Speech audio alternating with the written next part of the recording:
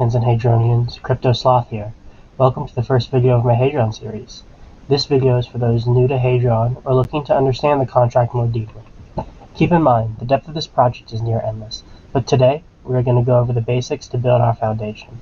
In future videos, I plan to slowly peel back each layer of the Hadron onion.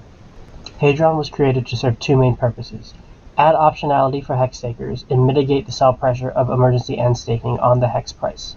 The way Hadron accomplishes these goals are through three functions: minting Hadron, which is the token of the protocol, tokenizing hex stakes in the form of NFTs, and giving you the ability to take an advance out on future mintable Hadron. So the first and most simple function in Hadron is the minting function.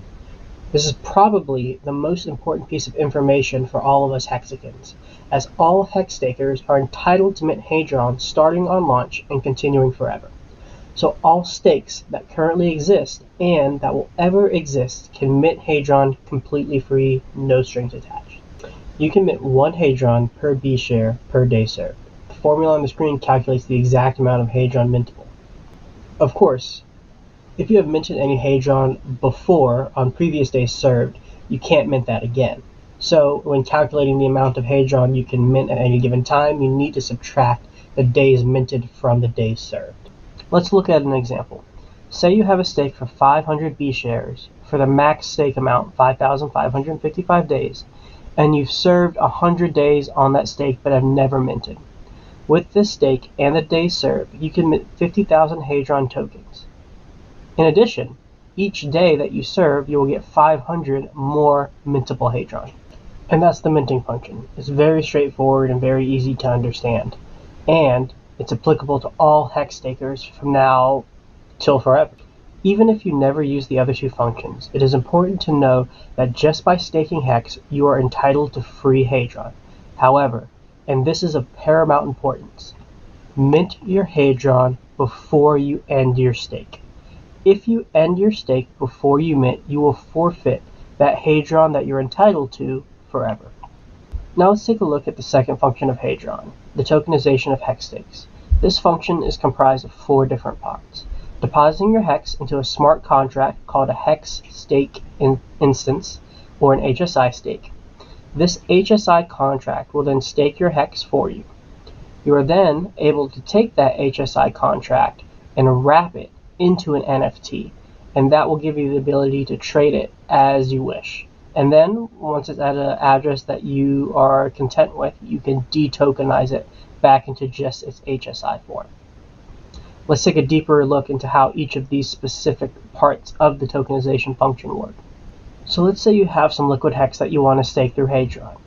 First, you're going to go to hadron.pro. On the dApp, you will have an option to deposit hex into a smart contract called a hex stake instance. This smart contract is a single-use contract whose only function is to interact with hex.com. HSIs can only do the same things that we can do natively on hex.com: stake, end stake, good accounting, or emergency end staking. Now, it can be a little scary to put your hex into some other contract, especially since owning the keys to our coins are of paramount importance to us Hexicans. However, HSIs have no admin keys and are owned by your private keys, so you are the only one who can control the HSI and its functions. So now that we have our hex deposited in an HSI contract through hadron.pro, the HSI contract then will stake our hex for us. With this staked hex wrapped into an HSI contract, we can then tokenize this contract into an NFT, which will then confer all of the interoperability and functionality that comes with NFTs to our hex stake. And of course, once you have a tokenized stake, you can then detokenize it back into just the HSI contract. So with all this staking, wrapping, and tokenization, it can be confusing to understand what contract or who owns what and when during this entire process. So here's a simple way to understand it. At the beginning, you own the hex in your wallet just like normal. Then, once you deposit and stake the hex through hadron.pro, your wallet no longer is the owner of that stake as far as hex.com is concerned. The HSI stake is the technical owner of that stake. However, you and your private keys own the HSI contract and are the only person who controls it. Once you tokenize your stake, you then forfeit ownership of that HSI contract to an NFT. Now, you and your private keys own the NFT that owns the HSI contract that owns the HEX stake. Then, when the HSI is detokenized, ownership of the HSI contract is transferred to whatever wallet owned the NFT at the time of detokenization. This is how stakes made through Hadron are transferable. So that's tokenization. At first it can seem pretty complicated and hard to understand, but once you review it a couple times, it's actually quite simple. Now let's take a look at the last function of Hadron, and that's the advanced function. But first, a quick disclaimer. The advanced function of Hadron is a means to create debt and potentially leverage. This is an advanced function and should only be used by those who understand debt and leverage and the risk inherent to these tools. Seriously, you are leveraging the greatest asset in the world with this function. Do not take such an action lightly. Alright, so with that out of the way, let's dig in a little bit. Instead of waiting the entirety of your stake to mint all of the Hadron you're entitled to, you can mint it immediately through the advanced function. This can only be done with stakes made through an HSI contracts. So any stakes that you have currently before the launch date that are made natively on hex.com cannot be used to take an advance on. These advances are debt, which necessitates payments with a premium. Installment payments of a percentage of the principal plus interest are due every 30 days and are payable in Hadron token only. If you miss 3 payments in a row, which is the same as being 90 days delinquent, your HSI stake is able to be liquidated. Alright, so here are the 5 formulas that go into calculating all of the relevant numbers for an advance. The first one is the amount of Hadron able to be borrowed. Then total installment payments that will be due. The Hadron principal that you'll be paying every payment, and as well as the Hadron premium you'll be paying every payment. And finally, the total premium percentage of the entire advance. Let's take our previous example and walk through exactly how these formulas apply to such a stake. First, the amount of Hadron you can borrow is the number of B shares that you own times the total days staked minus days already minted. So, this example stake would be able to take an advance of 2,777,500 Hadron.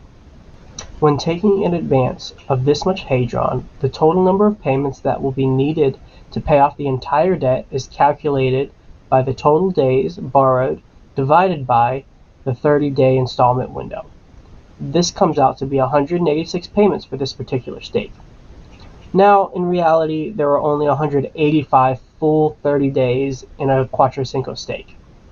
So those remainder days will only demand a fraction of the normal payments. With the amount of Hadron borrowed calculated and the total installments calculated, let's look at the amount of principal you'll be paying every payment. And that number is calculated by the B shares that you own times the 30-day installment window. So for this particular example, each payment for this stake will be 15,000 Hadron. Then, the amount of premium or interest each payment will require is calculated with this longer formula. It is the Hadron principal per payment times 1/2 of the global hex APY at that given time divided by 365 days times the 30-day installment window. This formula pulls the global hex APY. So for the sake of this example, we will assume 40%. Each payment for this example stake is 246 Hadron, which means for each installment, you're going to pay a total of 15,264 Hadron, which is the principal owed plus the premium owed. And with all of that calculated, we can now look at what I think is the most impressive number from this entire formula set, in my opinion. And that is the premium percentage of the entire advance. When we divide the total premium payments by the Hadron principal of the stake, we see that the total interest for this load is 1.64%, a very competitive rate. Now I want to reiterate that these payments are due in Hadron, not any kind of stable coin, which means price volatility could make acquiring the Hadron needed for the premium difficult. Keep this in mind when using the advanced function. Alright, now I know that was a lot, but there's one more important piece of the Hadron puzzle we need to understand to get a good view of the entire protocol, and that is liquidations.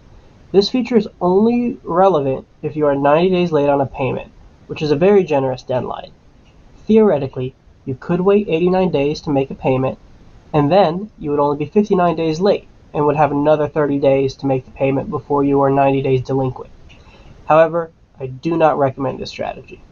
So the liquidation function is actually a public function. Anybody can trigger it to liquidate a certain stake once it's 90 days delinquent.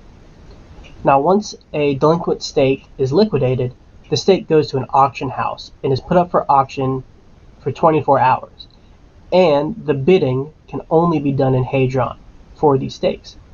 So the first bid that's made is actually by the person who triggered the liquidation is equal to the debt owed. Each bid burns the Hadron in the bidder's wallet to ensure that they have the Hadron for the auction, and then when a higher bid is made, the previous bid's Hadron is minted and the new bid's Hadron is burned. In the last 5 minutes of the 24-hour auction, a new bid would trigger a 5-minute extension, and this is kind of just to ensure that bots can't hurry up and stack in at the very last second to scoop up all the stakes. Once this 5 minutes is over without another bid, the HSI stake is then sent to the winner's wallet and the Hadron bid remains burned. And that's it, everyone. These three functions, minting, tokenization, and the advanced function, are the backbone of the Hadron protocol. But these are just the mechanics of Hadron. There really is so much more awesome stuff that can be talked about and discussed utilizing these three functions that are built on top of Hex. We have still yet to touch on the value proposition of Hadron, the launch bonus, the SA wallet, risk management strategies, or various advanced strategies. In future videos, we will be diving deeper to understand how to create wealth with Hadron so that we can spread the positivity and compassion that are central to the Hexagon ethos.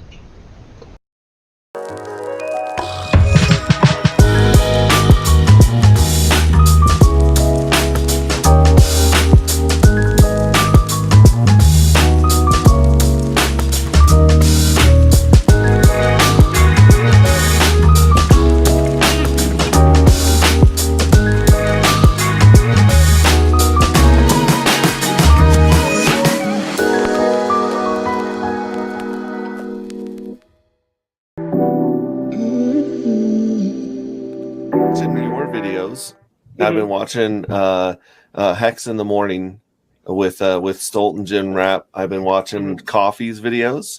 I've been watching all the videos just to wrap my head around the spider web and what's going on with Icosa and Hadron, because there's so many moving parts in that. Go ahead and see if you can explain it to me like I'm a 5-year-old for us, would you? Sure, yeah. Oh, also, Cryptographics is starting to put out a nice little series about Hadron and Icosa as a whole. So, and I've been watching those; they've been pretty good. But most simply, Icosa is just like a DeFi staking protocol. You can stake Hadron and you can earn Icosa. You can stake Icosa and you can earn Hadron and Icosa. And then there are also a couple other mechanisms to earn Icosa as well. But fundamentally, it's easiest to think about as a way to park your Hadron to earn yield in another token if you would like that option. That's pretty much like the overview of it, and that's a pretty good overview of the whole system right there.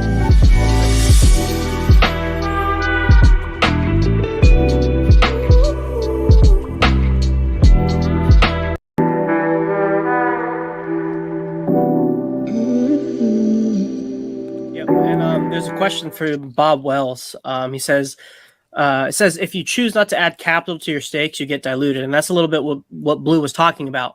So imagine a situation where all three of us are staking and I am not continuing to add to my stake position, but you two are. Now, in any pool that exists within the Icosa system, there is a finite amount of yield, and that it does. And what I mean by that is it doesn't scale as more people join the pool.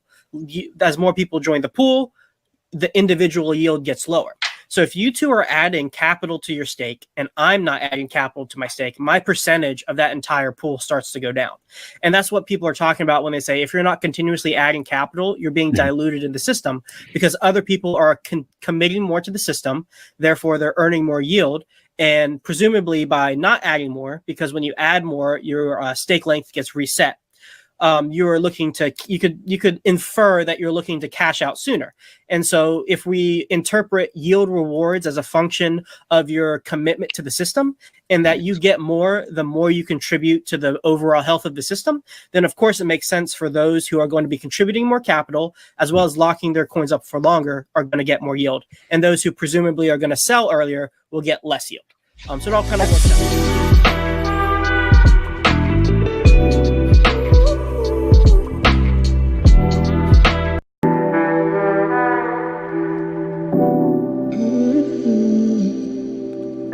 Icosa staking. And Icosa staking earns yield in both Hedron and Icosa. And so the APRs for each of these tokens are calculated differently. The Icosa APR is calculated as the daily burn of Hedron divided by the T-share rate. So again, that is similar to the pure Hedron staking. It's the exact same function. And then the Hedron APR is a function of all of the Hedron advanced from the HSI cells to the smart contract. So if you remember, the HSI contract the HSI contract takes an advance on all of the Icosa smart contract takes an advance on all of the HSI sent to it. But now you have this pool of Hedron from the advances. When you stake your Icosa, you get some of that Hedron because 100% of it is distributed to Icosa stakers. And so this is really cool because before, the only way to the only way to obtain Hedron outside of market buying it was to stake Hex. And so now we have a different way of obtaining Hedron trustlessly outside of just buying it off the market, which I think conceptually is pretty cool. Now, there's also minimum stake lengths with the same parameters as the Hedron staking, but there's no volume bonus for this. So everybody, the Hedron is distributed equally across all players or across all tokens staked, but you still have to lock up your coins according to how much of the Icosa you own relative to the entire system. So yeah, like this chart says, you stake Icosa, it should be an A there. You earn Hedron, and then you also earn Icosa. Now, there are some other staking rules that apply to both pools that are going to be important to consider. So the first is each wallet that you have, and by each wallet, I mean each separate set of private keys, so not a new public address created by the same set of private keys. You get one stake per wallet. You cannot create multiple stakes within the same wallet. Now, you are able to add new funds, either Hedron or Icosa, to each of the pools. Oh, sorry, let me backtrack for a second. One stake per wallet, per staking pool. So you can have one Hedron stake, one Icosa stake. And you can add new funds to those pools at any times, but there are stipulations to that. So first, of course, your staker league is recalculated. So if you move up from a dolphin to a shark to a whale, then you get that bonus that's associated with that staker class. However, your minimum stake length is also changed. So you would be locking up your coins for longer if you cross that threshold. As well, your stake length is reset to day 0. So it's as if you restake. And so you aren't going to be able to claim your principal or your rewards until that timer is up. Now but your coins are locked, but they're not hard locked. There is emergency end staking available. Now, if you do this, you will lose some of your principal and the interest if the stake is ended before the lockup period is over. And these penalties scale with the length of the stake. So the more days you serve, the less penalties to your principal and interest that you're going to accrue. I don't think there are any details on the exact penalty structure quite yet, but Icosa has its own truth engine as well. For Hedron, the penalties that so for the interest that you would have accrued when those penalties are taken out of your yield and your principal, these are obviously coins that now exist, and so those are going to be distributed back to the staker pools. So for the Hedron penalties, 50% will be burned, which, don't forget, that is part of the function of Icosa that's able to be minted. So more Icosa will be minted this way. And then 50% is distributed to the Icosa stakers. And then for Icosa penalties, 100% is distributed to both the Hedron and Icosa stakers. So yeah, that's pretty cool. We all, just as in Hex, that the people who honor their commitment to the system get the benefit of those who did not honor their commitment. We also have a similar kind of concept going on with Icosa.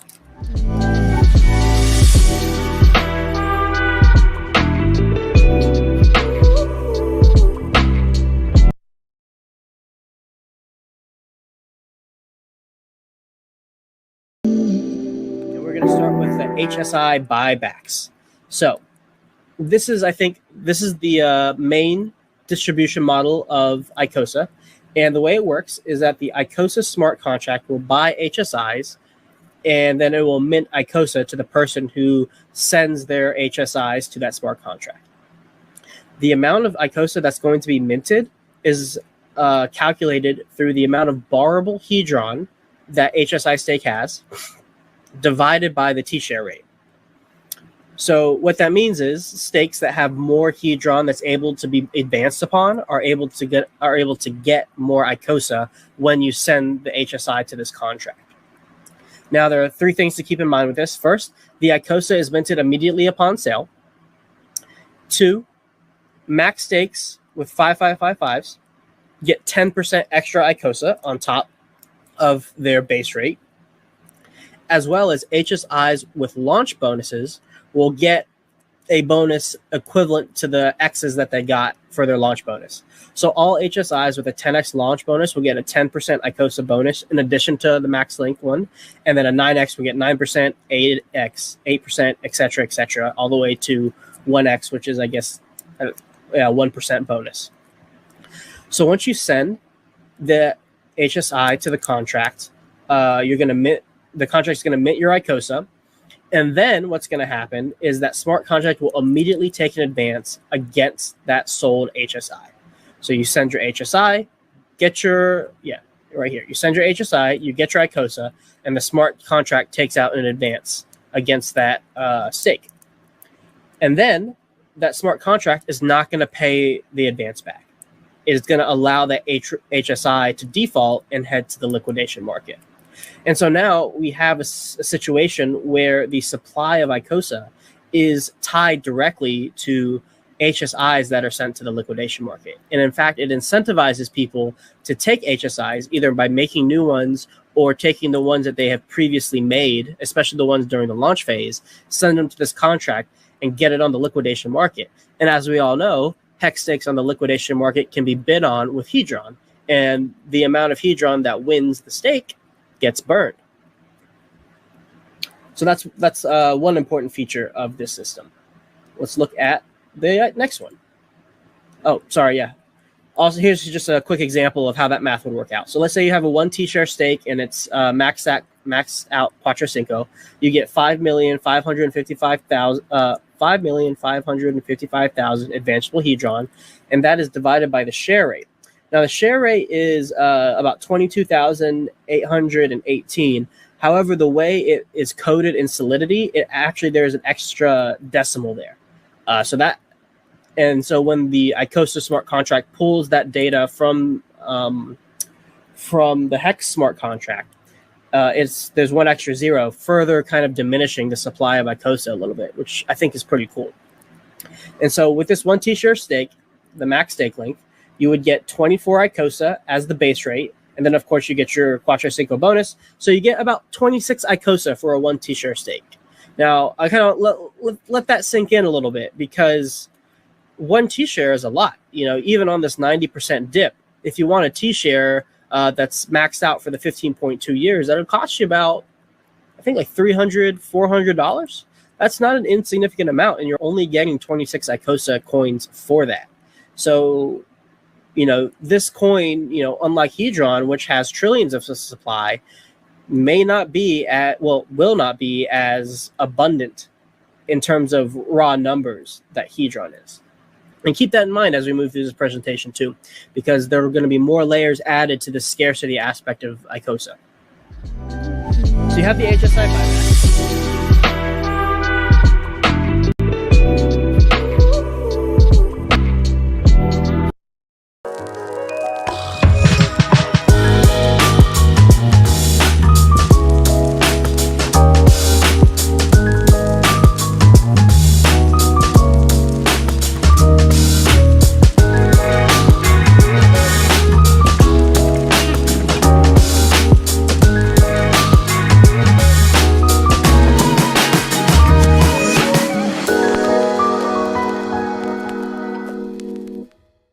HSI.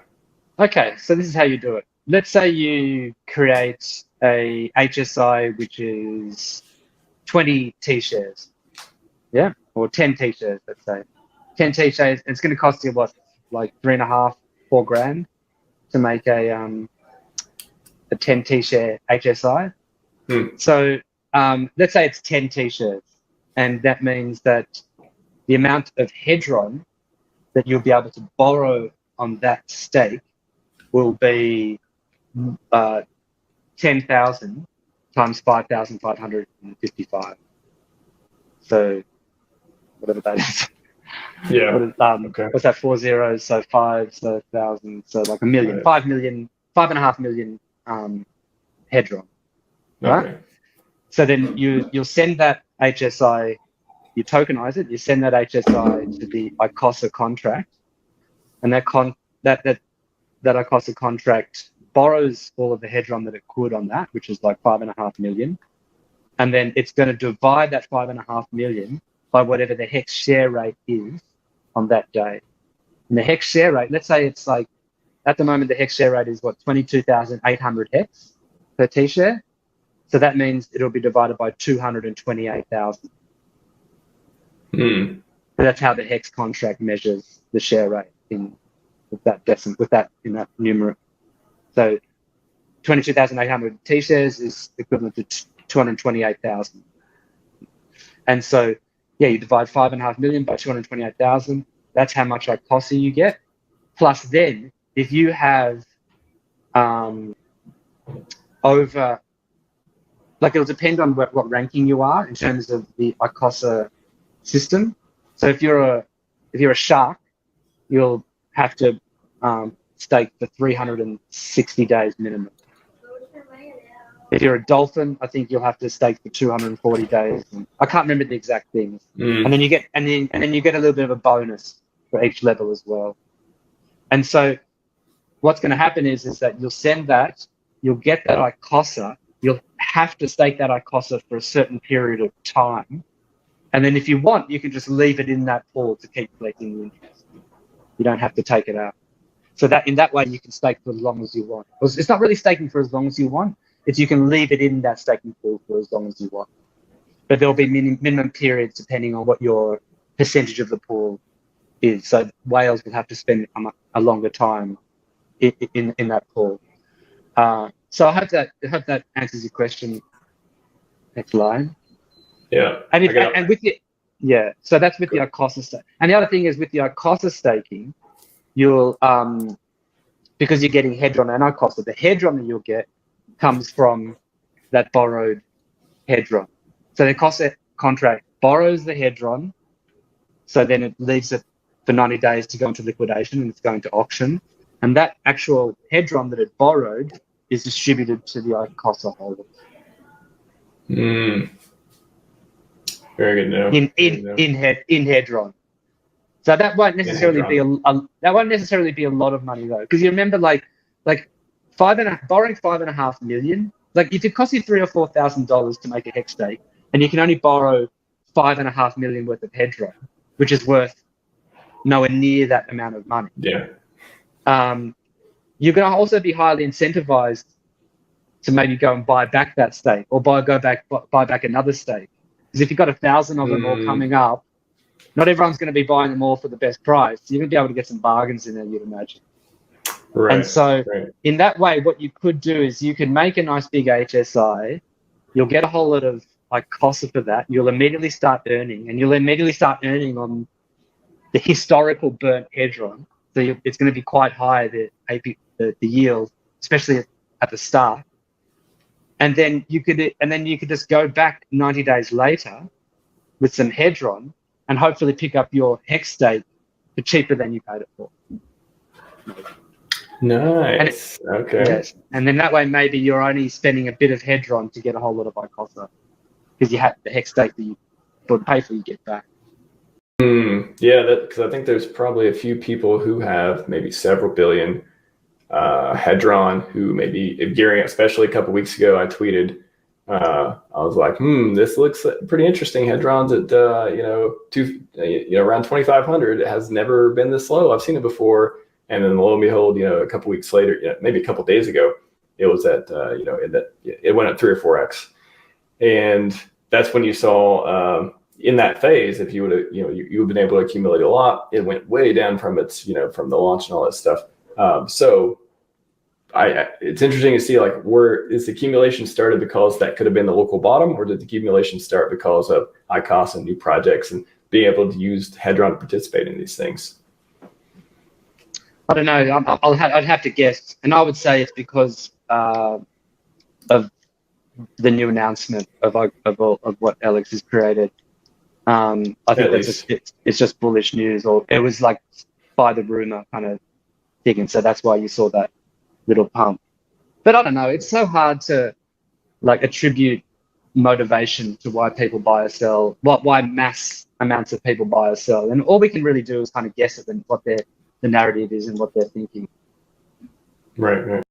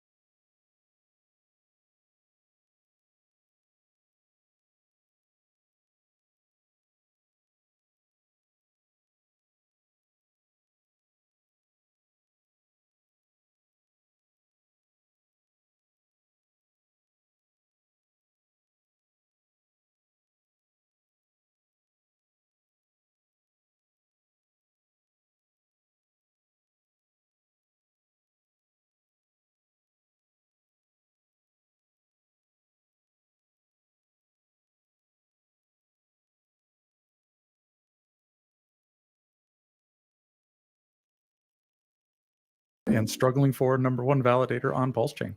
So disappointing. So disappointing. I got it back today. People don't give you enough crap for that. We need to give him some more crap. That's a pretty good title, man. The number one validator. If you're not number one, you're number two, right, Dave? Oh, damn. Yeah. Who's number one now? So right now it's me. So me and Hodl Dog, I think we'll probably alternate weeks Fucking now. Hodl You know, like Dog, some man. kind of That's shared dope. custody kind of thing. Fuck yes. It's shared custody. Back, the kid, full circle. Dude, Kid. I've seen some things that Hodl Dog has created, and it's epic, man. It's man. And shout out to Hodl Dog. He's the one who taught me how to be a validator. Oh, he actually dope. helped me get mine up and going because he got his working first. So yeah, shout out to him. He's the master. I'm the student. He's a good doggy. We like Hodl Dog. I don't know who doesn't like Hodl Dog. Just let me know and give me some objective reasons why, because I haven't heard any. Haven't heard a single one. As a legend. I was so happy to meet him in Vegas in March. It was awesome. Yes. But so Dave, remember our bet about if Pulse Chain launches, you're going to come to Vegas? It's looking like I'm going to win. I think so. It's so terrible, so bad. But hey, at least we got a Pulse Chain update today from Richard. That was awesome. What happened? So I've been out this morning. What happened? Yeah, give us some update. Told you, don't go outside, man. Like, yeah, I need to be more excited. I've already had my coffee. Now. Get me there, David. Yeah, he tweeted that kind of an update. They're working on doing the DDoS attacks on the testnet right now. That's what they're focusing on, like a red team, blue team, and they're doing internal. It's on the private testnet, so it's even we can't see it's not public, but that's going on, and they're going to make some tweaks to I think the number of validators. He said the entropy of validators. So it sounds like he's going to add maybe more than 33. More than 33, maybe maybe 69. That works. That is more than 33. Yeah, because just in case, like, let's say there's only 33, it makes it it is less to target and attack. So if let's say you did bump it up to 69, well, then it's like way more servers all around the world. You got to simultaneously DDoS. It gets way more complicated and expensive for the hackers. So I could see why for the devs though too, running those servers, right? It actually just means that more validators who would not be in rotation now will be in rotation. You'll actually have more choices to vote from, really. Okay. Interesting. Yeah, the people attacking and the people. Yeah, I could see that. I mean, that is something you would do again from security background here. When you have a vulnerability or you have a type of attack, you're trying to see if you fixed or not, or see if your protections work or not. You do usually have, you have the developers, which are usually the blue team or security ops team, people who are responsible for monitoring it and who are checking to see if someone is able to get in or the attack works or whatever. So you have that sort of team who's like watching, and then you have maybe a red team or you have some other type of attack team that is trying to perform the attack and try to make it successful. And they kind of like feed each other they can feed each other intelligence. But for this case, it sounds like if that's what's happening, it sounds like they're in a testing scenario where, the one team is attacking it by exploiting the vulnerability, the bugs that they found that they're fixing, that they probably have fixed, but they want to verify, is it actually fixed? So it's actually a good sign. That's a sign of quality assurance in a way of like, we want to be certain that these are fixed. So we're actually going to try to attack the network. Now, how good of attackers do you have? It kind of comes down to, okay, the people who are trying to attack, do they know all the different variables? Do they know the different ways to attack? How many test cases are there? There's different, quality levels of trying to attack things that are fixed and make sure they're fixed from the other side. But hey, I got all the faith in the world that RH is making sure like, hey, this is going to be locked tight and solid before shipping. So that's a great sign and a great move that they're actually testing these fixes in real time to make sure we're good to go. Period. Yeah, very, very exciting. Yeah, because that shows progress. We're getting that's progress. Really good. That's good news because once that's tightened up, once security is great, it can't be DDoS. Once we can guarantee that we're not going to pull a Solana, then that's good progress. That's amazing. Yes, for sure. No Solanas. We don't want Solanas. Yeah, Bullish is telling me. I'm just going to drop it here because I don't have Telegram on this computer. So StreamYard. Nobody get on StreamYard who's not Sloth. Or maybe later you can, but not right now. Por favor. Yeah, David, can y'all drop that in the Telegram? Because I don't have Telegram on this device. Wait, what? I don't see Oh, it. Bullish got it. I dropped it in You the didn't chat. put via anything. StreamYard. Oh. Actually, I can't. Wait, dude. On how many channels are we? Because I'm looking at the Crypto Sloth chat, and now I'm looking at yours, and there's more, right? There's the launch party confusing. chat. That's probably. Oh, here we go. Sloth's on. Welcome to the show, Sloth. How's it going? Oi. I made it, You guys. made it. Welcome. Off Hexy Bastards channel, which was a ton of fun. So, after this whole marathon and you catch up on all this stuff, you have another hour of content to watch also as well. Let's go. Yeah. How's it going, guys? Doing Well, good. good, Good to man. see you. Very We excited. the star of the I'm- show, the one My who bags had are your packed. name in the title to get here. No, that's David Feeder. He had the name in the title. But Sloth, you're second best. Okay. No, I'm just kidding. Beard second. You're third. That's cool. I'll be fourth. Don't worry. It's not an ego contest. Okay. A little bit. Yeah. That's true. That's playing. I gotta stay professional, man. I'm on the clinic floor. I got Oh. patients. I can't be letting it all hang out. You have a soccer jersey True. on. Is that professional? It's a Colombian national team jersey. Yeah. Okay, so then it's professional. Yeah, okay. Looks like we got one more joining us. Blue Bomb. Yeah. Ah, nice. How's it going? Hey guys, man. how's it going? Welcome to the Good see you, party. my man. Yeah. Thank you. Ah, man. Bienvenidos. I've been saying it to a lot of people, but it feels again like kind of the beginning of X, where we were just with so many people on stream and just having fun and having a party of just celebrating whatever. Now we're celebrating another coin. It's great, man. Best bear market I've been in. How good is this bear market? It's fucking great, man. It's amazing. That's smart. I don't know. At 2017 bear market, it was pretty. I definitely know a lot more now than I knew then. But I gotta say, 2017 was fun up until Christmas. Everything fell apart. Yeah. It was so quick though. It was so quick. It was up so It was quickly quick. and then down so quickly. It was quick. That's true. Just to remind everyone who's watching, if you want to ask questions, come to this channel, not the one you may be getting restreamed on. Or get someone to copy and paste the questions here.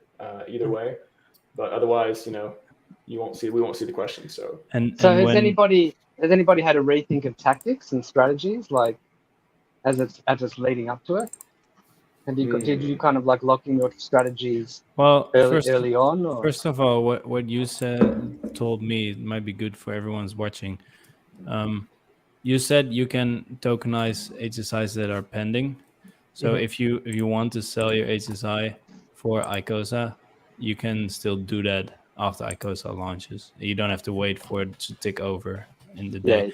That's a good information, man, because I hadn't heard that, and it's important. Yeah, so you still got 27 hours to sell an HSI to the contract.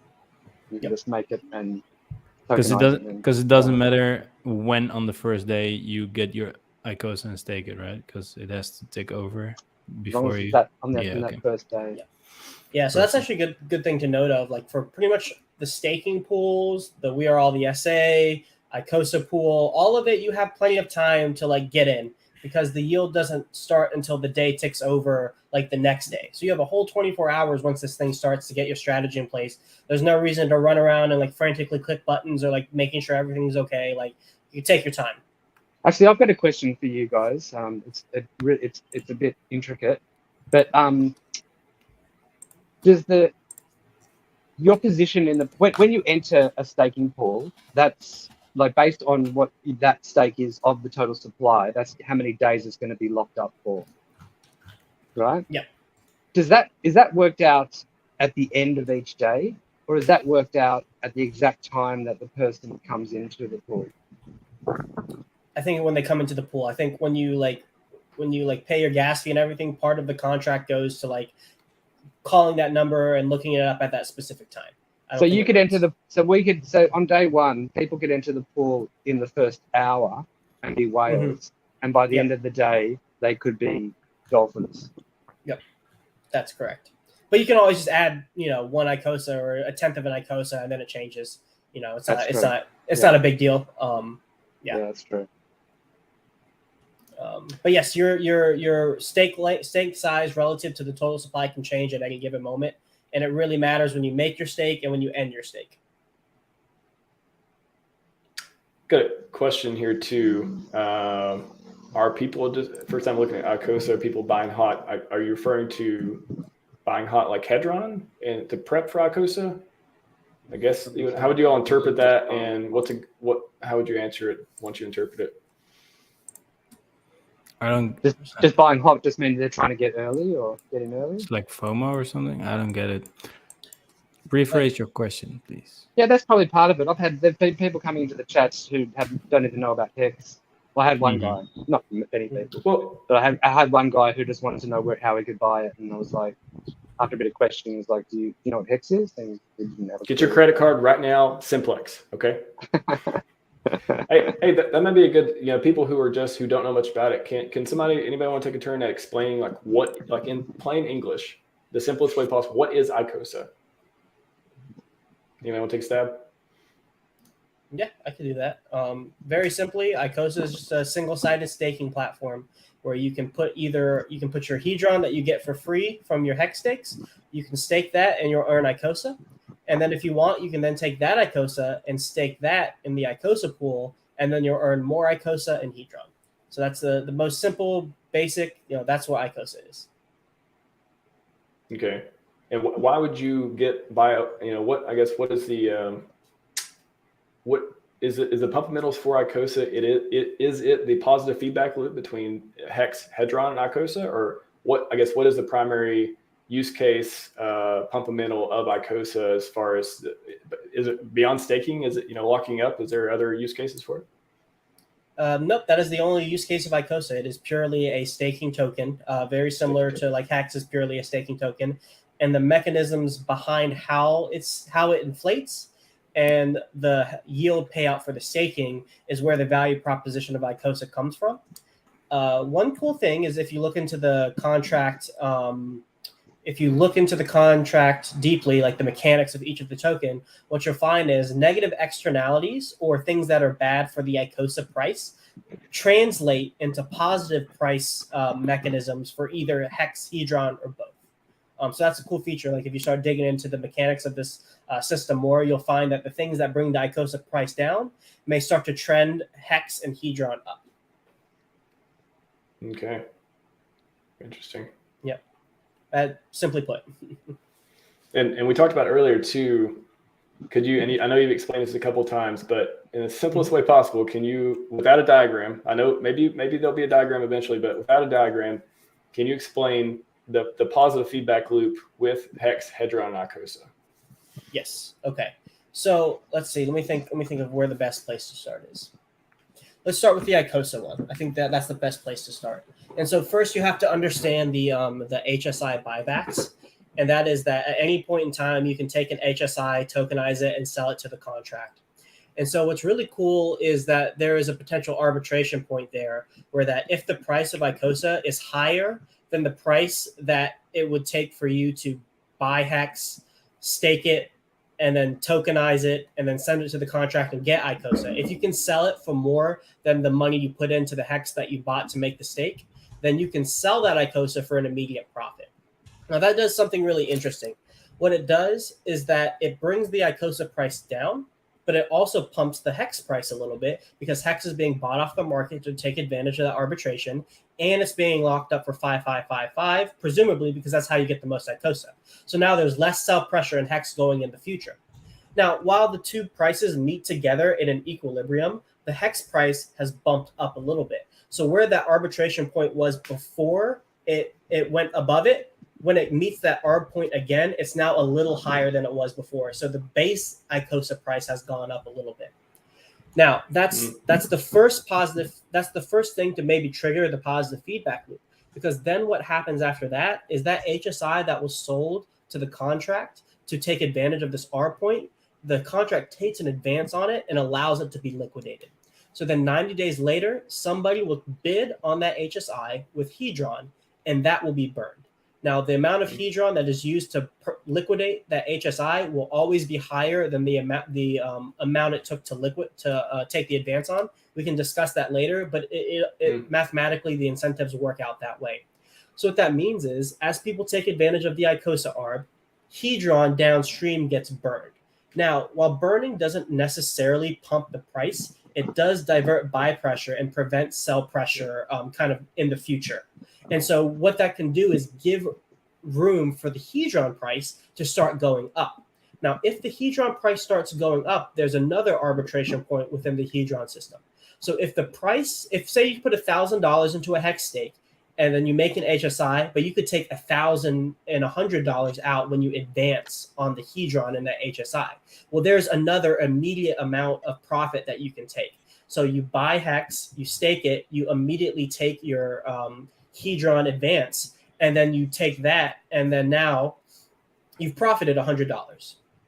And so what happens then is the hedron price goes down, but again, the hex price goes up. So if the hex price goes up, that kind of brings that arb for Icosa up a little bit in the background, but the hex is going up because it's being locked 5555, because that's the most capital efficient way to take advantage of the system. But then in the short term, hedron gets sold down, but because people have immediately profited, that HSI, or at least a large percentage of the HSIs that are used to take advantage of the hedron arbitration point, will probably also be sent to the liquidation market. And as I just said before, more hedron is always burnt than the amount of hedron you get from the advance. So then 90 days later, from a equilibrium perspective, from a net perspective, more hedron is getting burnt, which, as we just said, helps push the price up. Our point, repeat that entire cycle all over again. That is the best explanation I've heard so far. And guys, for everyone in the chat that might not have followed, because I have to listen to Sloth like 4 or 5 times because I don't know, he's just going too quick. But he has some really good videos on it, and I sent one of those videos to my brothers, and I told them, watch this 5 times, and please make sure you understand this, because once you understand that those dynamics between the 3 coins, you start to see the universe. You start to understand. And I have to apologize that sometimes when I get excited, especially on streams, I just start talking fast, trying to get my mouth to keep up with my head. But like, I'm going to try to. Yeah, don't apologize. That was perfect. That's the explanation. Have you ever seen? So bullish. And so what's being called this arb point, which is maybe not the best name for it. I'm not sure if that's confusing people a little bit, but it's basically a price ceiling in between the ratio of Icosa to hex. Because at a certain price, you can just buy the hex stake and get that amount of Icosa. So whenever it goes over that, people are going to do that just to get that little bit of profit. So that ceiling, that price ceiling of that ratio, is actually going to pull the price of hex up. When it's around there. And so it's interesting because when people talk about what the value of Icosa will be, that $1.87. That's that price ceiling. If it goes to $2, that means people will buy up hex and sell down Icosa. So it's really going to be lower. The price will probably start off lower, I think. But it might get bought up to that price very quickly because that's what it's worth. So you're saying if Icosa goes up in value, people will sell their Icosa to buy hex, to then make HSI stakes to get more Icosa? Am I right? Exactly. And then if it's profitable to do that. And so if Icosa is lower than the initial cost price of getting it, it will you are better off buying it on the market. So the price goes up to the cost price again. Exactly. But but what is the fundamental then of Icosa if it always stays at it's tied to hex. It's tied to hex. Because remember when we say fundamental, when we say fundamental, when we say fundamental, we're like talking about US dollar terms. Yeah, so for Hedron to do a 10,000x, hex has to do a 270x. Yeah, all right. But then, okay. So can you say your question again, Proof of Beer? I think I might have understood, but let me make sure. Real quick, I just want to get these other guys. There's a couple other people coming in, so I'm just going to get them in, and we'll continue. Just real quick. Welcome, RG3. Yeah. Hey. What's up, Cap? Sup, Hey, What's good Kool-Aid? happening, fellas? Sitting here in my mustache? underwear. You guys caught me. Sup, Kool-Aid? Nice. This is gonna be a good party. Yeah. Nice. Okay. What is the right up? people joined? Where have you been, man? I miss you. Markable, I Who? miss you. Hello. Well, I've Jeez. been out. There wasn't anything exciting, man. He's got work to do. I've been in Good. Wake of Hex though, but like We'll talk there's, later. the only thing you can do is just dick around, and now finally something interesting happens. So now I'm here. By again. interesting, you This mean is- Mad Gains. Mad So- Games. Yes, sir. So let me But I- jump in here real Well- quick and Well, get hang on, because he had a question we didn't answer. Let's just Yeah, quickly let's answer just this answer it. question. Yeah, I knew Captain was going to try to cut me off again. I mean, We that's don't what we have do. any- Okay, so You we also were in this deserve it. conversation. I was wondering, like, if the arbitrage point of Icosa, so if it goes up, people will sell it for hex, so it goes down to the cost price again, and if it goes down, people will buy it on the market, so it goes back up to the cost price again. So I'm just wondering, like, if that's the if it's gonna stay around that cost price, why would anyone do the HSI stakes now to get the Icosa if it's just going to stay around that price? You get me? Yeah, I can answer that. What's Um, like how would you? Yeah, fix that? so the reason why you would do that first is because you bypass slippage entirely. So because the price starts at 0, presumably like all the Icosa that could ever be part of a liquidity pool, especially in those first 30 days, has to come from an HSI buyback. Yeah. It's just how it works. And so presumably there might not be a ton of liquidity. So like if you want to get like say like $100,000 into Icosa, like what if there's only $100,000 of liquidity? Like you're just running the price up to infinity against yourself. You're better just doing it through the HSI buybacks to get all of your Icosa Yeah, based but on I'm- your dollar value. Go ahead. But I'm saying, why would you want it if it's not gonna pump like a 10x because it's gonna Because you go get back crazy to that yields. cost Because you price? get crazy yields in the first 30 days and crazy Is that yields is in that the first true? year. Because if I It's listen a guess. to the It's a guess. It's a guess Well- because we don't know because it's based on human behavior. Yeah, but it's yeah, sure, probably a but, like, reasonable guess. But if I listen to the streams of Slot, I heard that there's like what 41,000 Icosa every day basically handed out to that staking pool. But then if you go to the Icosa chat in Telegram, there's like what 20 or 2,500 people in there, so it's not a lot. But if you divide the amount of Icosa being handed, and you would assume that everyone gets the same part of the pool, you wouldn't get too much. You would get like 35 Icosa every day or something. So that's like $60 or something. Like, Well, you've is got that a lot of in- assumptions. You've got a lot of. no, Yeah, I'm just you're trying building to on. calculate that, and I'm just trying to figure out like, is you it can't actually going- calculate speculation and people moving their money. The reason that I you say can that it's going to calculate be. it, but at some point, but why do we say it's going to be crazy yield if the I'll tell you. calculation is that? I'll tell you. I'm- I'll tell you why. I'll tell you why. Because in order to stake Icosa, you need Icosa, and the Yeah. only people that are going to be able to get liquid Icosa in that first 30 days is people who have sold an HSI for Icosa. Uh-huh. That's it. They can Yeah. still go in the market, right? Basically less people in that pool with less economic energy because they have to spend real world value. They have to give up a hex stake for that Icosa. Is part of like maybe the concern that you're getting at is like you see the price of Icosa kind of being pegged to this like intrinsic price, and so you're like, well, if it ever Well, goes away from it, That's what you guys If- just said. Like if it goes Yeah, up, yeah. it goes down again, and if it goes Exactly. down, it goes like to the same kind of equilibrium. But we're still like And a so, like, 30x why- or something away from that price in terms well, of. and it's Well, kind of like sure, it's gonna fluctuate, but I'm just saying if we're gonna build our like if we're gonna say the value comes from that it's an arbitrage thing, then you shouldn't look at price performance. You should look at yield, and then if you look at yield and the amount of people that are there, I'm just wondering if it's gonna be crazy yield. I'm just talking here. You know, I'm all Yeah, of for course. the system. I'm Good just question. wondering. It's just questions that's a that great come up. question. So Yeah, no one can ever know ultimately. Oh, yeah, we're obviously. all going to be guessing. Yeah. Mhm. Yeah, Uh, interesting. Real quick, we got a question from Jay. How much Icosa is there in total? Do we have a total supply numbers? About Anything details on 86, that? 87 billion, 87 trillion. Oh, Icosa. No, we don't know. So It starts at Icosa, zero yeah. and inflates from there. Icosa. Yeah, I was gonna say, hopefully there's not 87 trillion Icosa. That doesn't sound the like inflation will be what I've quite heard. high. The inflation will be quite high for the whole first year because it's Yeah. being seeded by that burn. All right. Hedron. Cool. RG3, you had something to talk about? Hello, sir. Remarkable. You're always Hello. talking.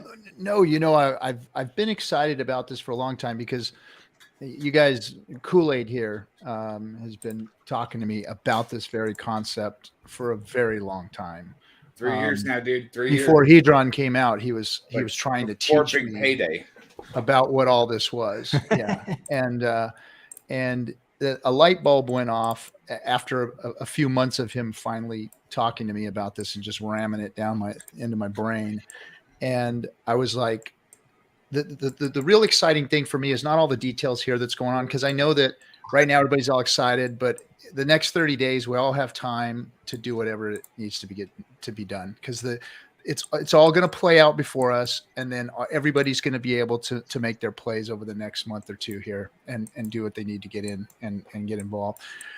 But what I'm excited about is that because of Hex, because of the little nuclear generator that it is, the yield generator that it is, we are actually, this right here that's happening today is the real birth of DeFi. This is what DeFi and real yield generation is going to be. This is what we were talking about when Hex first came out, was we are separating ourselves because of the uniqueness of Hex from all of crypto. All of crypto, everything that they've tried to do, that they've shell gamed everybody with, Hex has created the atmosphere, the nucleus for that to happen. And now people like Alex have built things on top of Hex that are actually going to make real DeFi exist. This is going to blow the world's minds when they find out about it. This is, I mean, we're all excited because we get it and we know, and we're on the cutting edge of it. But these other folks have no clue. They're still trying to pick up the pieces from Luna and freaking Celsius and everything right now, and trying to see if they can get crypto going again. See, they're all scared that their crypto is going to die, because it did. It's dead. It's gone. It was done a long time ago. This is the new birth of crypto here. This is DeFi. Hex has done it. Richard has done it. And now people are really making products on top of it. And here we are. This is really what's exciting about today, is now we are DeFi. Well, if you look at like the intrinsicness of like Amazon, right? Amazon started as an online bookstore, and people are like, why don't you just go to the library, right? And then everything was built upon the same ecosystem of having utility through utility through utility. I don't ever go shopping in person. I do all my stuff within the same ecosystems that I use and have. And since our ecosystem is trustless yield, wrapping that utility in other things that can build on top of that is the same growth example of carrier pigeon to fax machine to high-speed internet. It's the move forward for a lot of things. So to speculate on just price, but not understanding what's going on under the hood and why it's important, and exactly why I've been screaming. I mean, a bunch of you take my security training. What did I teach you? Wrap your encryption, wrap your encryption, wrap your encryption, take another place, put it somewhere else, you can wrap it again. I've been talking about the utility of weighing and leveraging multiple things for a long time. And this is the very first birth of that. I think there's a lot of other things that can happen between Icosa, between the We Are All This, the SA, and how they all work together to both consume an inflated supply and then to inflate into that supply, a yin and a yang. This is a great segue, actually, for a good topic to discuss. Okay, so if you're the SA, like you've seen the OA make massive moves to eat up supply of the stuff that he's brought out. The SA at the moment doesn't have any clear path to get tons of Icosa. Does the SA do anything? And if anything, what do they do? The biggest HSI stake you've ever seen in your life. They need hex for that. Well, that's the whole point, right? Because like even the little guppies are going to make 5555 stakes, which basically sucks the hex off the market and sticks it as a tradable unit that you can start to create those NFTs and do all the rest of that type of stuff. You could technically, if you think about wrapping, like I've been yipping about for 3 years now, wrap a whole bunch of tiny HSIs into one larger thing that you could then leverage and weight into a different platform or program. Looking at just this utility when you're not really understanding, it's like turning a car on and pressing the go pedal and be like, this thing moves, but you don't realize there's mechanics, there's leverages, there's things that you can continue to build on top of it. And that's really the most important and exciting part of the whole ecosystem. And it all is based off of a T-share. As Icosa's burn mechanism speeds up the Hedron's ability to be dumped, it then takes more hex and pops that off the market. So then the T-share is more rare, which means the Hedron doesn't have as much way to be created. And you need the Hedron gas through hex to make Icosa. Yeah. Will the SA stake their Hedron? How much would it take on a life? The way the numbers and the slow drip between staking Hedron. I know obviously you have to unstake it to actually stake the Icosa, but what is the difference between the yield generated through staking Icosa to get Icosa and Hedron versus just staking Hedron to get Icosa? Well, if you stake Hedron, first of all, if the SA staked Hedron, they'd have to lock it up for at least a year. No, I'm not talking about the SA. I'm just talking about anyone that stakes Hedron, you earn Icosa. Yeah, you earn Icosa based on the Hedron burnt divided by the XT share rate. Sure, and then what is that reversed by staking Icosa? Because then you earn the Hedron that would be Icosa staking. With Icosa staking, you get the same amount of Icosa, plus you also get like the Hedron that has been borrowed from the people's exercise. I see. So you get a 1-to-1 staking of your Icosa, but then you're getting the Hedron off of the borrow that's going up to liquidation before it gets burned. There's also the penalties go to the Icosa pool. So if somebody emergency end stakes in the Hedron pool or the Icosa pool, some of those penalties go to the Icosa pool. So there will also be days maybe where you don't get any Hedron for the Icosa staking? Yes, correct. And is that the same for the Hedron as well? No, you'll always get, because the contract can always get Icosa. No, okay, gotcha. Well, if there was no Hedron burn the previous day after the 360-day seeding period, like for the 3.4 trillion that's going to be used to calculate Icosa yield for 360 days, theoretically there could be no Icosa yield if no Hedron was burned that day. That is a possibility of the system. Yes. Okay. Hey, we got a question from Crypto Watch I want to get to before too late. In reference to whale, sharks, dolphin, can you explain in detail one stake per wallet? Can I use hardware wallet and multiple hidden wallets? You want to stake that one? David Kager, I take it. Because a hardware wallet can have as many addresses in it as you want. It just depends if you're using the import address or your private wallet address. Yeah, it depends how long you want to wait too. Like, because I've even talked to other people where, let's just say they're a dolphin, but they don't want to wait 180 days. Maybe they want to spread their time risk. So, yeah, if you want, you can split up into multiple wallets, and then you will be a dolphin, and then you can do less time. So that's an option. Or if you want, but you don't get the bonus, right? Exactly, you're giving up the bonus. Yeah. So if you put it on one big wallet and then you stake your Hedron, you might be a dolphin or a squid, and then you're locked in longer, but you get a bonus. So I personally would recommend bonus. I'm going for a bonus. So yeah. What's a year? Delayed gratification, baby. That's the name of the game. Also to answer the second question, I don't think it's one stake per wallet, but one stake per address. And so that's exactly the correct answer there. Yeah, because a hardware wallet can have 54 or whatever different addresses on it. There's also some math to work out though about compounding, because let's say you're a shark. If you divide it into 10 dolphin wallets, then and you don't have to stake for as long as the shark wallet, and so you can basically scrape all of the yield sooner and restake that yield as well. So you'll be earning it. Yeah, so there's that to consider as well.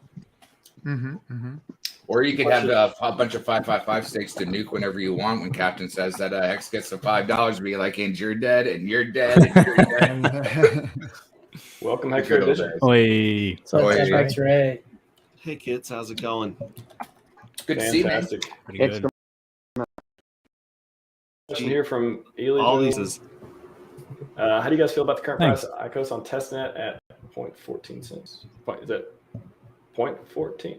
It's a very interesting way to represent it.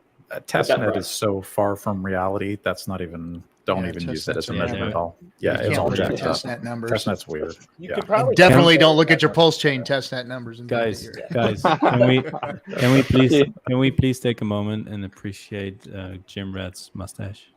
Look at that. Look at that beauty. That baby's getting fuck. That's fuck, baby. I don't know if Jonathan was talking about Jim Rat, but he is now.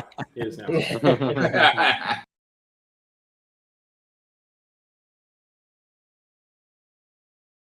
No, I know. I saw you, and then I saw you like a week and a half later. I'm like, what did you do? What are you?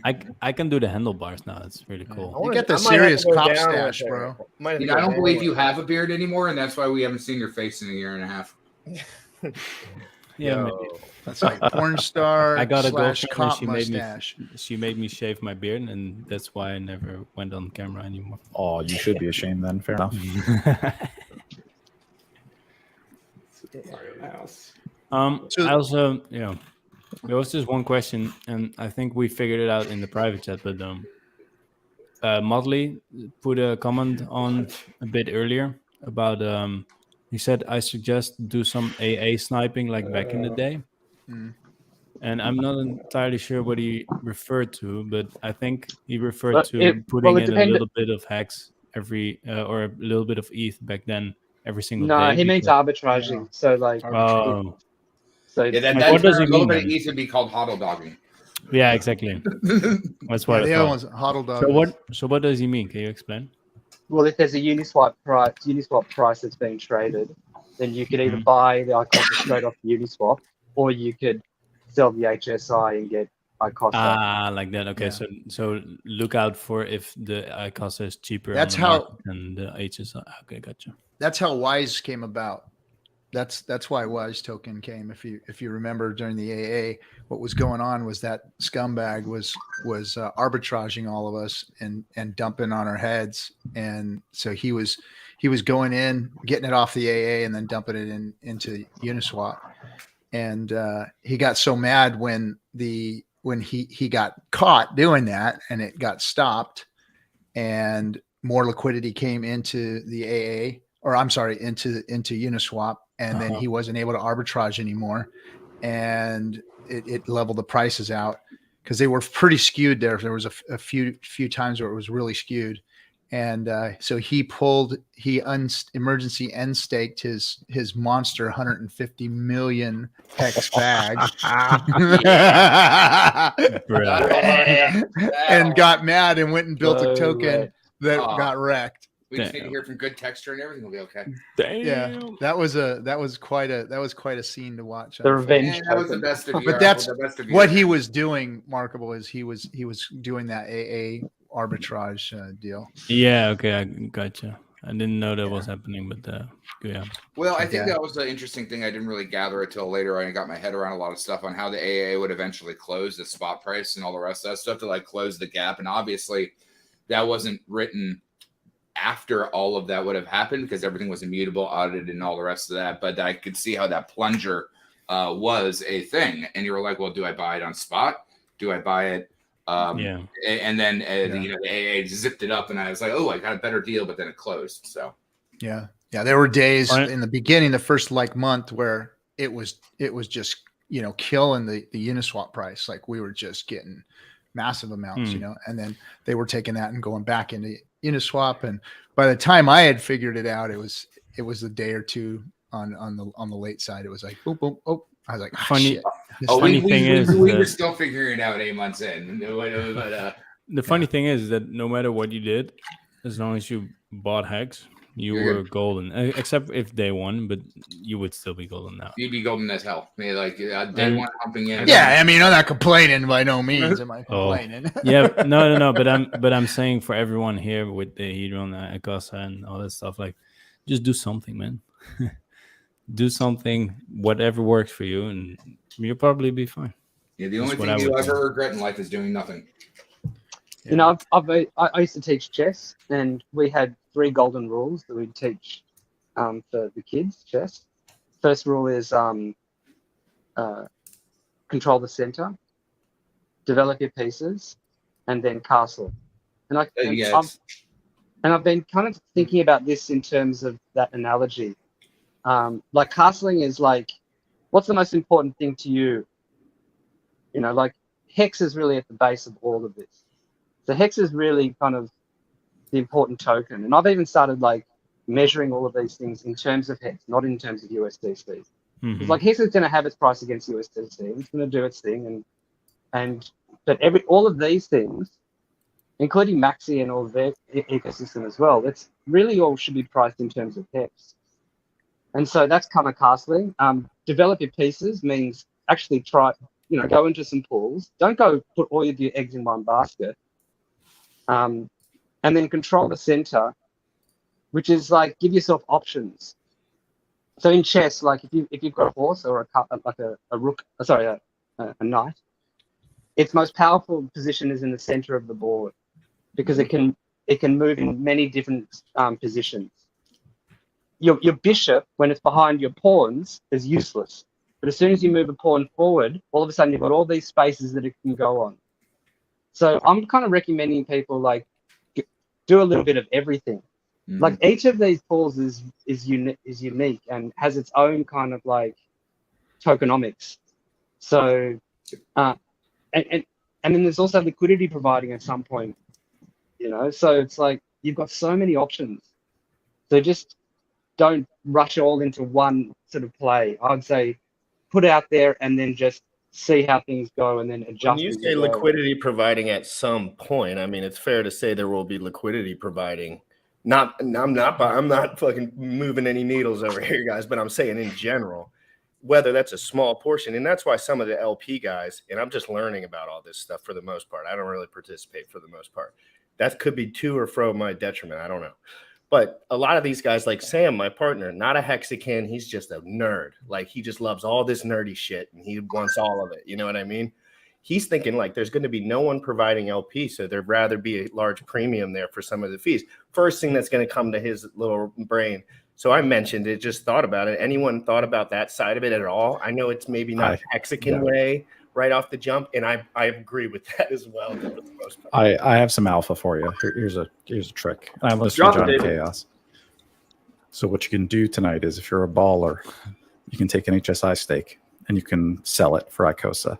Then you go to matcha.xyz and you make a limit order and you mark that Icosa way up. I'm talking like $100 a pop, $200 a pop. That whoopsie. Fat limit order. Now there's no liquidity in the beginning. So when somebody uses like MetaMask router or matcha.xyz and there's mad slippage, they're going to slide right up and they're going to buy your coins at some ridiculous price. And then you take that money and you go and you buy more and do it again. And just, you know where Johnny learned that? It was the pain of Ether Delta. You fucked up on the zero way back when. It was just you would be fine. I just lost all my money because I did not know what zero versus 0.00001 was. But it just takes those whoopsie moments. That's so matcha.xyz. That's like, but you know what? Because of that, because of that, got to change to get back into that. Yeah. Because of that ceiling point, because like people will probably buy it up underneath and will sell it down above. That's the Icosa Hex trading pair, and that could be a lot of trading going on in there. That could be the liquidity. That's kind of what I mean. Again, you get that. It's always like, how many people know about this? We already know. Why does nobody talk about Uniswap? It's kind of hard to figure out. Why is it hard to talk about PulseX to new people? Because it takes a while to get there. You know? But look at the stickiness of Alex's website. I haven't even looked at it. I saw the sloths or cryptographic experience, and it looks like butter. And the thing is, we will make it easier for that to happen and all the rest of it. And I think what Blue was talking about earlier is get your castle in because you're setting your point, your anchor to where everything else goes from that point. And as long as you maintain that, I mean, I've said it from the beginning. This is a shadow of a t-shirt. A t-shirt took 2 years, and we suffered to learn this, and we didn't even know what we were talking about. We got on. I was camera tech, one of the best role models in the world. Now the camera tech, but now this needs the same amount of grace to allow it to grow, just like everything, and it will, because it's an evolving, rotating ecosystem that's not built on false promises or a farce situation. It's already been established through the people, the premise, the method, and everything of the madness that we went through in the beginning. Can I go into what Fida just said a little bit? Because it's something that a lot of people still also need to learn, including me. Fida, if you would do that, right? And you would put the Icosa and you would limit sell it at $100 or something. Would that on like when would that be sold? Because other people would sell like for $3 or $2.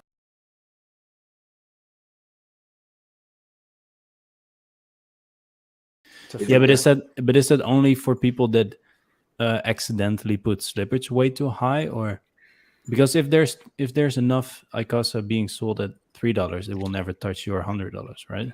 Or am I wrong? Correct. This only works in the very beginning.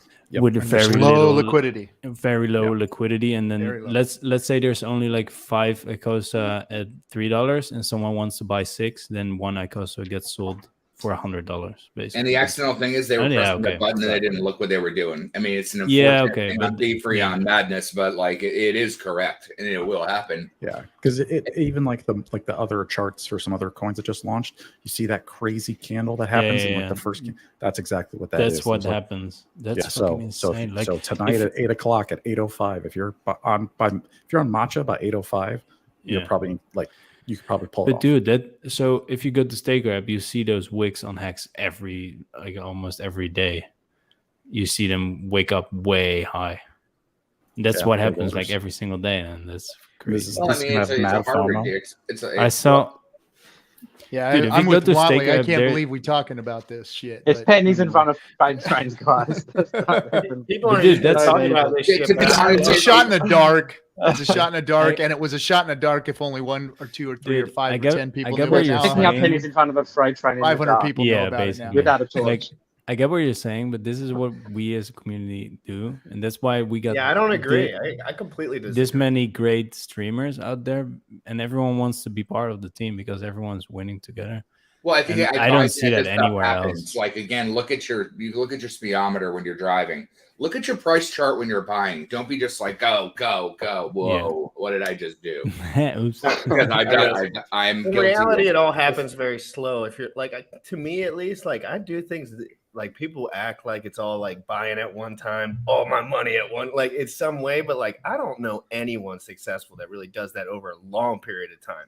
You just trickle in as much as you can put in and find ways for that money to work for you. Because in crypto, a little bit goes a long way shortly. We all figured that out. At the time, everyone was broke at some point. And you're like, well, if I put my money here, it's probably going to multiply faster. So you got to start somewhere. I love when people start mentioning like how much of something someone else has rather than them. And that determines the decision they make. It's like, oh, there's like 100 dudes with more money than you. It like, oh, dude, wait till you go to Legacy Finance where you don't even have $1. Like you don't have a say in the pool. People, we're so early. If people could only wrap their head around, like it seems like when you have $100 million in an asset, that there is no way in hell it's early. There's no fucking possible way this is early. And most people will sell on that feeling eventually a little bit, and it'll spread out more. But I mean, guys, we're so early. If you look at BlackRock, that means if you try to get a credit card in the United States, it'll be sent to your door in half a second. To get your shit on Icosa and Hedron, it'll take you about 7 months of research. There's a lot of premium there that people just don't want to talk about. It's about marketing. It's about putting your face out there. If this was happening on Oprah, my mom would know how to do it. It's not hard to do. It's just not popular. You get a Hedron, you get an Icosa, and you get an I just want to repeat, there are only 2,300 people in the Icosa chat. It's going to double soon. All right, I'm going to interrupt everyone because the chat is blowing up, and we have to get some of these questions. So let's answer some of these questions. People watching, Anaquil asked like 40 minutes ago, Please go over how tokenized HSI show in MetaMask, whether it does or not. Who wants to take that one? Let's blaze through some of these questions. It doesn't show up in MetaMask. It doesn't show up in MetaMask. Yeah, it doesn't show up. You can see it in Etherscan. You can see it in HSI. Hedron.com. Where do you find it? There's a few places you can find it. Yeah, Hedron in the Hedron dApp, in the Icosa dApp. So it's kind of like a T-shirt, then. Yeah. In that way, yeah. Yeah, you can't see it in MetaMask. You can see it on Etherscan, HSI Watch. Well, it's got its own address. It's got its own address. So if you go to Hedron.pro, you can get the information of the specific address your stake is from, and then just plug that into your staker app, and then you can monitor it without having to mess with anything else. That's what I do with the HSIs that I make. Yeah. But you can put your HSI on OpenSea, right? So how do you do that then? You can. Yeah, but then but OpenSea sees it. Yep. Does see it? Yeah. Okay. Cool. Yeah, once you have to tokenize it first, though. Like if you have an HSI that's not tokenized, it won't show up. You have to go to Hedron.pro, and then under Actions, it'll be tokenized. Click that. Run. And then you see it in your wallet. And then you see it in your wallet. Yeah. Okay. And in MetaMask, you'll see that it's tokenized as well, I believe. Yeah, if it's tokenized, I would guess you can see it in. But if it's not tokenized, you can't see it. I think I did. I saw it, and I had to load in something that showed NFT. Like I had to load that token address of an NFT or something. And if it's like add the asset, and if an HSI is tokenized, you if it ends, you end it exactly the same way as if it wasn't tokenized. So if is that the same? You have to detokenize. Okay, gotcha. Yeah. Okay, cool. Yeah. All right. Can y'all touch on the staking waterfall idea for Icosa? I assume. That was Gifford's idea, wasn't it? Yeah, that was Gifford's. I can touch on that because I've talked to him about that a decent amount. So the way I like to conceptualize it, and it's really kind of a catch-all strategy, and basically the nuts and bolts of it are have multiple stakes out there so that you can like take the yield from a smaller stake and maybe add it to a larger stake, or that you have the ability to compound your stake yield over time. Because if you just put it all into one stake, you're not able to compound. You just get the daily payout and you have your points, and then you have to add more principal to it. But the yield you can't compound. And so essentially the idea is, so you have one maybe long-term stake, and then you take some other of your funds, your Hedron or your Icosa, and you divide it into smaller stakes. Then you continue to compound those stakes until it gets to the next staker class phase, where then you have to wait longer for it to compound. Start new smaller stakes, continue to compound them until they get higher, and then you can compound a couple of these other stakes, and it yields when it comes out to make a large stake over time. So it's like you're using the fact that smaller stakes, since they have a shorter stake length period, you can compound your yield quicker. And then when you compound your yield quicker, you can then kind of build up this larger bag of coins over time. That's essentially the gist of the waterfall strategy. And like he uses like the analogy of like, you know, like in weddings when they have like the pyramid of champagne glasses, and then like you pour it. It's like as you fill up one cup, then you go and fill up another cup, and then you continue to let the overflow of each of your stakes, or the cups in this analogy, fill more stakes in the future. So then why wouldn't you just keep on doing smaller stakes?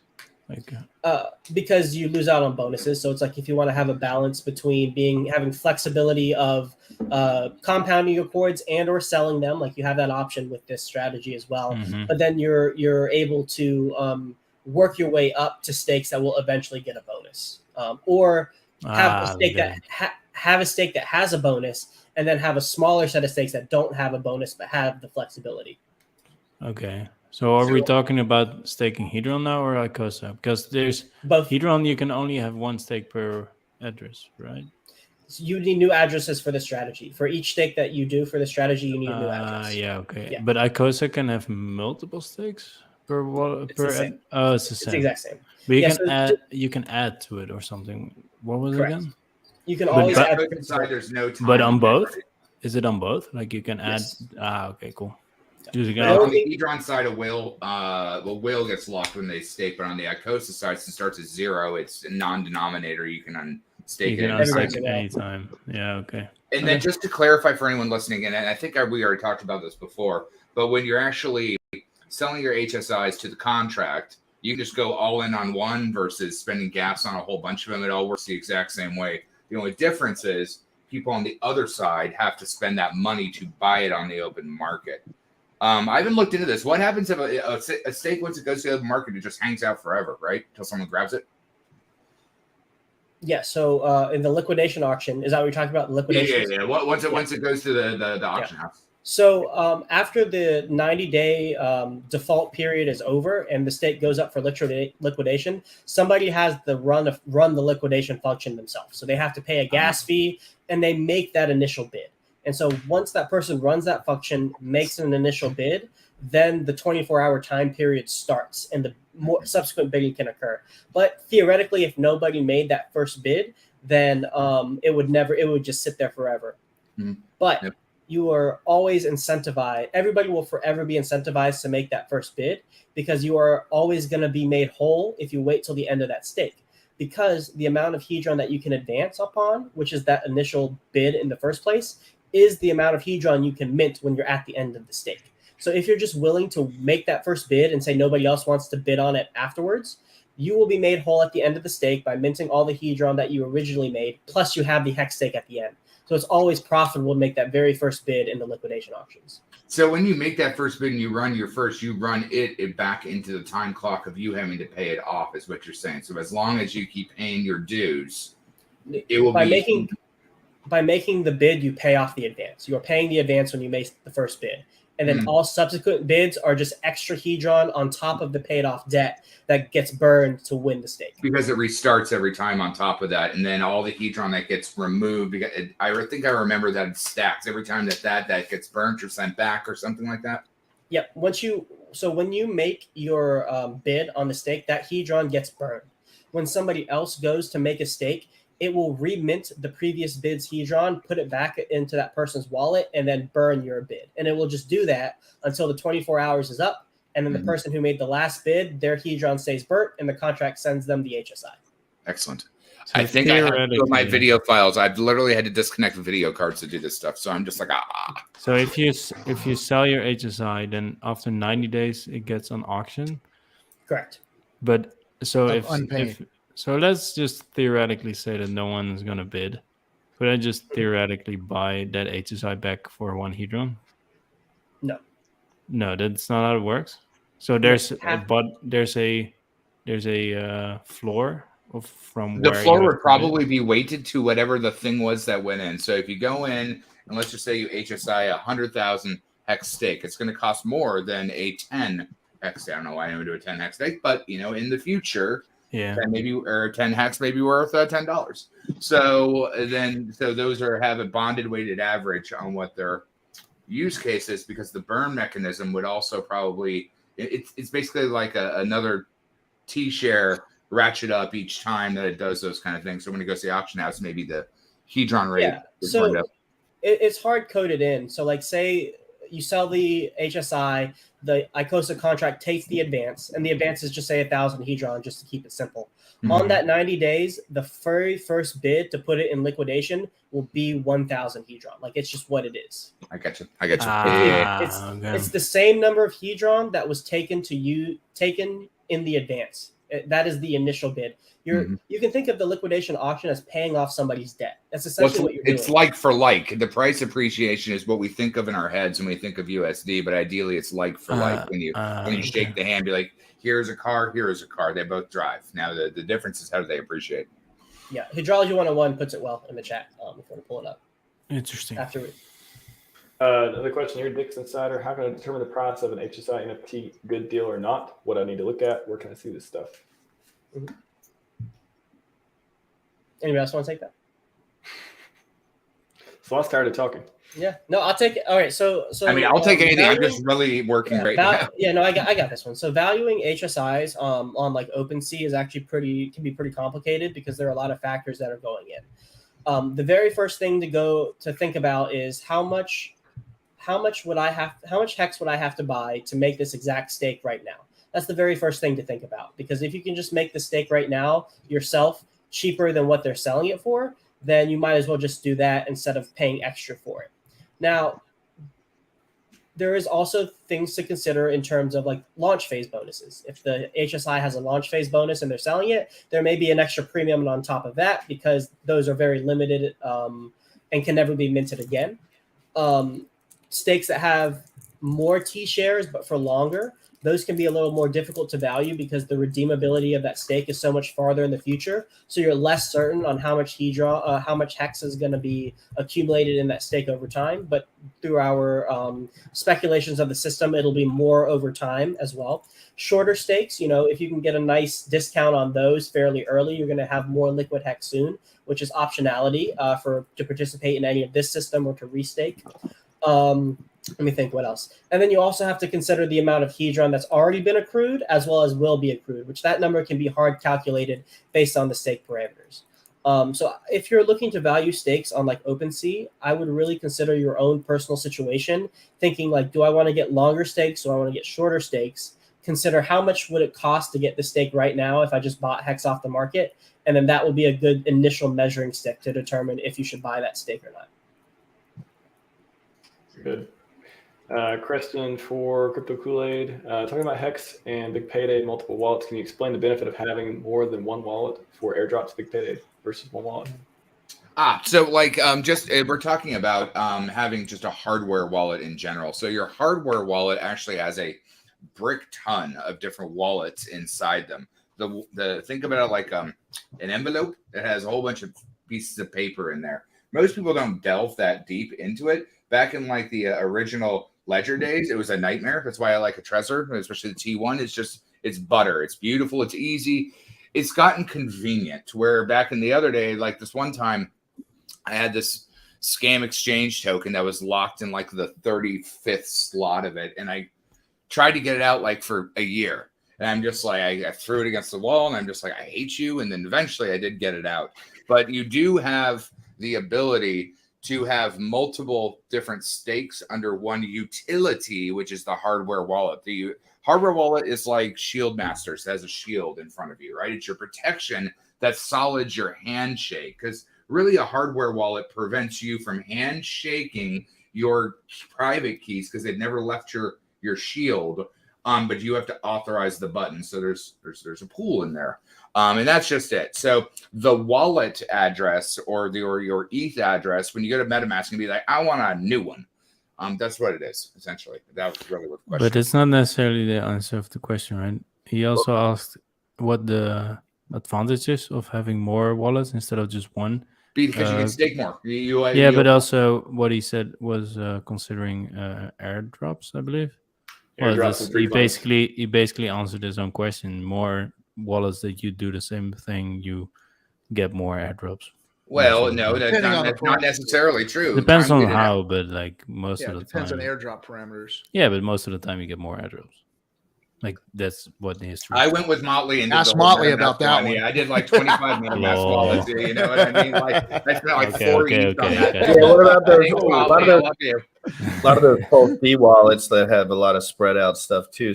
Put a lot of wealth into. There's a lot of guys that kind of know that, and there's guys that operate like that in general. They're kind of computer people, and they like to have 55 wallets so that they can get an exuberant amount of airdrops. I know plenty of them, and I don't look for them. They're just around. I know those guys. I see them everywhere. I don't personally do that. I wish I did. It's a risk and reward thing, man, because like the money in front of freight trains is one problem. Two, mitigating that amount of wallets. If you haven't taken my security training and you actually can access it like that, that's a lot of pieces of paper that you got to fumble through with a lot of different words. You're going to be like puppy baby crazy for a while. You're going to get as crazy as Kool-Aid without the wine. It's the CG that makes you crazy, sir. It's CG. I did get an hour of sleep. I got a question. Oh, go ahead. Michael T has a question. RG3, right up to this one real quick. Can I use USDC to mint Watsa? Yes. Right? Yeah. Yes. Yeah, it's ETH. It's basically all the Richard Hart ecosystems plus ETH is gas, right? It's the road fuel.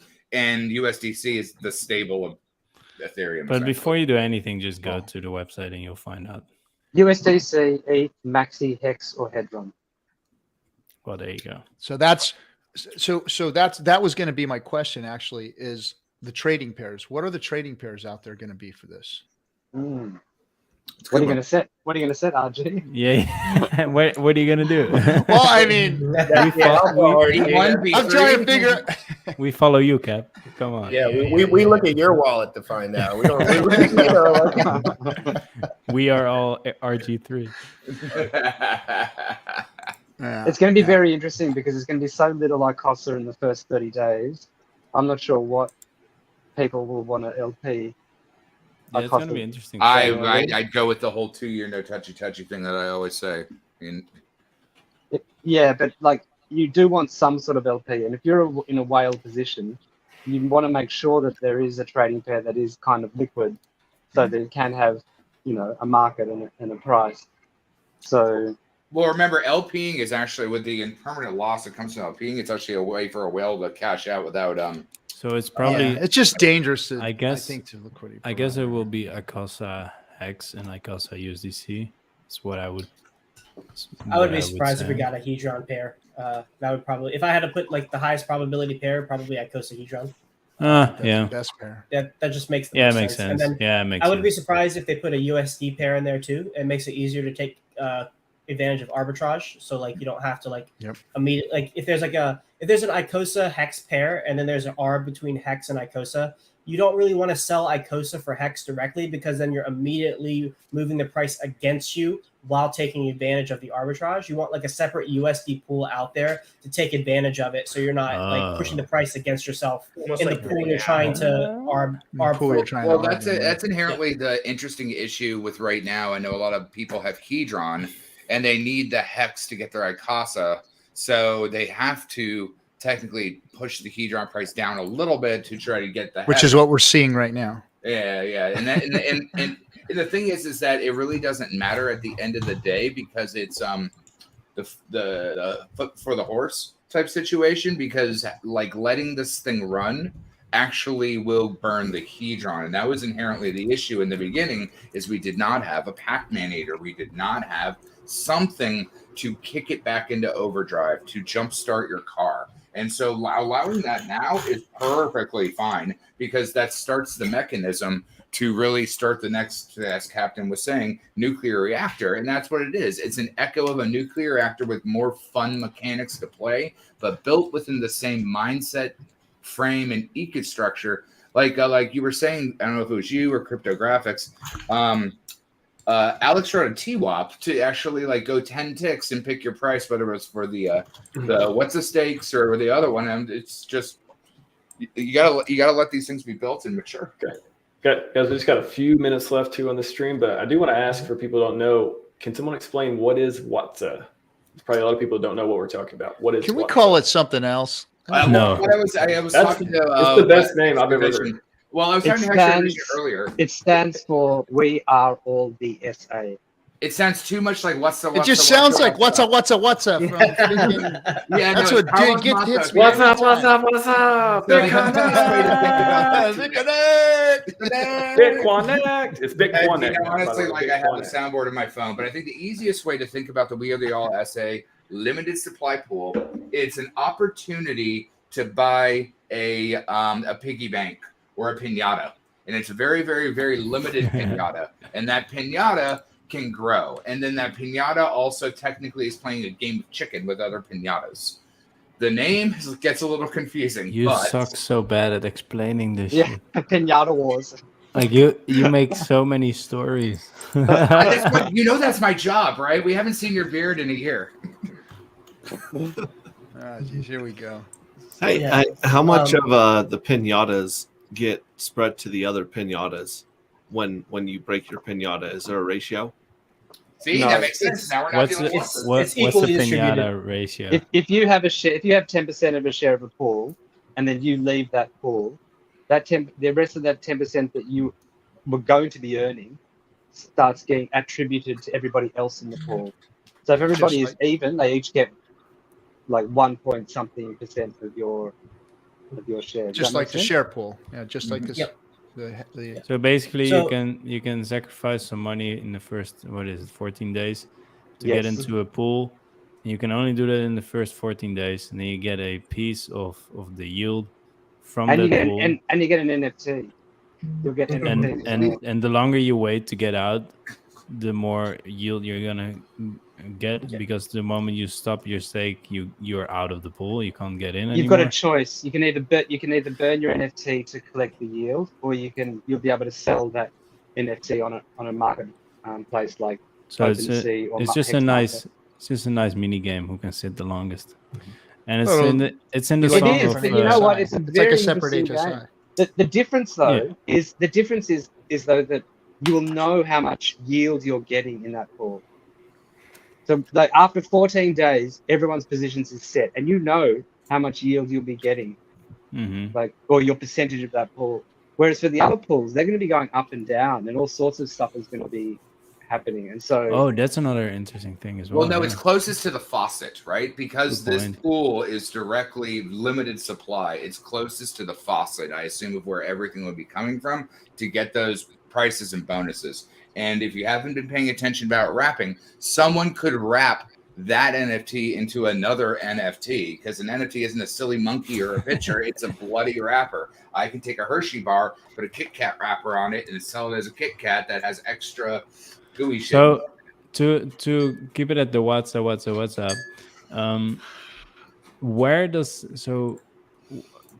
what feeds it? Like where does the the yield come Icosa from? contract, just works out how much Icosa, and it's all the inflation of Icosa. And so that pool is just a bigger pool within the Icosa pool. It's closest to the faucet where everything That comes. that pool gets a little bit extra than the other pools. It gets hedron divided by the Hex share rate, but it also gets a copy of all the bonuses. Okay. So when an HSI is sold, there's a Quattro Cinco bonus and there's a launch bonus. Mhm. So if those happen, the WhatsApp pool will get a copy of those. And then also when bonuses are given when people end stakes in the other pools, those bonuses will also be copied over to the WhatsApp pool. And then I think also they in that so you can be general, like, what's the bonus? and also how it the WhatsApp pool also competes in the normal Icosa pool to get the no? Okay. So in the 14 I have a hard time. The way the yield is calculated, the burnt hedron divided by the T-share rate, say that equals 1,000. Then the WhatsApp pool, the hedron pool, and the Icosa pool each get 1,000 Icosa. I see. Okay, cool. Hey, real quick, guys, I'm going to jump off just to get ready for my segment since it's on Restream rather than. Yeah, we're going to wrap up here too. I hope everyone has a wonderful day and don't rush or anything. I hope everyone has a great day. And dude, I'm really excited for tonight. I was on my on my crypto computers fucking around with Kool-Aid on my phone trying to get all my shit in order. You know what I'm saying? And I'm fucking stoked out, bro. I don't give a fuck. Let's go. Up, dude. Like, I will be around for the people that know to get a hold of me, and we can all do it. I'm going on with Giphy. So if anyone has questions too, he'll probably be able to answer a lot of those more detailed questions, guys. I'll see you soon.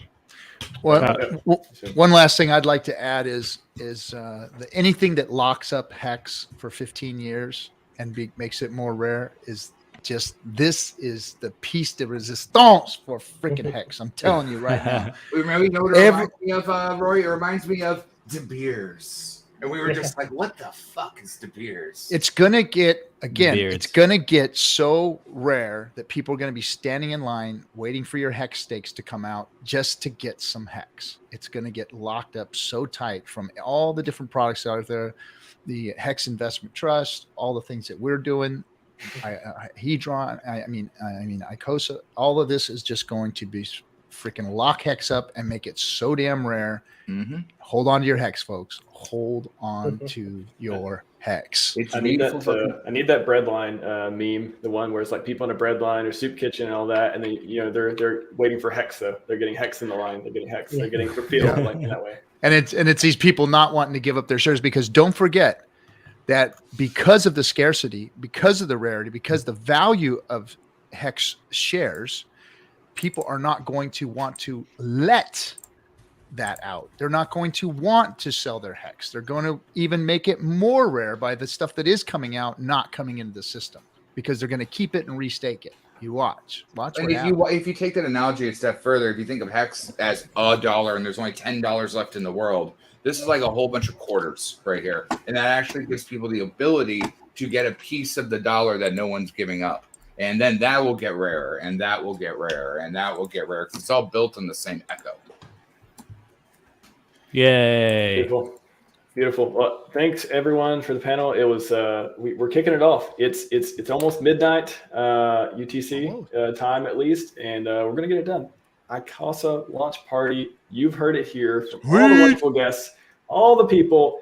We are all we're all the people getting all the coins.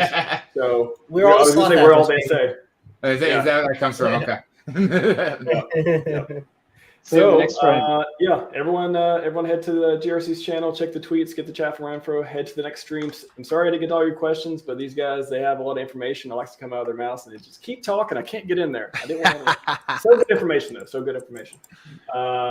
Smash the like, smash the sub, head on over. I'll be hanging out too, and at least in the chat if nothing else. And thanks all for watching. And see you all very soon. Yep. Yeah, yo.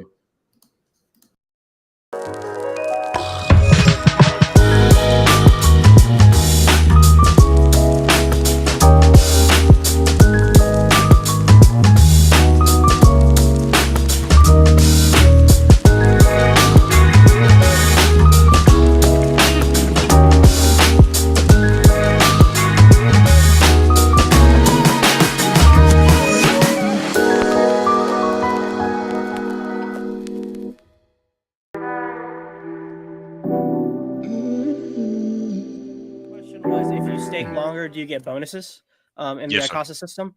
So there are no time bonuses for staking longer. There are volume bonuses though. So if you stake in either the Icosa or Hedron pool, depending on the percentage of the entire supply that you are staking. So if you stake a whale position, a shark position, or a dolphin position, the higher position you have, there is a minimum stake length that will be applied to your stake. So in order to completely unlock your principal and your yield, you need to wait a certain amount of time, and that scales proportionally to the amount that you stake. So whales have to wait about a year. Sharks have to wait like half a year or something like that, and then it keeps going down the less that you have. But you also are incentivized to stake that amount because there is a bonus on top of it. So like whales get a 20% bonus yield, dolphins get 10, and it keeps going down from there. The exact numbers are in my video in one of those images you showed earlier. So there is no longer pays better bonus in the Icosa system, to use hex terms. Yeah, there it is. But there is a bigger pays better bonus in the Icosa system to use hex terms. Gotcha. But there are length bonuses, time bonuses for the HSIs that you send to the contract. So like it says right there, the Cuatro Cinco bonus. If you send an HSI that is maxed out in the hex system, then you get 10% extra Icosa that's minted when you sell that HSI. So that's the only kind of bonus you get for increased stake length, but it's staking on the hex system. And so, now here's another way the Hedron system, or I guess we could call it the Icosa Hedron system, is incentivized.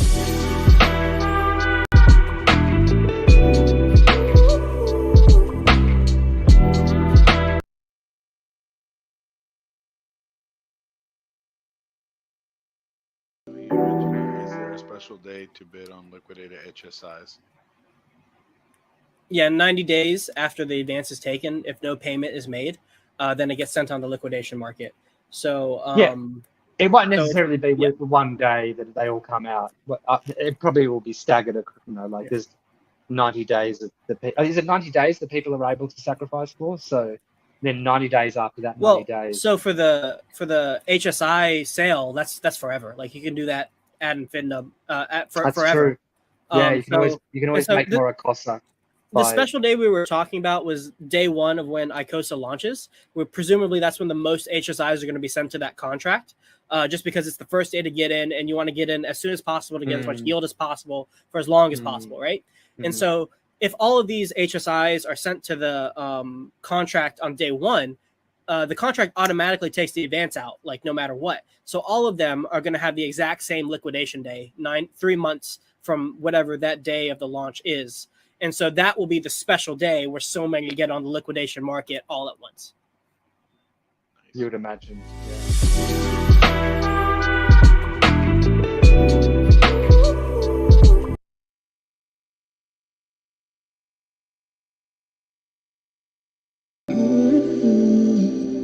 Well, yeah, there is some interesting possibilities. The SA is an address we have no expectation of. But let's go, let's say the SA has a bunch of Hedron or a bunch of hex. What could it potentially do with it that would benefit the entire system? Well, for the Hedron, it could burn it. Like, more burnt means more yield for us, and that's awesome, especially like as Nice. for I don't earlier think contributors. I don't think he'll burn it. I don't think. Yeah, Burn it. yeah. I think it might be. Yeah, go ahead. I think he'll use it for providing liquidity. Yeah. Another one is providing liquidity, allowing people to help, make Hedron more liquid. With Hex, there's an interesting possibility where it could take all of the Hex and stake it into HSIs, and then sack it, and then default on them all.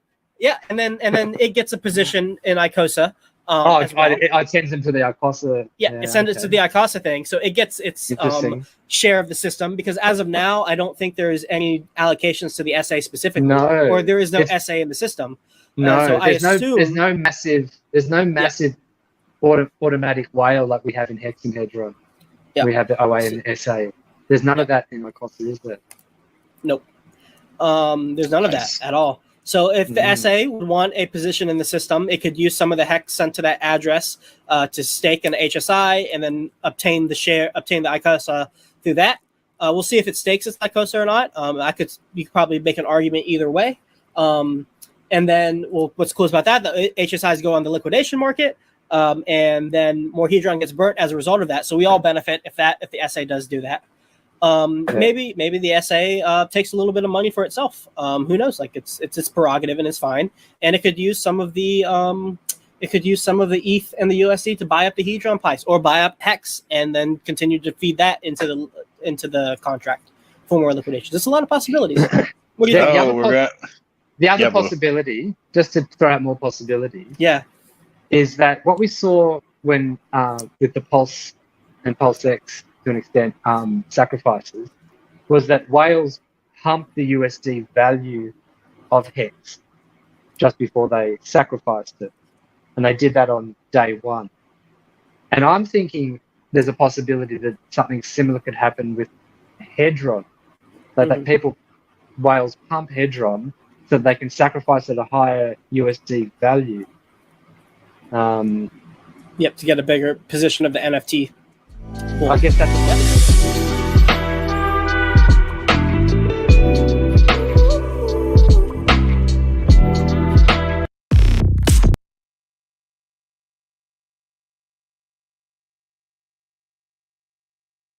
graphics. Today, we are going over the third and final pool that we haven't really gone over on the channel yet when it comes to the Icosa staking platform launch, and that is the We Are All the source address. Now today, we're going to be going over some strategies for how you can benefit and make the most of this pool. Now, if you still haven't heard, a new staking platform is being released on August 15th at midnight UTC time, which equates to 5 p.m. Pacific time and 8 p.m. Eastern time on August 14th.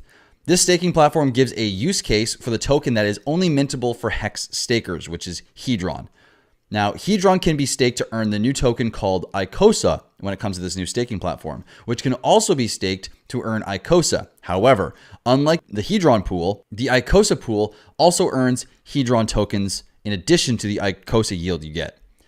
There is one final limited time entry staking pool that we have not talked about here on the channel in a video. And like I previously mentioned, it is the We Are All the source address NFT pool. This pool, while it earns the same amount of Icosa as the other pools, is very different from the previously mentioned two pools.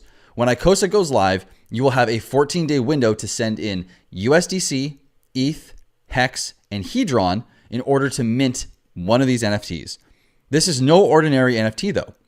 The amount of dollar value you send to the contract is worth points, and every dollar is worth a single point, which is attached to your NFT or NFTs. At the end of the 14 days, the system sees the total number of points across all NFTs minted during that period. If there are 100,000 points in the pool across all NFTs minted, and you have 1,000 points between your NFTs or NFT, You will have 1% of the pool and get 1% of the daily yield. The amazing thing about these NFTs is that they will always be increasing in their value every single day they exist. Here's where things get interesting though. Unlike the other two pools, there is no minimum or maximum time lock on the pool. However, the only way to get your Icosa yield you've earned to date is to burn your NFT and remove yourself from the pool forever. Luckily though, you can mint as many NFTs as you wish with one single address. Now, if other people are burning their NFTs and you're still in the pool, this will increase your share in the pool and increase your share of the daily Icosa yield. And as each person comes out, you'll be growing slowly bigger and bigger as a portion in the pool. So, what are some strategies that you can use to not be stuck in the pool awaiting the perfect moment to remove all of your yield? Let's go over 3 of my favorite strategies. Number 1, an NFT ladder. Instead of going all in on one NFT and being stuck with completely removing yourself from the pool all in one go, you can create an NFT ladder. Let's say you have $1,000 and you want to send all of that to the pool.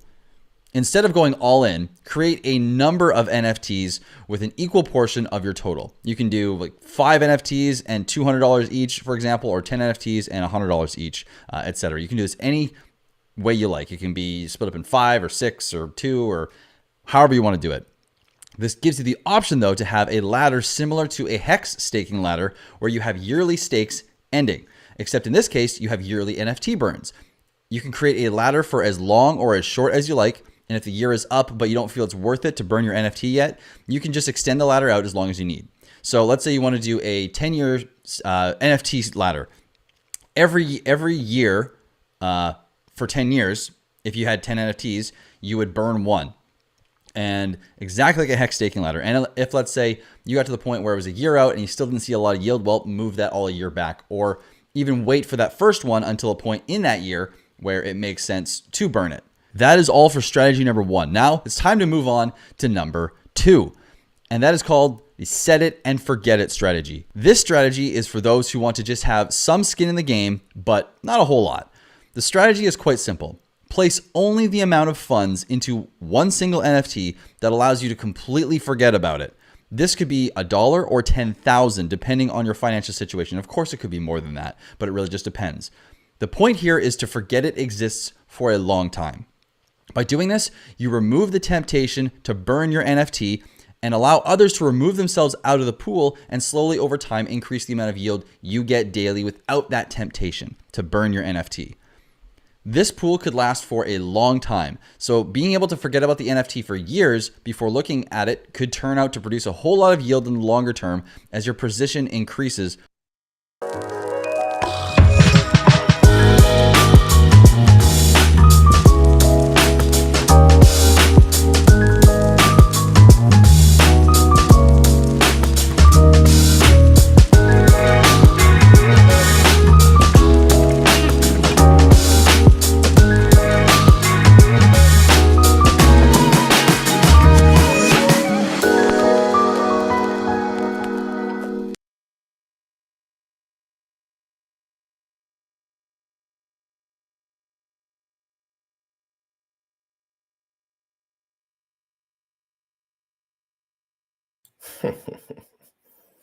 What in the heck is up, guys? It's your boy GRC. That was a slick intro. Biceps in the chat for bullish. Whew, I'm jacked up today, guys. Why is my video all fuzzy? Give me a sec. Maybe I spilled some Pulse Doge on it.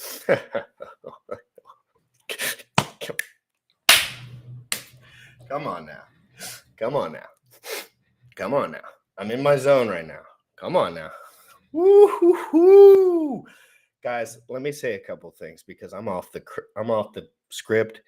I've really never been on a script before, but I feel more off the script than usual right now because big things are happening and everyone's getting pumped up about it. And we have a killer. How long? 2 hours until the Icosa launch. we have a few special guests, even a special guest, Sam Stolt, who I love streaming with more than anyone because he cuts right through the fat. Sam, I want to talk about LP on the Icosa side just to see where your head's ping-ponging around to, because it's like a mystery land and nobody knows what to say about it. It's great. I love it. Let's get into it. Transition. Bam, bam, bam, bam. You already know what time it is. Crypt in the morning. Crypt in the morning. Crypt in the morning. Waiting on phone. Crypt in the morning. Crypt in the morning. Crypt in the morning. Crypt in the morning. Crypt in the morning. Waiting on phone. Crypt in the morning. Crypt in the morning. Smoking a blunt on my way to the gym. 11 a.m. and I'm already tuned in. Got me some hex and I'm making a stay. Bought me some heads on, I'm making it rain. Pay me some maxi and that's just in case. Jim Redder sent me to show you the way. Crypt in the morning. Crypt in the morning. Crypt in the morning. Crypt in the morning. Crypt in the morning. Crypt in the morning. Crypt in the morning. Crypt in the morning. Crypt in the morning. Crypt in the morning.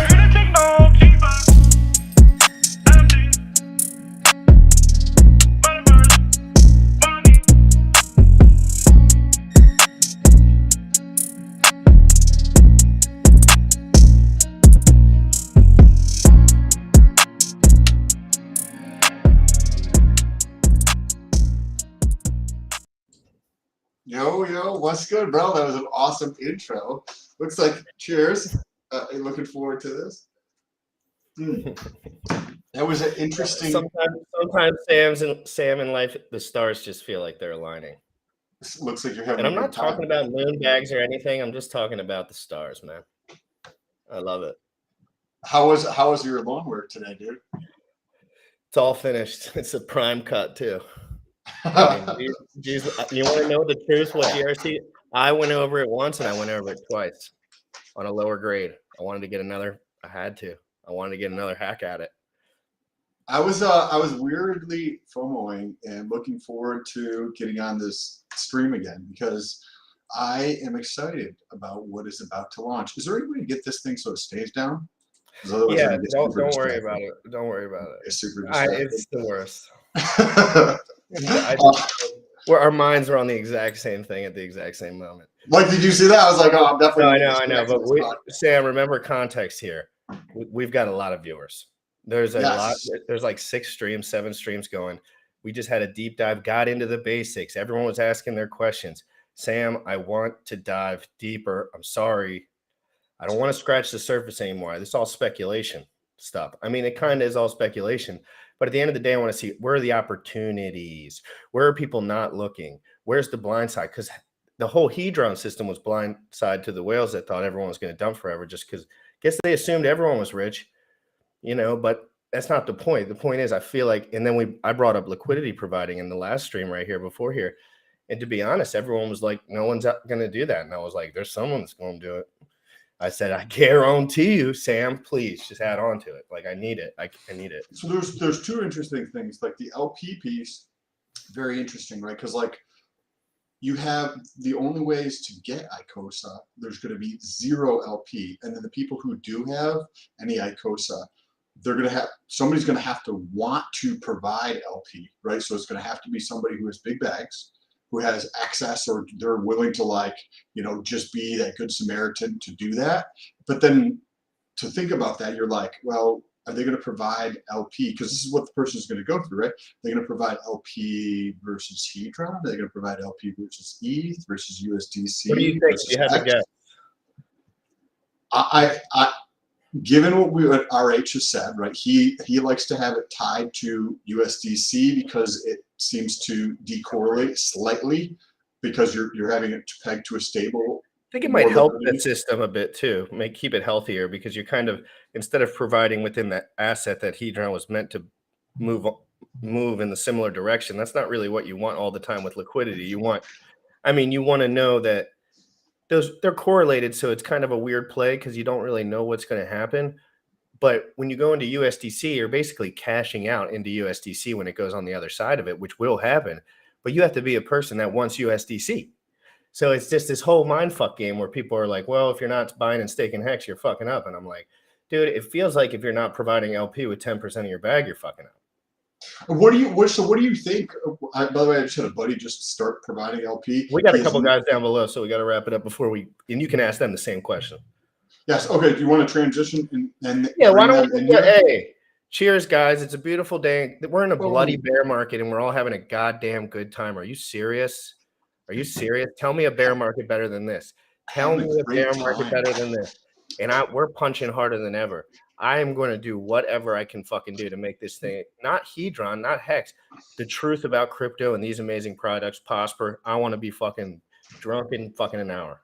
One thing that I liked about cryptographics right before we came on here, where he is talking about if somebody has a potential bag that they're going to put into the essay, assuming, right, you've got 3 different pools to put something into, right? You put your Hedron in there, Icosa in there, or you can get it on this NFT thing for, I think it's a 14-day launch period.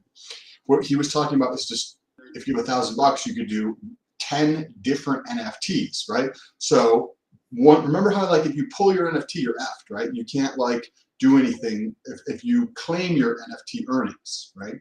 So what you could do, if you know you want to put in $1,000, you put in $1,000 in 10 different transactions. I don't know if it's just transactions or 10 different wallets. This allows you to have 10 different NFTs. If you have 10 different NFTs, then we were just talking about so like all the guys that were about to come on, we were all just talking about this exact same thing. Exactly. Ended up. I want to shout out 2 super chats while Giphy gets a transition. Guys, I got a $200 super chat from Paladin YYZ. Thank you so much. She said, great job, Jim Rat.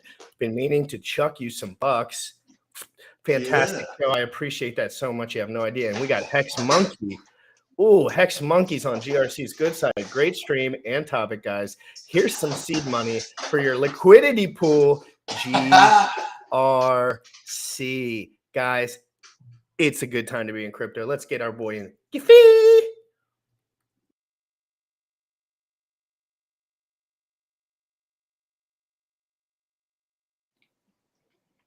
Oh, there he is.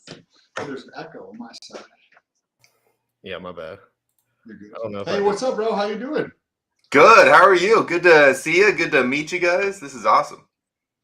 This is epic. I was really looking forward to this. Like, I'm hanging out with my girlfriend earlier today, and I was like, oh, cool. I get to get on. Like, this is one of those things where I don't really get excited about a lot of shit in the sense that, like, the stuff I'm looking forward to, I'm just kind of doing stuff. And I was looking forward to getting on the stream, and I'm looking forward to everything that's happening. Like, being relatively new to crypto, and I've seen a shitload of projects launch in the time that I've been in crypto. And this is the one that I'm most excited about, interestingly. What are your guys' thoughts? How are you guys feeling? I'll transition Giphy in just while I answer that. Please. This morning when Alex said he would not have built Hedron if Richard did not build Hex, that's when it just all came together for me. And I was like, this is just great fucking product. Like these are just great fucking products in the perfect time. We're so early. I'm so excited. Hedron keeps impressing me. The guys in Hedron keep impressing me. Alex keeps impressing me. And these ideas have all been, these guys like Giphy have known a lot of this stuff for a long time. It's just getting noticed by the people. Giphy, so this is, I don't think we've done a stream, or we may have. I don't know. Have we done one Me before? and Giphy have never met. Me and like, I've just been admiring his work from afar, to be honest. Oh, just because I didn't know, you just see people, they start talking. It takes you about an hour or so to figure out who knows what. And this guy's just head deep in the most dense information in the Telegram groups, all up in it. I can see it. He's talking the stuff, and I wanted to have him on because he probably knows a lot of these little nuanced topics, liquidity providing, some of this other stuff that maybe we look at, but not a lot of people really look at. Can you talk to us about what are your thoughts? Like, so Icosa is zero supply to start with, and somebody's going to have to create a liquidity pool. And a lot of the times, because there's something in psychology called status quo, people will just go with whatever the thing is. That's why, if this is the path people normally walk, then this is the path people are going to continue to walk. Even if there's a better path, they're just going to continue to do what they're doing. So that first person who sets up the LP position, Is it going to be with USDC? Is it going to be with ETH? Is it going to be with Hex? Is it going to be with Hedron? Like, where do you see? And then what are some like the pros and cons, or have you thought about any of that kind of stuff? Sure. Yeah. No, it's going to be incredibly interesting. Like, I'm probably just as interested as you are to see how exactly this is going to play out from as soon as that first second ticks over. I'm going to be watching that because you're really looking at three primary options, right? The most obvious answer is with Hex. Why? Because we've seen it work so well with Hedron, like Hedron Hex primary liquidity pool, right? And the way I look at it is Icosa is like a fourth tier token, right? Because you got your Ethereum, you got your Hex on Ethereum, you got your Hedron on Hex, and now you got Icosa, right? So the other option is maybe it's Icosa Hedron. Maybe that's a primary liquidity pair, especially because if you're staked in the Icosa staking pool, you earn two tokens, Icosa and Hedron, right? So it's almost like you're minting a liquidity pair out of thin air by serving your stake lane, right? Pretty cool. What about, because I'm thinking of, I was trying to think of like how Richard Hart was thinking when he was like, okay, when assets move together, right? Like assets go up together, assets come down together. And that's what my understanding of why he wanted to push people to tie Hex to USDC, because then there creates less of a correlation in there, at least in early days, right? Like lately it's been correlated, Hex and the market. But if you think of that, whatever you tie it to, it's going to have some correlation to. So what if Icosa is tied to Hex? Because then it will increase the correlation between those two things. But the idea, I guess, would be if people are selling Icosa, they're probably going to want to get out of Icosa to get cash for some reason, because that's kind of the point of it. But I think that might be an interesting pair to put it together with, but I don't know if people would actually do that. Yeah, I mean, there has to be a Icosa USDC pair. I mean, you guys were just talking about it on the previous stream, right? That in order to do like certain arbitrage or really anything, you need to have some sort of stable coin in the pairing, and USDC is that coin right now. So that's going to be important. I mean, beyond that, you would have to assume that there will be some whales who recognize the fact that you have to have enough liquidity to have a healthy trading token. You have to have enough. It can't be too thin, right? But you also don't want it too thick, because then you have a hard time getting that volatility and those mad gains, right? So you have to assume there's going to be some whales, benevolent whales, who want to see this token succeed, and they want it to have a healthy liquidity pair. I'm going to be interested on how that liquidity pair is developed. I just think you're going to see three large pools with this one. I just think there's going to be three. The smallest being the USDC pool, in my opinion. So because I was looking at pools for Maxi, I think, the other day, and I'm gonna see if I can find it real quick. But Maxi has Maxi Hex, Maxi ETH, and Maxi one other one. And if you look at the amount of TLV, like the total value locked, Maxi Hex is the largest, right? Because people are like, oh, I don't want a permanent loss. They don't understand it fully, in my opinion, but they're like, let me put it in here. But then you look at the other pairings and you realize that nobody actually trades between Hex and Maxi, right? They trade, it was like ETH and Maxi or USDC and Maxi. They don't actually, even though the TLV on Maxi and Hex is the highest, right? So I'm like, those couple pairs, I'm sure there's going to be a couple pairs eventually between like Icosa and USDC, Icosa and ETH, and maybe Icosa and Hex or something.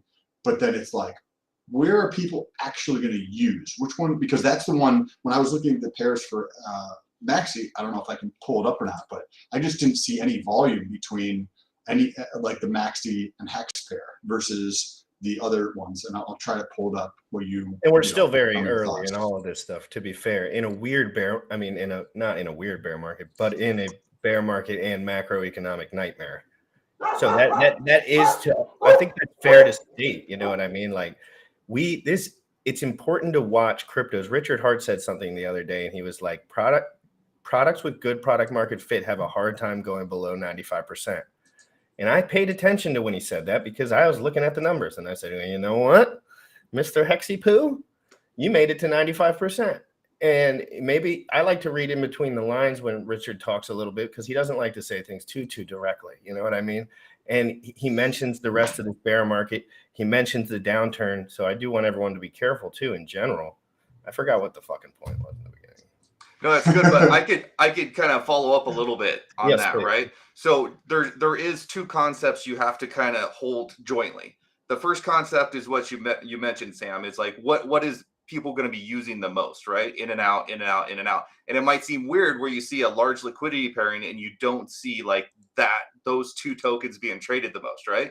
So the other spectrum that you have to kind of keep your head wrapped around is that when you're dealing in an ecosystem that is built on top of Hex, whether it Maxi or Hedron or Icosa, is that you have to make that the primary liquidity pair so that as prices run up on one side, it pulls the other one up with it, so that you're not actually directly hurting the price of one thing by trading it for the other. So a great example of this, if you look back when Hedron first launched, the primary token that was made was USDC, right?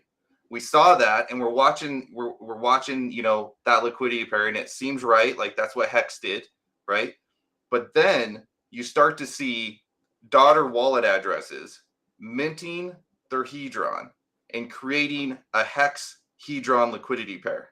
And if you really want to go down the rabbit hole on that, there was a secret message sent, which you might want to ask people who are more technical than I am on Solidity, that basically suggested that this needs to be the primary pair. Like if you're building on Hex, this has to be it. This has to be it. So if Hex is running, it pulls up Hedron / Icosa. If Hedron's running, right? Because remember we saw that huge ramp up at the beginning. Yeah, it felt like Hedron USDC. Felt like Hedron was pulling on it a little bit. Hex a little. And then we paired it up, right? Then we paired it up, and then Hedron started eating up some of that sell pressure on Hex as we're going down, right? So now they work in tandem. They work in tandem. This is a healthy ecosystem. Without can you touch on that like from a super layman's terms, because the tying those two together, I like intrinsically kind of understand it right now. Sam, there's people swapping their Hedron for Hex. Think about this just as a right now use case, so you can think about it. Right now, people are swapping their Hedron for Hex because they ran out of money and they want to get into Icosa. Okay, so right this moment, everyone just like me, I know what situation they're in. We're all Hexicans. We know how those accounts look to a degree, and they're taking that funds that they made off of those lit ass gains in the last month. They're taking some of that because of the news for Icosa, and then they're actually buying Hex, putting it into an HSI in preparation to, which is a 555 HSI, by the way. So God damn it, I'm so much worse at nighttime. No, you're good. I thought. And I get lost in the middle of them, but you know what I mean? It was a good point, though, bro. It seems like you can't lose in a way because you can almost, and I can only assume Alex thinks about these nuanced details a little bit strong, like with more people and with more time than I do.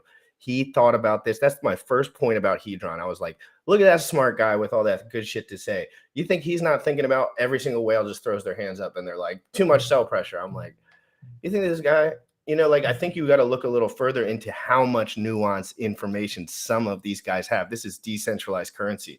This is the Wild West. You know what I mean? Guys like Alex, guys like Giphy, they know they can't say everything. You know what I mean? Come on, you can't say what you can't. It's not fair because it could be liable at some point. So to just conceptualize this, like how this is working when you look at the semantics, like the actual details of it. If something's paired together, right, then you got overflow. That's what you have, like the routing through, like, right? And please, if you're like, hey, you missed something or something's incorrect, just interrupt me. So if you have, say, Hedron, and I'm just talking this out loud as you're talking about this, I was like, how is this working mentally, trying to, right? So say you have Hex USDC, Hex ETH, and Hex Maxi, or whatever the case is. We'll just call those the top three pairs. And then there's Hex Hedron.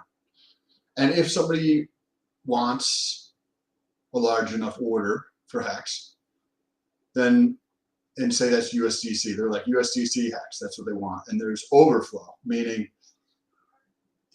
the prices got to all be relatively like at the same point, right? We have 4 different pools, and if one goes out of whack there, then there's opportunity right there. So the router is going to be going through to try to find the best price for the person. I'm assuming that's how I would do it. I'm assuming that's how like they program the router to actually go through it to find the best price given the pairs that are available there.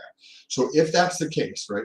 Somebody's buying, they have USDC and they're buying Hex. It's a large enough order, so now there's overflow into these other pairs. So you're like, okay, let's say it goes all the way down to the bottom pair, Hedron and Hex. So what does that mean? That means that you're going from USDC to Hedron, then you're going to go from Hedron to Hex there, right?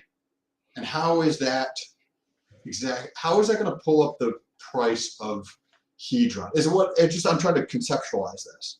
If you have a better way of understanding this, please talk me through this, please. I wish I could help you out more, but let me just put it this way. Like, if you just go look at the white paper of Uniswap v3 on their website and go through those formulas that they developed there, I mean, there's a lot of calculus involved here. I mean, if you're just looking at just generally speaking, you've got a lot of that right. Like, if there's not a primary pair, then it becomes an exotic pair, right? And then those exotic pairs can pull more of a fee. Like, they have it set up on 1, 2, 3% fees, right? So the more routing it has to do because of some sort of liquidity issue, it does charge exotic fees, and that those fees are brought on by the trader and then given to the liquidity providers, right? Mm-hmm. So, and there was one other thing I wanted to just mention, because Sam, I've watched you guys, so I've heard some of your background, right? I want you to think about this. If you're looking at the legacy stock market, right, and Apple stock is up way up, like way up, what do you think the S&P 500 is doing on price? Oh, same thing, yeah. Why is that? It's always been. Well, they get at some point, if you make massive gains, they come back to the asset that's safe. It's because this S&P 500 portfolio is almost majority Apple stock. Oh, like over time, like that value there, wow. like you've got Apple stock, you've got Amazon, you've got Microsoft, right? And based on their net worth going up, it basically pumps the pool, right? It is the majority of it. It's a very rare day you'll see Apple, Microsoft, Amazon down and the S&P 500 up. Like that just doesn't happen. It's because like if that's their primary liquidity stablecoin pairs, crashes right? and every single platform uses it, we all knew those platforms were going to go down because it was a large chunk of what they had in them and they got liquidated. So we were like, I was scared. I didn't know what everyone else was doing. I was also doing my show, so I was trying to tell people, but it was such a large portion of that pool that the smarter guys were like, no, well, that's 30% gone. Like they're going down, and they did, at the time. That's that the what you mentioned with legacy is right. Like, so the prices are always correlated in legacy. Like if shit's like ballooning, like I think of it as a tide coming in, right? If shit is tanking, the tide's going out, and the tide being all boats are in legacy going up or down, right? And that kind of like it's going to hold for every asset class out there. But I'm trying to understand the semantics mentally to just put together a framework. And as you were talking about this, and I was thinking about the tide coming in and out and raising all the boats up, with the S&P 500 and Apple's X percentage of the S&P 500, or whether it's in crypto. And those streams, you'll see like a nature movie or like where they're like, hey, this tiny little stream over here, and then this is maybe just me imagining it, this tiny little stream that's like 1.5 feet wide, and they follow it back, and then it turns into this bigger stream, and it's part of this one, and then it goes back, and it's like part of this bigger river now, and then it goes back, and it's part of this bigger thing right here. And if you think of crypto as like second, third, fourth tier type things, as these tiny little streams, right?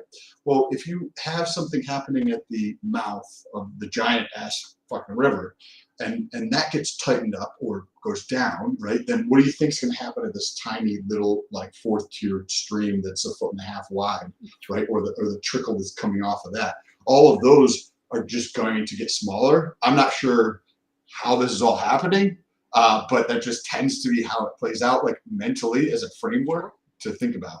Hydrology 101, real quick, has a Sam, because the USDC you used to purchase Hex got routed through the Hedron USDC pair, it means it pushes the Hedron USDC price up. Since Hedron is interchangeable with Hex, Hex USDC goes up too. But then it just sells it off. right? So yes, But I mean, yes. it's a way to sell off while staying out of the, like, is providing liquidity and moving into USDC the best way to sell if you were going to sell and to get? Well, I think that they're saying that, like, why is Hedron going up, Hex is going up if they're tied together? So if it overflows, right? So say somebody's like USDC to Hex, okay, that's going to overflow beyond that to find the best price. One of the pools is going to be Hedron Hex. To do that, they take the USDC that was going to go to Hex, and some of that USDC goes into Hedron. What happens when you buy something? The price goes up. So that's what he's referencing there. But then what happens when you sell that thing, right? Because you go from USDC to Hedron, price goes up, right?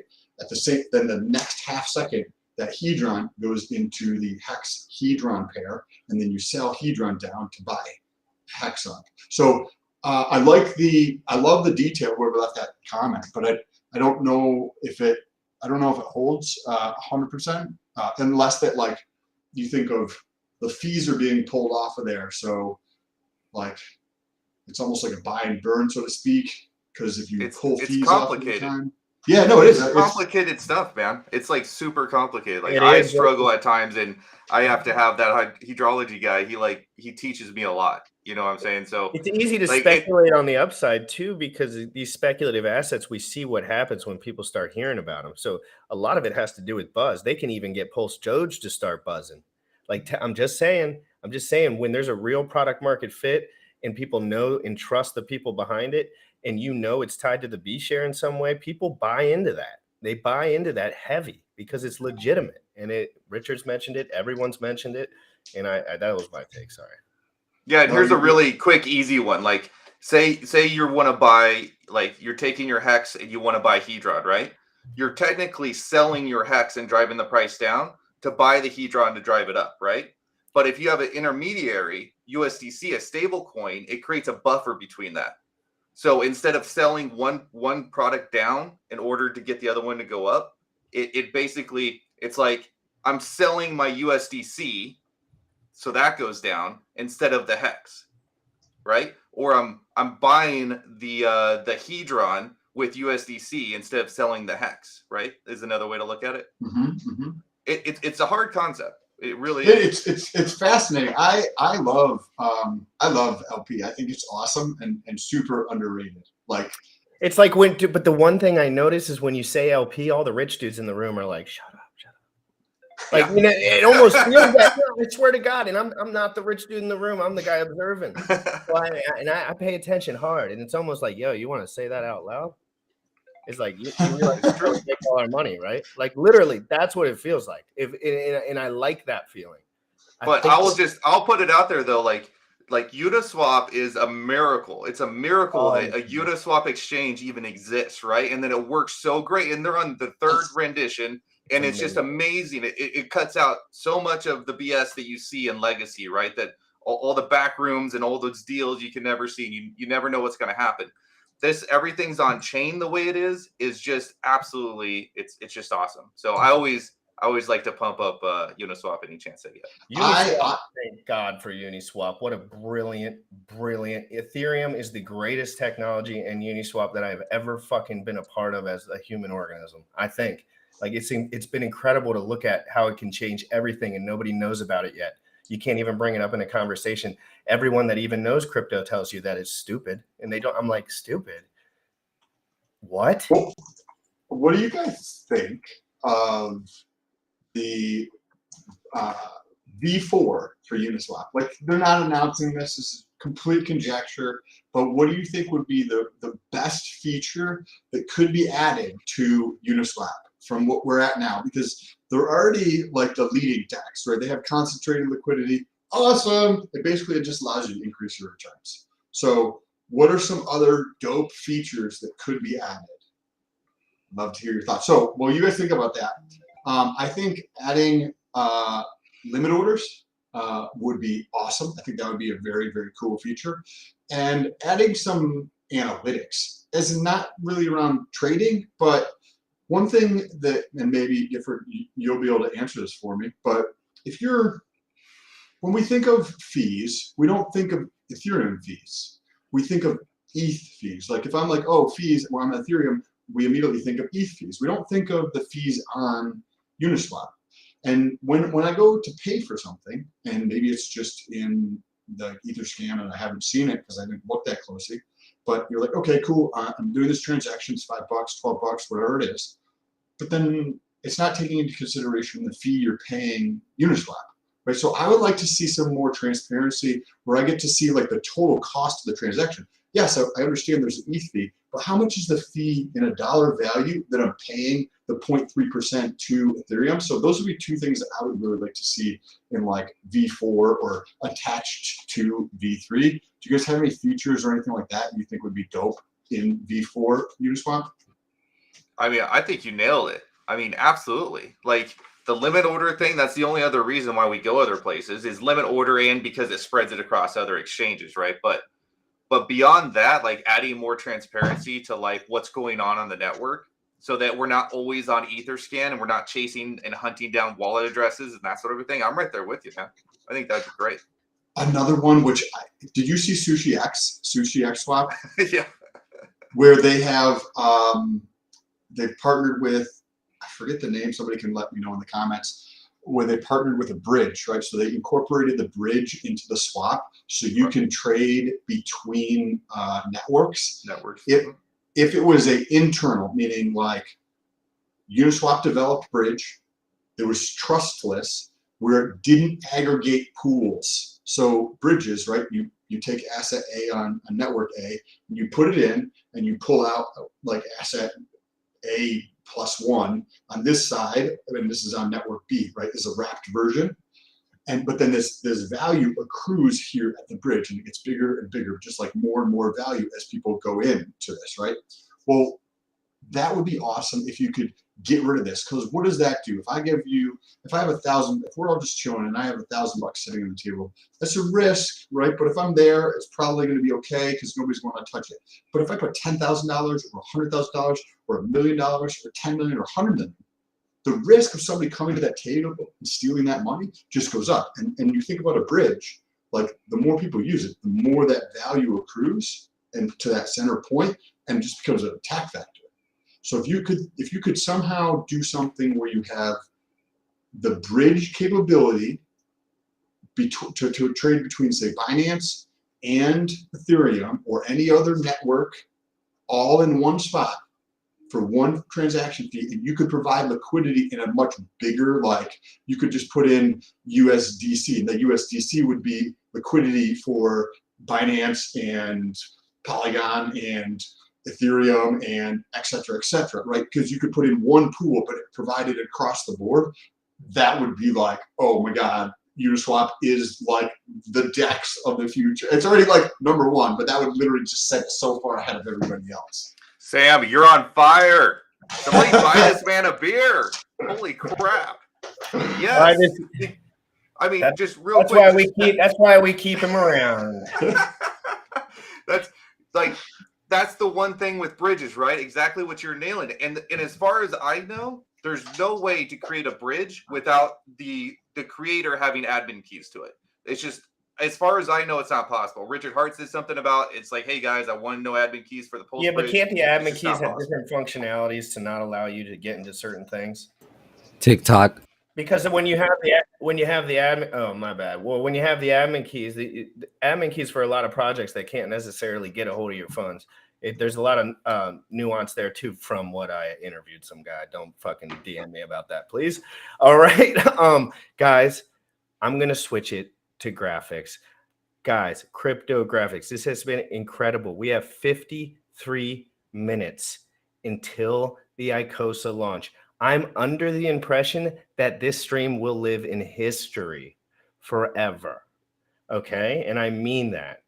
So, guys, get ready, get set.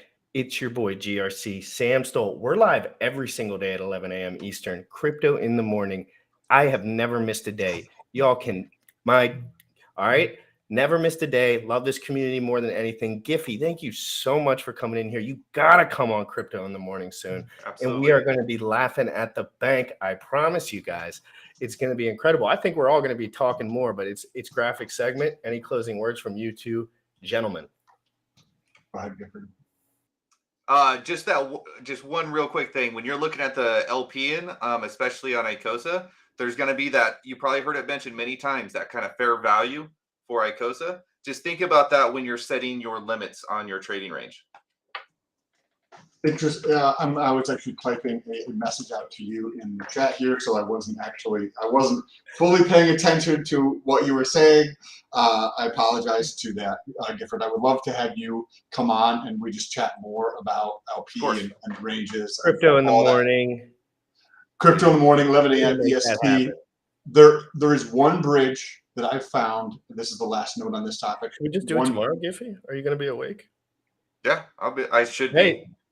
Crypto in the morning with Giffy. I go for a launch. If he's awake, I'll double check with him. We got the Monday morning, 11 a.m. There's Sovereign app, which is a DApp for RSK sidechain to BTC, which is a trustless What are you bridge. talking about? Where are we going with this? We got to transition. We got to transition. We'll dive on that.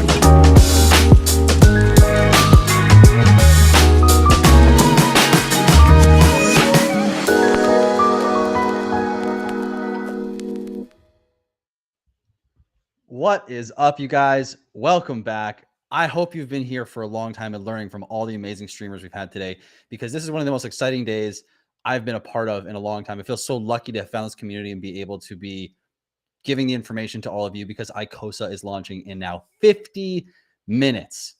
First, we had Hex. Then we had Hedron. Now we have the staking platform for Icosa. This thing is going to be nuts. So today, guys, thank you for being here. Please go ahead and smash the likes on whatever stream you're on right now. Share it out so whoever that you're with or whoever that you have on your social media can see this and come and learn about what's coming and how to get in on day one for this incredible opportunity. So real quick here, I don't know how to get on Restream and get the comments up, but I see there's lots of people in here and you guys are incredible. There's 130 something people in here already, 120. Amazing. So what we're going to be doing, guys, on this stream is we are going to be talking strategies. So like I said in the chat earlier, what I'd like you to do, and hopefully I might bring a couple people on here, depending on who's available and who wants to talk strategies. But what we're going to do, guys, we're going to be talking strategies for the Hedron pool, the Icosa pool, the WhatsApp pool, how to work those pools together. Like, should you take an HSI and move it sell it as a buyback to the Icosa pool? How should you play this? So if you've got questions, start firing them into the chat, and I'm going to be paying attention and watching for those, and we're going to answer those here. So real quick, I'm going to take a moment and just figure out how to engage with chat so I can bring up comments. What's up, Cryptographic? So if you look on the right side, you'll see a chat tab, and then there, do you see it there? You should be able to pull it up. I see the chat. I just don't know how to, it doesn't show that I can bring it up. I can't click and bring it up on You can just shout it out, and I'll pull it up for you. That's the good thing about having a producer. Okay, dude, this is so new. This is so sick, man. Dude, this is dope. Okay, let me go back a little bit. Let's see here. If I got any questions. I think I saw one real quick. And so first question, can I stake my liquid Hedron, or does it need to be in a hex stake from a Hexpedition for Icosa, that is? Or does it need to be in a hex? So basically, this is the easy one right here. So we're gonna start ground floor. So if you have liquid Hedron, you can stake that Hedron in 48 minutes and you could earn Icosa. Now, the cool thing about this is eventually when you earn enough, like depending on how much Hedron you have, what you're going to be able to do with your Hedron is earn that token. But when you earn enough Icosa over time, you're going to be able to put that in the Icosa pool. And that sounds like, okay, Captain Obvious, but here, this is where it gets really cool, because this is a feedback loop. Another one, a feedback loop within a feedback loop, because there's so many within the system. So over time, as you stake your Hedron and you get that Icosa, you put your Icosa into the Icosa staking pool. Well, guess what? Now your Icosa pool is earning both Hedron and Icosa as well, which then powers both the Icosa pool and the Hedron pool. So you got the Hedron pool powering the Icosa pool, and the Icosa pool powering both the Hedron and the Icosa pool. It's nuts. You really can't go wrong when it comes to staking on this platform. There are maybe more optimal decisions you could make, but a lot of those optimal decisions can only be known if they were optimal or not in the future. So really, by just taking a position in this platform when it goes live on day one, and again, on day one, you have 24 full hours or 23 hours and 59 minutes to get in that pool before the clock ticks over and day one's yield gets brought to everybody. So let me just go through the comments real quick and see what we've got. What can we do with our liquid Hedron? How would the minimum Hedron stake times? Okay, that's a great question. Let's go over the time scales from Garo hashtag 5555. How are minimum Hedron stake timescales calculated? So when you stake, your percentage of that stake of the total supply will be calculated into your stake time. So if you are less than, I think it's 0.001% of the supply, it's a 30-day stake. Actually, no, I'm going to bring this. I don't want to mess it up. Let's just bring this up real quick. I might have a tab open I can find here. Let's see here. So it's right here. So a whale size stake is 1% of the Hedron supply with a minimum stake length of, and I don't know if I can do this. I wish I could comment in here as well. While in here, I'm going to throw this into the. You can, chat. and also you can share your screen. And let me see if anyone, just for anyone watching, please use the hashtag question, and it'll be easier for the system to start, and we can queue it up. Sick. Okay, yeah, guys, if you hear that, yeah, so hashtag question if you've got any questions, it makes it way easier for us. Okay, let me see if I can. I don't have a tab that I can bring it up on. Actually, maybe I do. Give me 1 second, guys. I'm going to just open up a new document real quick here. Paste that in.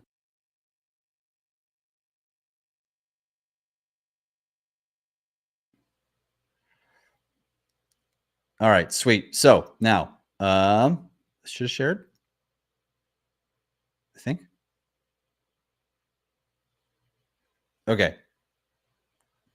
I hope you guys can see Bullish. If you want to give me, I can't really see my screen with this. There we go. Yeah, it's good. So as you can see, so a whale size stake is 1% of the Hedron supply with a minimum stake length of 360 days. And at the end of that stake, if you're still a whale by the system standards and you haven't gotten diluted, which is more so likely to happen in the Icosa pool than the Hedron pool, but it still could happen, you get a 20% bonus. Shark size stake is 0.1% with a 200 stake minimum. Dolphin is 0.01, a squid is 0.001, and anything smaller than 0.001 is just 30 days with no bonus. And of course, a squid has a 5% bonus on yield, and a dolphin has a 10% bonus on yield. Now, something that's interesting specifically in regards to this with the Icosa pool is in how the supply inflates and contracts. Now, with Hedron, the supply, if you look at how all of the Hedron gets minted, essentially, there is no burn address because there's not an address minting Hedron. It is based on you and I minting Hedron from our hex stakes. So all of the Hedron that goes into these pools does not get burnt. The supply stays static unless there are Hedron burnt or more Hedron minted. That's the only way the supply moves. But with Icosa, as someone stakes their Icosa, that shrinks the supply because similar to hex, the Icosa is actually burnt when it goes into the Icosa pool. So the supply will contract and expand as people either mint Icosa as they come online with selling an HSI to the buyback and they mint Icosa, or if they go into the pool, the supply will shrink. So what's really interesting is there could be times where if the supply expands, and we talked about this in a few streams, you may have already heard this, but as this expansion and contraction happens, there will be times maybe where you are a larger stake, but because supply has expanded, because people are minting Icosa with their HSIs, if you stake during that period, your stake is actually a small amount of the total supply because there's a lot in circulation at the moment, meaning you'll have a 30-day or 90 or 180-day stake or maybe 270 instead of 360.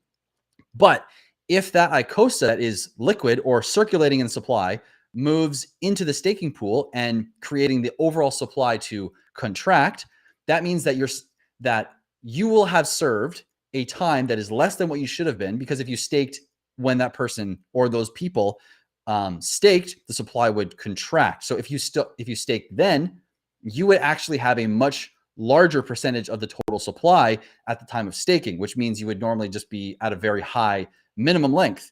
But because the supply was large when you staked, you actually will get a smaller minimum length. What's cool though is when you end, if the system deems you having a whale-sized stake at the time of you ending, you could have only served 30 days, 90, 180, or 270 days, and you could still be paid at a 20% whale bonus. So there are many ways to even play the supply mechanics and watching the supply expand and contract in the Icosa pool specifically. So I hope that makes sense. I'm going to check in with chat real quick and make sure everyone's following along. And let's go see here. Okay, can you see the pin messages? Where's the pin messages here? Right when you click on chat, there should be something that says like pin messages. If not, bring them up. We have like 11 questions queued up. Oh man, yeah, I am just. I'm gonna stop screen sharing real quick here. Pinned, I don't see them anywhere, man. Yeah, I gotta send you an invite in the private chat. Send me your invite. Oh, the private chat. Okay. Yeah, send me your email and I can because I forgot to add you as co-host, and then you'll be able to see it. Oh, okay. But I have 10, so I can just start pulling them up on screen and you can answer them. Yeah, that'd be perfect. Yeah. If you want to pull them up on screen, I can just run through them. Okay, so sweet. We got the first question from Spirit Falcon. Thank you for this question. First question is the most time-sensitive play, or is the most time-sensitive play the What's a Pool? My free Hedron is worth like $2 and haven't bought more. Can my play be to just participate in What's Up for now? I mean, if you're just sticking to the $2 play and that's all you want to use, the $2 play is probably most optimally used in the What's a Pool, because that $2, the power of that $2 is going to change over time, right? So if you're in a staking pool and you have $2, that pool is only going to grow over time as more people get the chance to participate, because you got people in the Hedron pool that are staking and getting Icosa, putting that Icosa in the staking pool. You got people minting it with HSIs, got the Icosa pool making Icosa. So there's going to be lots of Icosa ending up in that pool and making it hard for your $2 to have any power. So when it comes to your $2, maybe the best way to do it is the What's a Pool, because over time, as people leave, your $2 that you put in will get a larger percentage of that pool. And also it's easy to forget about it, which is great, because temptation is the thing you want to avoid as much as possible. Either you have crazy willpower or you just remove that temptation in general. So by having a $2 in that pool, you can forget it for a while and look back in a year or 2 or 3 or 5 or 10 or however many you want to do. And all of a sudden you can have a massive portion of that pool. So that $2 could be a very good move in the What's a Pool. Hexographer, my brother, what's up, man? I hope you're doing well. If we just made an HSI today, will we be able to use that for Icosa today, or will we have to wait for the HSIs day one? If you made an HSI today, you will be able to stake it or sell it back to the contract in 39 minutes, essentially. So you can mint Icosa today, and you don't have to wait for anything else. It might be something to consider to wait an hour or two, just so that way maybe there's some supply increase, so that way you're not getting slammed into the 360-day window for whatever reason. But you kind of have to monitor this yourself and make your own decisions. It could go, you just have to monitor things very closely. Sickman B says, can I mint all my Hedron from my Hex stakes to stake the Hedron and earn Icosa? Yeah, you absolutely could, especially if you're not going to sell the HSI for Icosa. Then minting your Hedron and putting it in that pool to make it work for you is kind of like making your free money work for you as well, because you already have your Hex stakes, which are earning daily yield for you. Then you got your Hedron earning Icosa for you, and eventually that Icosa will then earn both Hedron and Icosa. It's a win-win-win-win-win. It's amazing. Vets in Crypto says, pros and cons to using multiple wallets versus one wallet for a bonus on WhatsApp and HSI buyback. So when you're using multiple wallets, I mean, if you're using seed words that are very secure and, well, let's just look at it. Let's not look at it from a security standpoint. Let's look at it more from a strategic standpoint. I mean, if you're doing multiple wallets for, you could do it for WhatsApp if you want. I think there's an argument for either way, but really what you would consider for multiple wallets is if you have the ability to be in different tiers, like you can be in the 360, the 270, 180, 90, and 30-day stakes, then yeah, you want to be in different wallets, because you literally can't do these multiple stakes if you have one wallet. So you have to do that if you want to utilize the multiple tiers of stakes. But for the WhatsApp, I mean, maybe. I don't really see too much of the point unless it's something that's like a security thing where you're trying to be secure and try to have your NFTs separated into different seed phrases. I think that could be beneficial. But other than that, I don't see too much of a benefit at this time. Is there a token address for a tokenized HSI stake for your wallet? I'm going to keep the private chat down here. Let's see here. Okay. Yeah. A question is, sorry, I didn't see the last question, but that's all good. Question. I assume we need to wait until after launch to create our 5555 HSI to qualify for the bonus. You don't, the bonus you're referring to, I'm assuming is just like the Icosa bonus. It's a 5555 stake in general. It's going to get you a 10% bonus. You don't have to do it once Icosa goes live. It can be a 5555 stake from 2 years ago or today or tomorrow. It doesn't matter. So I hope that answers the question. Let's see here. We got the sexy time people hopping in the chat. Nice. I can't grab it. If any mods in the chat can mute those guys or get them out, that'd be awesome.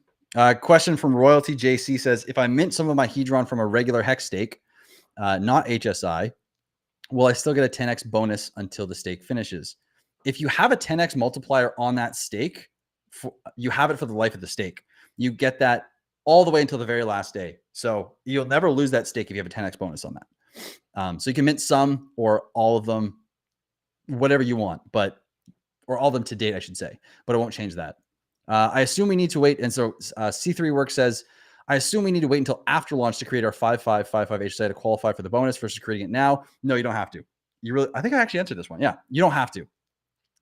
Hexiest Man in the World says, what would you recommend is the most important thing to know about to take advantage of either the staking options on day one or on day one? I remember Sloth saying something about 1 or 1.5 day opportunity.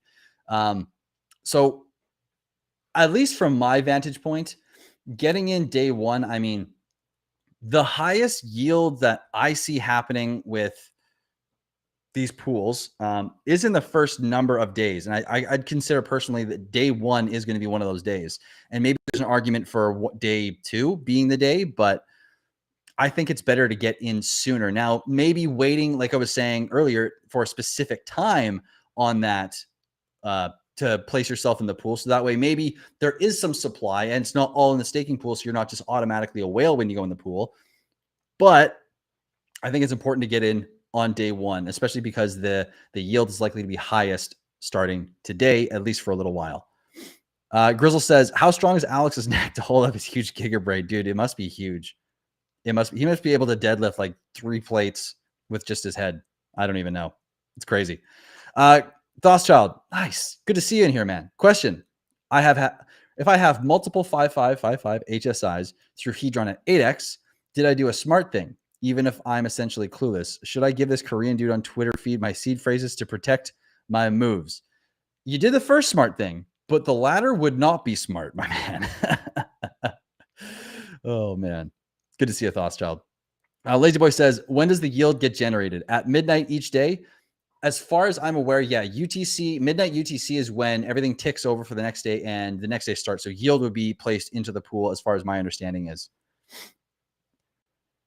And Jailai32 says, how is the amount of Icosa calculated in regards to the size of a 5555 HSI stake?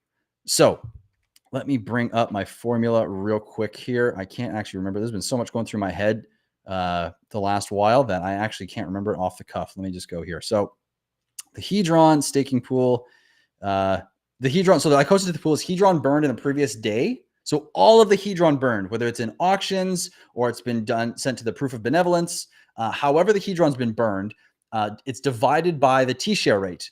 And I think it's multiplied by 10 afterwards is equal to the Icosa in the pool. So right now, roughly 1 T-share 5555 stake should get you, I believe, around 242 Icosa, roughly. Don't take my complete word for it, but somewhere around there. Question, is there a benefit for letting current hex stakes fully mature before minting Hedron? Gas savings. That's it. I mean, There's a few things, but it's not like it's time sensitive. Really can let it go and then just spend a little bit of gas at the very end. But the only alternative thing that would be nice is you have liquidity at that point. But I mean, obviously that's up to you. If you see a point where you want to remove some of your hedron so that way you can take some profits, then perfect. But I mean, really there's no difference at all. It's just the timing of when you want to mint it and saving maybe a little bit of gas fees. That's it though.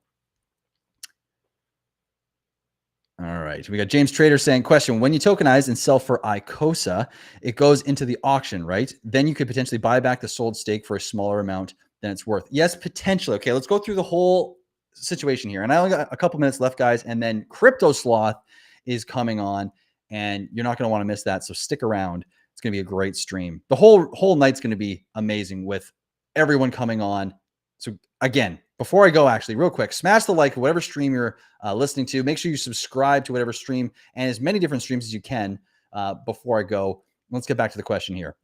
When you tokenize and sell for Icosa, so it does go to the auction, but something to consider here is it depends on how high the yield is in that Icosa pool, because yes, you do get hedron in that pool, and you might be able to get enough hedron to buy back your HSI. The problem is that there's a lot of whales and people that have a lot of hedron that are also strategically knowing that a lot of HSIs are coming on the market. So while it sounds like maybe you pay a smaller amount than it's worth, you might pay more, honestly, because of the amount of people that want these HSIs. So yes, you could try that, but don't be surprised if it doesn't work out in your favor. You can go for that strategy, and then if it doesn't work, just stake the hedron. And I think it's going to be my last question, guys, or one of the last questions here. Garo says, thoughts on selling hedron for Hex, creating 5555 HSI and selling back to Icosa, and then staking Icosa for hedron and Icosa, or do you think staking the hedron would be better play? If you're okay with the idea of giving up an HSI, I believe it is a far more efficient move initially to go from Hex to Icosa. And that, I believe, is going to be the better strategy. Oh, I have 15 minutes. Okay, amazing. We got 15 whole minutes. Sweet. Okay, we got time, guys.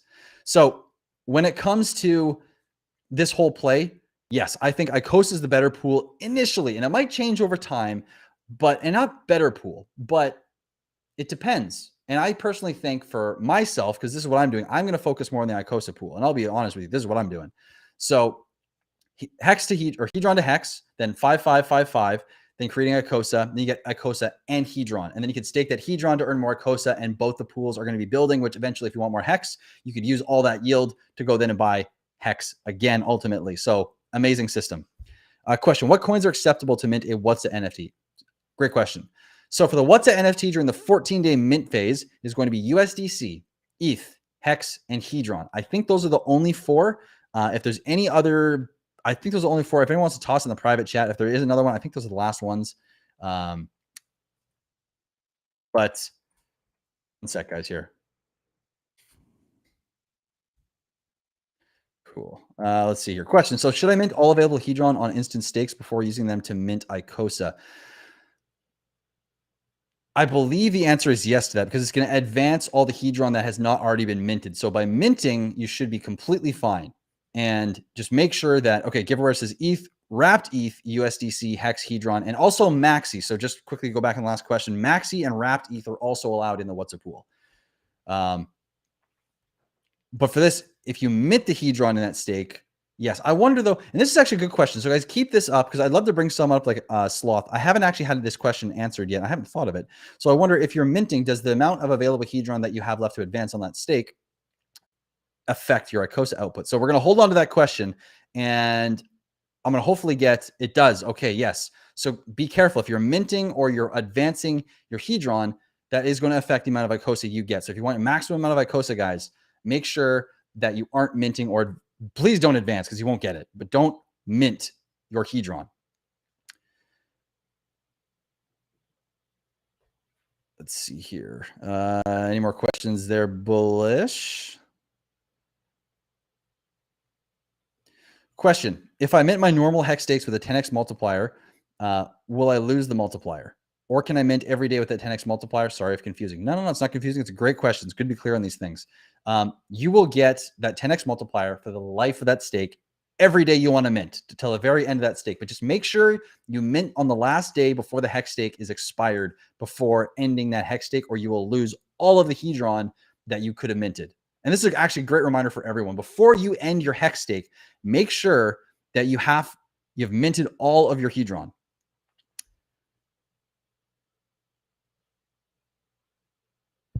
One second here, guys. Give me pause. Yeah, so make sure, guys, with your HSIs, you're not advancing. Do not advance your HSI. You will not be able to mint Icosa with that HSI. I need to be very, very, very, what's the word? I need to stress that a whole hell of a lot. Question, do I have only 24 hours to figure this out and do this? I have Hedron, I have Hex Stake. It all seems so complex, and I really want to do this. You don't have, like, here's the thing. Yes, you have maybe, as far as capitalizing on the best point in time to get in, there is a window, okay? But as far as participating in this system, then you have plenty of time. You don't need to rush. You can wait and figure this out. And I would advise you to actually figure this out as best you can before you make a major decision, because maybe it's the wrong one. Maybe you think you know what you're doing and it's not the right one for you based on what you hold and kind of what your goals are personally. So you have 14 days to figure out the NFT pool for the We Are All the Source address, but you don't have only 24 hours to figure this all out. You have some time. So take a breath, step back, keep learning, and wait until it makes perfect sense on what move you should do before moving forward. Golden Seti or Chetty? Seti. Assuming the same USD value, say 1K, which staking option offers the highest yield? What's a Hedron or selling HSIs? This is the thing we don't know. Don't know what's going to be the highest yield. The Hedron pool, the WhatsApp pool, and the Icosa pool are all going to get the same amount of Icosa. So it depends on which pool you can get yourself into with the largest amount of that pool that would maybe get you the most, or that would get you the most yield. Question from Spirit Falcon again. I have more than $2 to invest. Okay, amazing. But I appreciate your approach towards the little guy. New question. Do I lose out if I do say 4 $100 NFTs rather than one $400 one?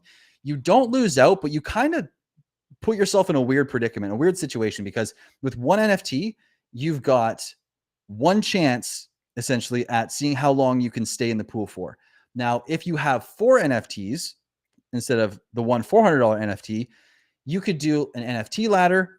You could send one, like you could break this up differently. You could do like 300, you could do a $200 NFT, a $100 NFT, and two $50 NFTs, or a 75 and then a 25. The 25 is the tiny one that you just like let go and off into outer space, like into the distant future as long as you can.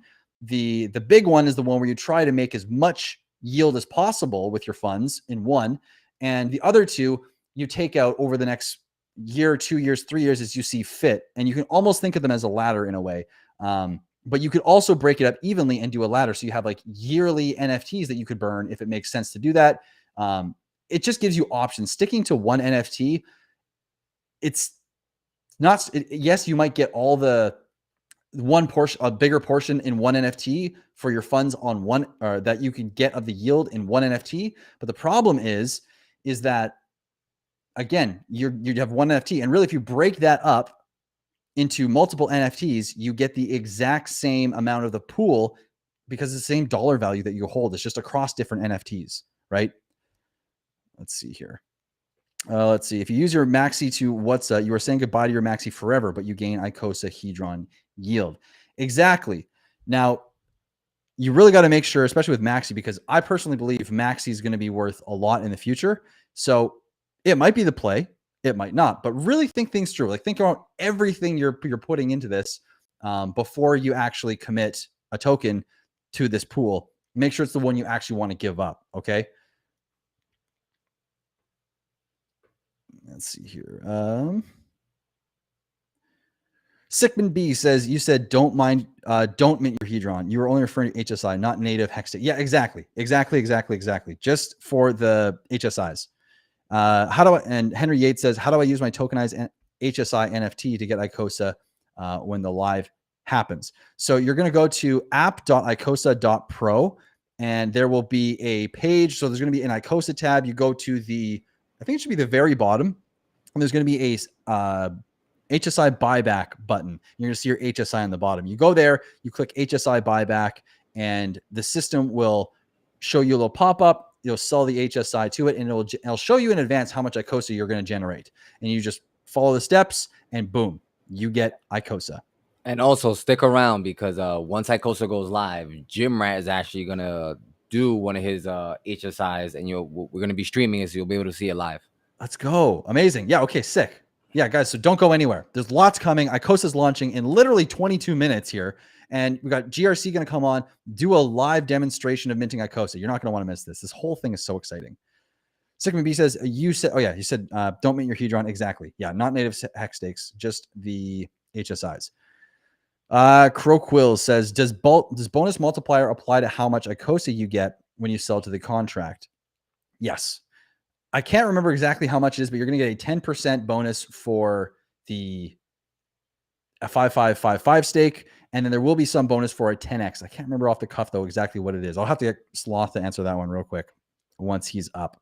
How is the amount of Icosa calculated in regards to the size of a 5555 HSI stake? So let's go into my formulas here. And let's see. So it's the borrowable amount of Hedron divided by the T-share rate is equal to the Icosa output.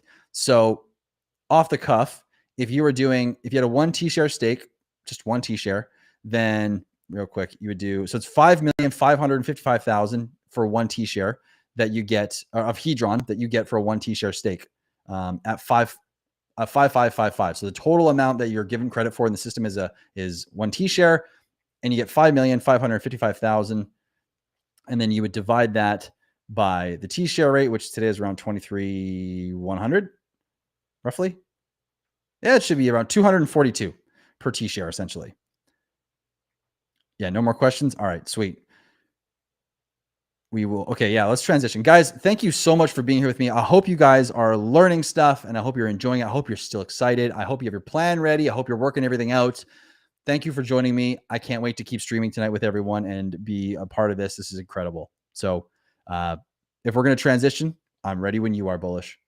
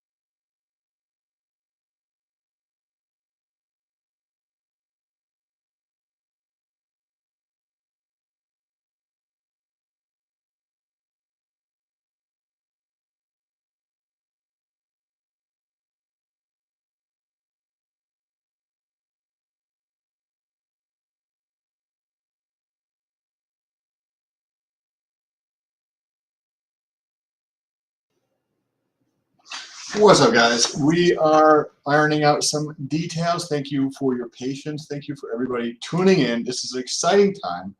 We have 15 more minutes, and we're going to be bringing in Crypto Sloth, the OG behind this. It was not behind Icosa, but who's really took the time to dive into this in the Telegram and everything. If you guys have a question, use hashtag question as you're leaving it there, so it's easier for us to find and we can get into. We have one here from Hex Crystal. If I lost, actually, I think I just lost that. Hex Crystal, you had a question here. Let's see if I can find another one of those questions while there's Bloom in the corner. Hey, guys. Hey,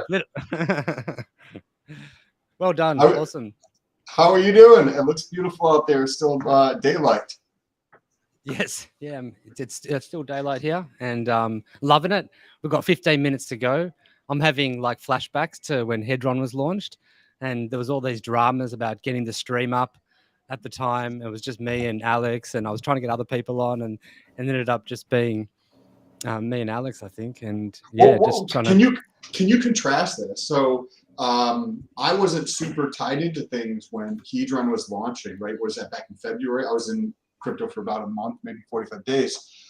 So I wasn't really super paying attention. I know GRC had told me about it, but what is it like versus this? Because to me, I've seen, I don't know, 30, 40, 60 projects launch from, my time in the past 6 months, 8 months here. And this is the only one that I've seen where there's this much excitement.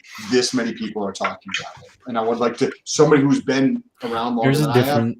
There's a difference in feeling that you get when there's hype and when there's true community and true stickiness in a project.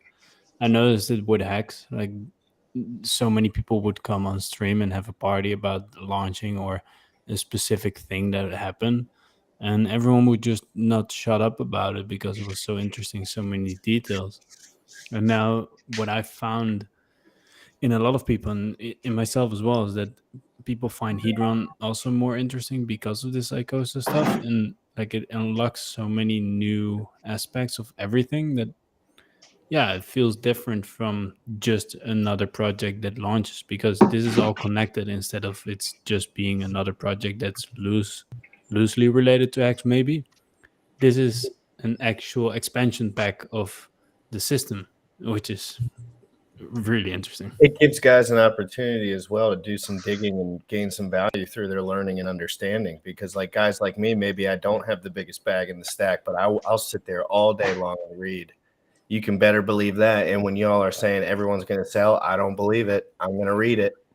I'm going to keep looking. And it gives guys like me an opportunity, maybe guys like Sloth, a little bit younger, to get a nice little portion of the pie before an absolute moon runner. Go ahead, Blue. Yeah, the biggest difference for me has been when Hedron launched, everyone was super paranoid about anything that was non-Richard Hart. And Hedron was really the first one, and so we attracted a lot of skepticism and a lot of FUD and some really crazy FUD, and at the time, like for me, it was like it felt a little bit like sticking my neck out a little bit, which I kind of didn't mind too much because I just thought, because I had a lot of confidence in it, and in Alex, but like. It definitely kind of like since then, I mean, we've just had so many sacks and meme coins and we've had, hexagons openly in the community, openly talking about these things, you know what I mean? And shilling them. Whereas before it was like, it was just straight up hex kind of thing. And you didn't really talk about anything else. So Hedron kind of broke the glass ceiling for that way and allowed everyone else in. But now it's it feels even more exciting than Hedron. Like I was really excited for Hedron to launch, and Icosa feels like 3D exciting. Like it just feels like so much more depth to the excitement because there's so many possibilities about how everything could play out. Yeah. We had him there for a minute. Yeah, there he was. He gets that was a special appearance. He's a shy sloth. He owns so many. He's getting ready for his busy schedule, owning every dentistry on his wherever he But lives in whatever yeah, state. for sure. I've been saying it lately a lot of times now that I'm getting a little bit more into the streaming again. It's so good to see new people and new collaborations and new stuff. And this stream is just another example of it, that everyone is just coming together. You don't need your channel to win over all the other ones. You can just combine them. Why not? And exactly, it's just so refreshing to see new people and new things happening. It's really cool. And on that note, I think we got the man back. So let me properly bring him in, and then we'll bring you guys back up. Cool, man.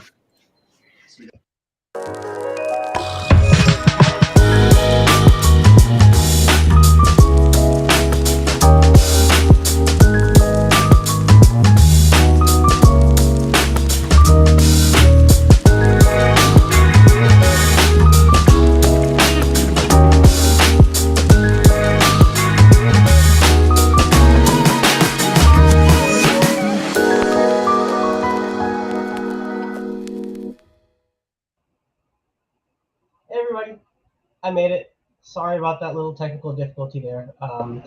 Sometimes tech just doesn't work, but we figured it out, and I am here with 9 minutes to spare before the Icosa launch. I hope you guys are really excited. I am very excited. You know, especially for those of us who were in the early Hedron Telegram chat days. You know, this really feels like everything has kind of come to fruition. You know, before the code of Hedron and the mechanics were kind of like a really niche thing with a small community of people talking about it and getting really excited about it.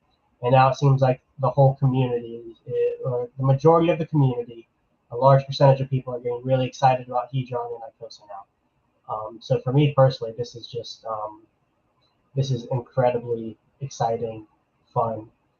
Before we get too much into Icosa stuff, shout out to every single person watching today. Thank you for your viewership. We all really appreciate it. Thank you to all of the streamers who have been coming on today. We've had an amazing, amazing lineup with some of the heaviest hitters we have in the Hex streamer circuit right now. So being a part of this personally is an honor. And then finally, one huge shout out to Bullish, who has absolutely killed the organization and production of this show, and with a super quick turnaround. So let's get some biceps in the chat. Let's get some thumbs up, likes, comments, all of that for everybody who has put this awesome thing together as we enter into this new era of the Hex ecosystem with the launch of Icosa. Yeah, guys. And then, of course, thank you, Alex, who is working hard right now to make sure this contract is in development and gets launched appropriately and without success. Hey, Bullish, why don't we bring everybody on and we have a nice little party for these last couple minutes? Gifford, what's up, buddy? What's up? Yes, man, it's been a pleasure. Man, it's been a lot of fun. Who else we got? Hey, Markable, Proof of Let's Beard, go. The man, the beard. The one and only. And we got Classic Blue. Blue's in the house. What is up? Let's do it. What else we got? Oh, we got Sam. We got Sam. Oh, man. And we got the man, GRC, in the house. Oh, man. How you guys doing? What's up? Excellent. Bro, Very I'm so excited. 7 minutes, guys. 7 minutes. 7 minutes, and the Let's world go. changed. Oh, there we go. We got the big man himself, Cryptographics, in the house. My boys, let's go. Dude, this is the most exciting thing I've seen Yeah, in right? so long. Oh my god. Cryptographics, were you great to see you? Great to see everybody here. This has been awesome. I would like to acknowledge Bullish too. I know Sloth just did, but last minute, putting everything together, putting together the little clips, the transitions, the videos, the restreams, like really on top of his shit. Like, thank you guys. Definitely give like a bicep, give a follow on Twitter to Bullish, putting in the work. How is everybody doing tonight? What are you guys most excited about? I'm excited to get all my coins and get them staked and just like letting the system work for me, man. It's funny with systems like these, like Hex, Hedron, and like Icosa, we're all so excited for like this big thing to happen. But like at the end of the day, the thing that happens is we just lock up coins and wait. Like Yeah. nothing crazy exciting happens afterwards. All the fun and excitement is beforehand, figuring the system out, learning about it, unpeeling that onion piece by piece. But when it comes to actually the things that the behaviors that we perform, it's not all that exciting until that chart starts going up and we're like, whoa. I have a question for everybody here that I was talking to Alex tomorrow or yesterday with GRC, where there is the possibility. That we talked with Alex this morning. Wow, it feels like a different time. Well, what do you? That was my bad. It's been a long day. What do you guys think of the possibility where Hedron has a blow off, and you're able to actually mint? And so right now you can't like take much of an advance against it. But what happens when you have that where you could pull 70%, 80%, 90%, and it keeps going up? And there is the possibility, I don't know how likely, but there is the possibility where you could have $1,000 hex stake, HSI, and you take an advance and you pull out $1,200 and you're $1,000. Like that is a possibility, and I'd love to hear some of you guys' thoughts on this, because that's fascinating. And it's an incredibly low interest advance. Mm-hmm. Like it's very payable, backable. Like Well, that's one of the positive feedback loops of the system, Sam.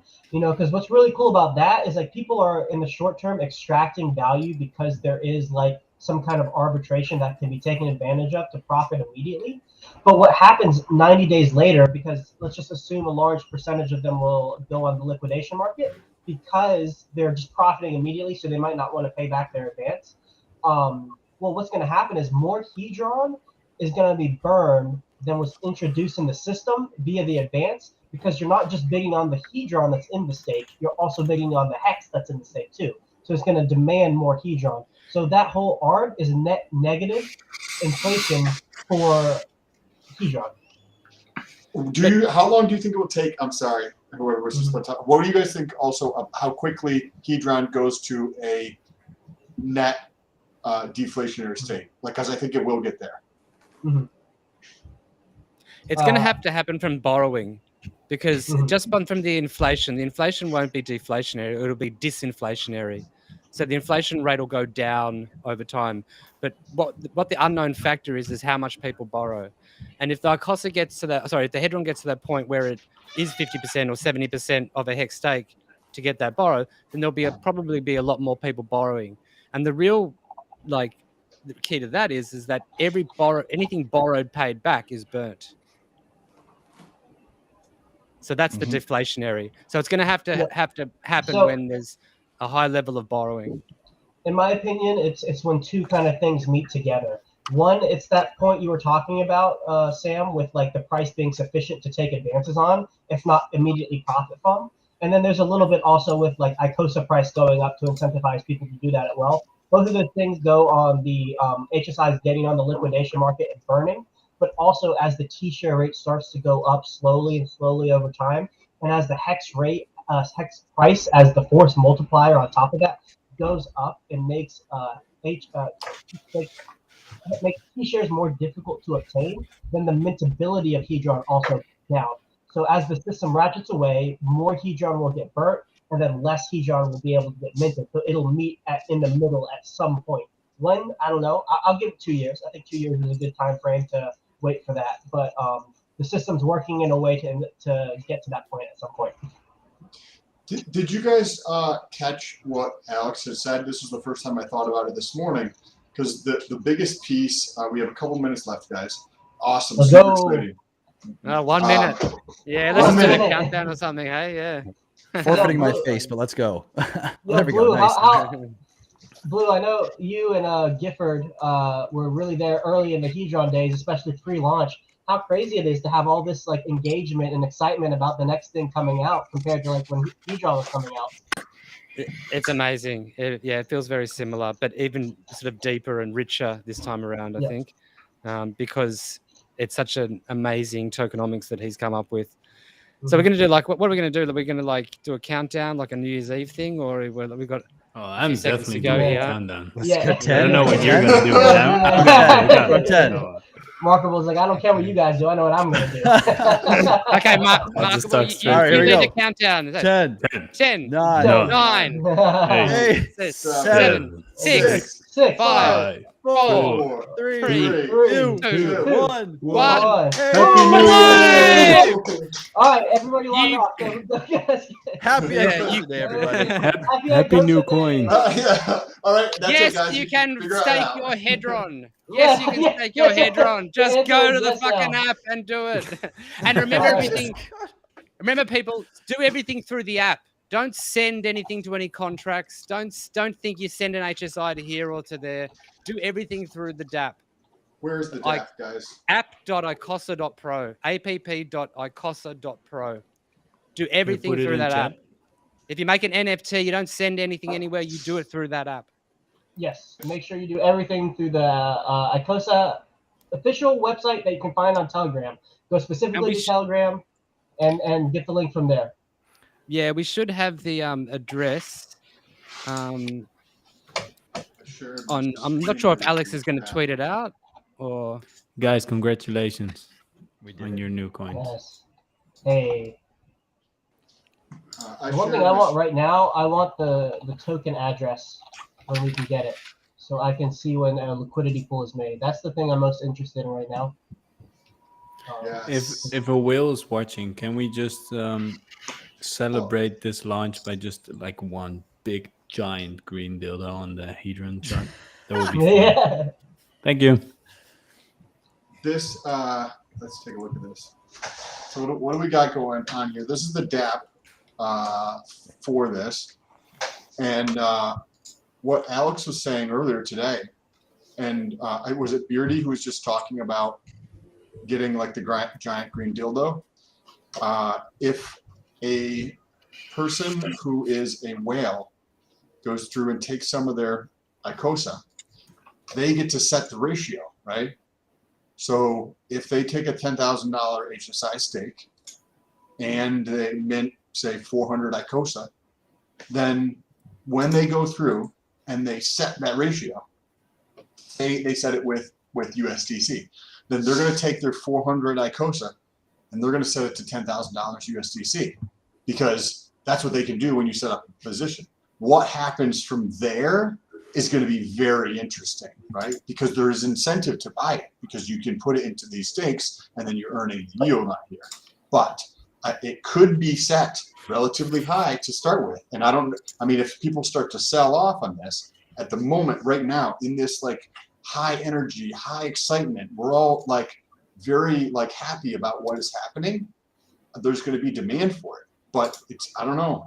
I think that the Icosa, I was talking to Sloth several weeks ago or something about this, and I wasn't sure about the price of it, but I think that the price might actually be kind of like equivalent. So when you sell your HSI, you're getting close to market value, at least initially.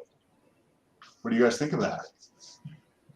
Or maybe you already thought of it and I just thought I'm just late to the party. Hope you're muted. You're muted. You muted. Sorry, just one thing before I answer the question. If you want to be extra safe, making sure like your security's tight and everything, go on the testnet GitHub and look at the code, and then look at the code that's just been deployed, and you can make sure they're all the same thing. I'm assuming they are, but if you want to take those extra steps to make sure you're happy with everything and that you know what you're doing, that's something that you could do too, just as a point of safety. Anyways, sorry. Sam, can you just repeat the question one time for me, unless somebody wants to answer it? So Alex was mentioning this morning that if somebody has a lot of Icosa, those are going to be the people who are going to put it into an LP pool. And when you start an initial pool for LP, you set the ratio. So say somebody took $10,000 HSI stake and they minted 400 Icosa, then they could set it so that the ratio would equal the price that they actually sold it for. Meaning, you're getting 100%, you're getting a dollar for dollar of Icosa for your HSI. and like setting it equal there at par, what happens next is going to be super interesting. Like, is there going to be more people selling or not? Like, I think there's probably going to be more people buying. Yeah. Love to hear your thoughts. Yeah, that's a great question. Go ahead, Graphics, or whoever. Oh yeah. Well, I was gonna say is, like, think about it this way: you're giving up an HSI for tokens. You're basically like doing an exchange of value from one thing to another, right? So this thing that you're giving up is inherently placing the value onto this amount of tokens that you got. So that thing, well, like, I mean, personally, or for any of us here, I'm sure none of us want to sell. Like, you're basically selling your HSI for less than you got it for. You're taking a loss if it's anything less than around whatever. I think it's around from $1.87 to $2.14. Or Never sell the golden goose. Yeah, Never. so like I can't imagine for a second that we're going to see a price where it's like on that threshold. It's got to be above. Why would anyone who's already paid that out there give anyone a chance to get Icosa cheaper than what they got it at when they had to give up an entire hex stake for it? To me, at least, it makes no sense. And if there's a rebuttal, please hit me with it. So think about, if we're excited, but think about like the person who might be using Icosa, and this is going to be at some future date, because right now people are just using it for fun. But in the future, what is the point of Icosa, right? To give people the opportunity to get liquidity, up the Hedron advances, and get everything kind of rocking and rolling. So if I put myself in the shoes and I'm like, okay, dude, I have a $5,000 HSI stake. Shit happens in my life. I need liquidity. What am I going to do? I'm going to get my Icosa, and then I'm just going to flip it to the market. Right, to get cash out. So, and I'm not saying one way or the other. I'm just sorry. Go ahead. That is a situation where we could see some sell pressure on the Icosa price immediately, because now that liquidity for HSI stakes has been created. So, like, yeah, the people who will be sending HSIs to the contract to stake Icosa probably won't even consider selling it unless it's above the price that they paid for. It wouldn't make sense to. But there could be some people, for some reason, maybe they locked themselves up in a long HSI, and then they need the liquidity now. Now's the opportunity where they might be able to get a decent chunk of that back. You know? Yes. And so, I'm distracted by this. Someone's got feedback up the Wawa. Sorry, go ahead. That's bad for business. That is a place where people who want to buy Icosa for the staking mechanism, that would be better for them to take advantage of those people selling it under that fair value price or that intrinsic value price, because now we can get it cheaper than sending our HSIs off into the market. Yeah. Mm-hmm. And if the LP person, they do set it up, if they do set it at that equilibrium point, then all's kind of right in the world. Nothing mechanistically about the system is pushing it one way or another. It's only when it deviates is when we start to see incentives align to move it back to that point. So we're on this topic. I find this fascinating. So now I'm going to put myself in the shoes of the person who's setting up the LP position. I have a $10,000 HSI stake. I get 400 Icosa, whatever that number might be, and I take my 400 and I create an LP pair. Well, given that if I'm the first person doing this, I'm going to set that shit at a premium, right? Like, if any one of you guys are doing this and you have the capacity, and that's you in their shoes, and you're like, okay, cool, I got plenty of money already. Like, put yourself in the shoes of that person. Like, I'm going to set that at a premium. Right? We're going to set it at definitely at least what you got it at. You're not going to lose on it. Period. Yeah, exactly. Yeah. So if you do end up doing that, what's going to happen is you're going to trigger that ART, where people can then make HSIs to take Icosa and then sell it. So if we're assuming you are the only LP person, what's going to be happening is Icosa is going to be entering your LP, and then they're going to be taking whatever you paired it with. So essentially, you would be buying other people's Icosa over time to get as the thing goes back to the equilibrium point. So the question you have to ask yourself is, do I want to buy more Icosa with the other side of that pair if you're setting it at a premium? Love it. Okay, so explain that a little bit more, because I'm sure that there were some people who didn't grasp that. So when you put up a pair, you're putting up X and Y. And you can set that ratio if you're the first person setting up a pair. You can set that wherever you want. And what Sloth is saying, if I'm understanding the paraphrase correctly, that if I set that at a premium, what does that mean? That means that if I have an HSI that's $1,000, I could put it into the Icosa contract, and I could pull out $1,100 of Icosa. Now, that's effectively what I would have set the price at. Now, what Sloth is saying is, if Sam wants to do this, what is his intention, right? Or what is another way of looking at this point of view? By doing that, that's going to drive the price down, because then GRC is going to go, oh, I'm fucking doing this shit. I'm going to take my $1,000 stake, put it in here, get $1,100 back, go buy $1,100 stake, do it again. Now I have $1,200. Now I have $1,800, and just arb that so that it drives the price down. What does that do to me, being the provider of liquidity? Well, effectively, it drives down the amount of because people are going to be selling the Icosa, so it's going to drive down the price of Icosa, which means that as the person who holds the LP position, I actually get more Icosa. So that is actually a very, very interesting, like, little nuanced insight, Sloth, that you just put forth, that would give even more incentive for somebody to put their LP position at a premium. Think about that. Well, I actually think it's the opposite. I don't think you'd want to do that, because I think now you're increasing your cost average above the arb point through impermanent loss, because you are setting the price higher, and then people are selling into that inflated price, and so now you're buying that Icosa essentially at a higher price than that equilibrium. But the idea here is that you're also getting fees throughout this whole thing, and the fees and on an initial thing, like, I'm providing liquidity, and the fees are like, I'm surprised at how much money I'm making on a daily basis. Sam, just tell him. Just tell him. Like, just today, $2,500, guys. Like, this is like stupid. I'm like, what the F is happening right now? And I'm like. People like to mitigate those fees, but if you realize that nobody's providing liquidity, the fees are a lot. But it's not for everyone. Like, if you have under a few $1,000s you wouldn't want to do that. What pair are you doing, Sam? ETH and Hex. Interesting. It's crazy. Wow. Crazy. It is absolutely. I did a little bit with Hedron and USDC, or Hedron and ETH. I don't remember which one it was the other day. And it was like, I'm earning $2,000 a day, like, just from that. And it was a smaller amount of total, like, market value that I put into there.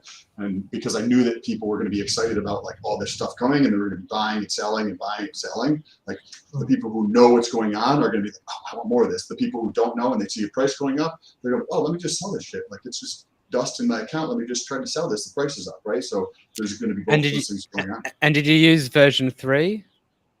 Are you doing, like, so you set the range? Right. Yeah. So that's interesting. For ETH Hex. It's a part of crypto that it was initially just, for some reason, even though Richard was screaming it over the rooftops, maybe not specifically, but he was letting you know, like, this. Real quick, breaking news. Alex just posted the Icosa and what's contract addresses in the Telegram. If you want to check those out. Contracts being verified, app being pushed. Do not send any funds to these addresses. Use the DApp. I haven't been able to get on it yet, to be quite honest. It won't connect. No, same. Yeah, there's a whole process Alex has to go through. So just a little bit. It's going to take a little bit of time for all these things to go live and be functional. But it'll all come out with some time. So just pay attention. I'll be back in just a few. What you don't understand, Sloth, is that I want it now. Oh, yeah. You know what? Yeah, that's fair. Markable, you're absolutely right. I didn't take that into consideration. My apologies, man. Sometimes I forget to take other people into consideration. Yeah, well, other people doesn't really matter, but as long as you keep me in your considerations, that would be nice. Thank you. For all you guys that are brand new, just make sure if you just did the HSI stake, which I know a lot of you guys did, big or small, you have to actually tokenize there's a tokenized feature at the end there. So don't forget that, because I can imagine that if you hadn't done it yet, you could, if you just quickly did that, we kind of brushed over that. But you want to press that tokenized feature. It's right over on the right-hand bar, right where you would do your mint. It's right there as well. If you go down, there's a scroll down feature. You need to tokenize that, and then it'll be eligible to be traded and moved. Rightio. So it is up. We are live. We are live, guys. It's happening. The world has changed. Can we see the activity by any chance? Is there any like that would be awesome? Yeah, go to see the Etherscan. Yeah, you can go to Etherscan and put in the contract address. You can find the contract address pinned in the Icosa chat. Yeah. And then you can throw that into Etherscan, and you'll see that so far the only transaction on there is just the creation of the contract, which is actually kind of cool to see. You see the Genesis really cool. transaction, the Genesis It costs $300. transaction. Dude, we are such nerds. It's insane. Spending our Sunday night. Like my girlfriend was looking at me a few days ago, and I was hyped about all this shit, and she was looking at me, and she's like, "I never knew you were this kind of nerd, but now I see. Now I see." It's finally come out. This is work. Yo. This is work. This is work. I'm working. You say, yeah, work. I love that. I'm working. All right. You won't be complaining when we get our third Lambo.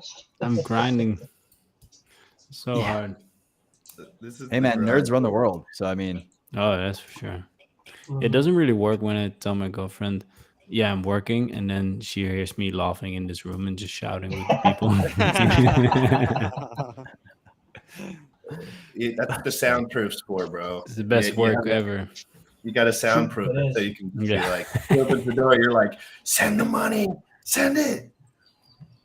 RG says that none of you will ever get laid again. My girl. Well, I'm gonna Is try. there RG. Yeah. Is there a background noise on somebody's, or is that just on my end? I can't hear anything. Your end. You still hear it? I think it might just be on my side. Sorry. it might be mine. Some of these questions? If it's on, let me know and I'll say I'm gonna mute because it might be mine. I took my headphones off. That might be creating a feedback loop. I just wanted to say, by the way, about the liquidity providing.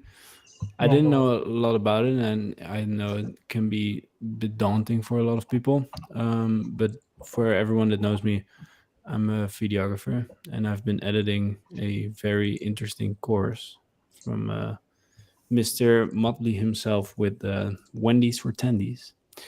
And yeah, so I'm editing that, and LPing is going to be a big part of it. Nice. I won't say LPing is more, gonna be- but Oh, okay. They're gonna. It's like a tutorial. yeah, just on explain LPing. how it works Right. and just give Nice. some strategies. Yeah, people. Because need that. I feel like that Damn. that is a bit lost in a lot of people. Like not a lot of people talk about it, or at least like directly show you. You know, I was thinking about. and that it was nice. I was thinking about when before I think Gifford was talking about it, and then someone else was talking about it as well. But like, this is the first time in the history of humanity that LPing is available to plebs. Fuck Yep. yes. Like, Yep. this Yeah. only in the last Right. 2 I've been years. screaming it. I've been screaming it. I've been trying to tell I people. know. I'm like, Yeah. everyone's like, no, listen, I need to say this. Everyone said, you need to be a whale to provide liquidity. A fucking whale? How fucking retarded are you? A whale? You need $100 million Push-ups, GRC. to fucking provide LP? Like, learn what you're saying before you say it. They were saying that from the day I asked this stuff fucking question. If you're a whale, it's a good call. If you have 12 grand, it's a good call. If that's 10% of your stack, you know what I mean? It's time to talk about this stuff more logically instead of just, oh, I'm already rich, I don't care. Blue Bum, Even- that's a Yeah, very even good. three. Go ahead. Well, no, even 3 or 4 grand is like enough Mhm. to make money on LPing. Oh You yeah. just do it at a different level. You know what I mean? Like, especially as the gas prices are low, it's pretty cheap to get in and out of pools at the moment. Like, how much is it going to cost you? I 20 didn't, bucks I to didn't get in and realize. out? I popped my cherry last night. I started with 2,500. I just checked. I made 130 bucks. Damn. Yes. Wow. Look out. That's insane. Like on 2,500. That's Well, one of the things that anybody who's hesitant or kind of, well, I don't want anybody to do LP because That's that just means that 77 you guys- grand a year, by the way. that anybody who does LP takes away from the returns that I'm going to get, but I do want everybody to win. So when you consider LP, if you're hesitant or you don't know a lot about it, educate yourself. But what is Richard Hart talking about? Who gets fucking rich? Founders, people who buy shit and hold on to it for a long time. And what is the other one? exchanges. Do you want to be an exchange? That's what you're doing by being LP. You're being an exchange, and you are earning the fees from all the people just going back and forth, back and forth, back and forth. So Trustless. I just want to say something real quick. Special shout out to Sam, because Sam was like, "No, I'm gonna figure this out. Something's not making sense." He literally put his own money into it. I'm sure in the beginning he lost the money just testing it out. But shout out to you, because just watching your journey, you gave me the confidence to be like, you know what, let me try this out. And so like shout out to you. And then just as a friendly reminder, watch language. We're multicasting. I don't know how other people want stuff said on their channel, so just a friendly reminder. Thank you. Yeah. Fair enough. No, I didn't realize the returns on ETH were that much. Especially like I'd LP on other networks, but the returns weren't that high on those networks. So seeing that on Ethereum and the gas fees are low is actually making sense to do that. It makes a lot of sense, but you see how smart guys like you almost dim that part, because that narrative that plays is pretty strong. It's pretty strong that you don't earn any money doing fees from a bunch of people who have never done it. And that's what I'm fucking sick of. And it takes a guy like me to come in who doesn't have all the answers, but is willing to call out people that are clearly bullshitters. Like, and I'm not saying they're bullshitters because they're bad people. It's easy to get rich in one asset and then think that it's like the only way things work. I can imagine if that happened to me, I would do the same exact thing, but that's just not my story.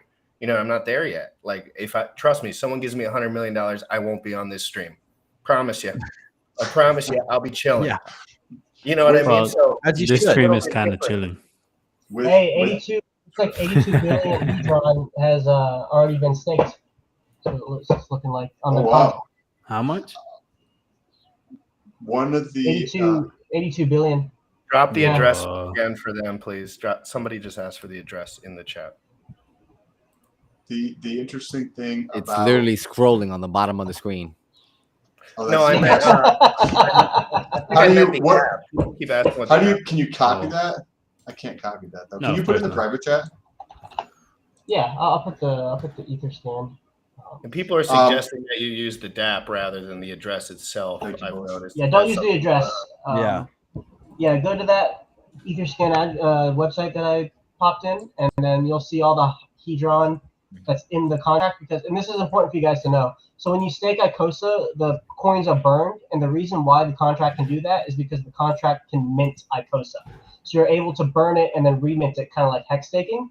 But the Icosa contract obviously isn't the Hedron contract, and so because of that, it can't burn the Hedron because it can't mint it back for you. So the contract holds the stake Hedron, and then when the contract holds the stake Hedron, you unstake, it's going to send it back to you. So that's why when we look at the contract and we see all of that Hedron, and we see that on the DApp that there's Hedron that's staked, we know that that's staked Hedron.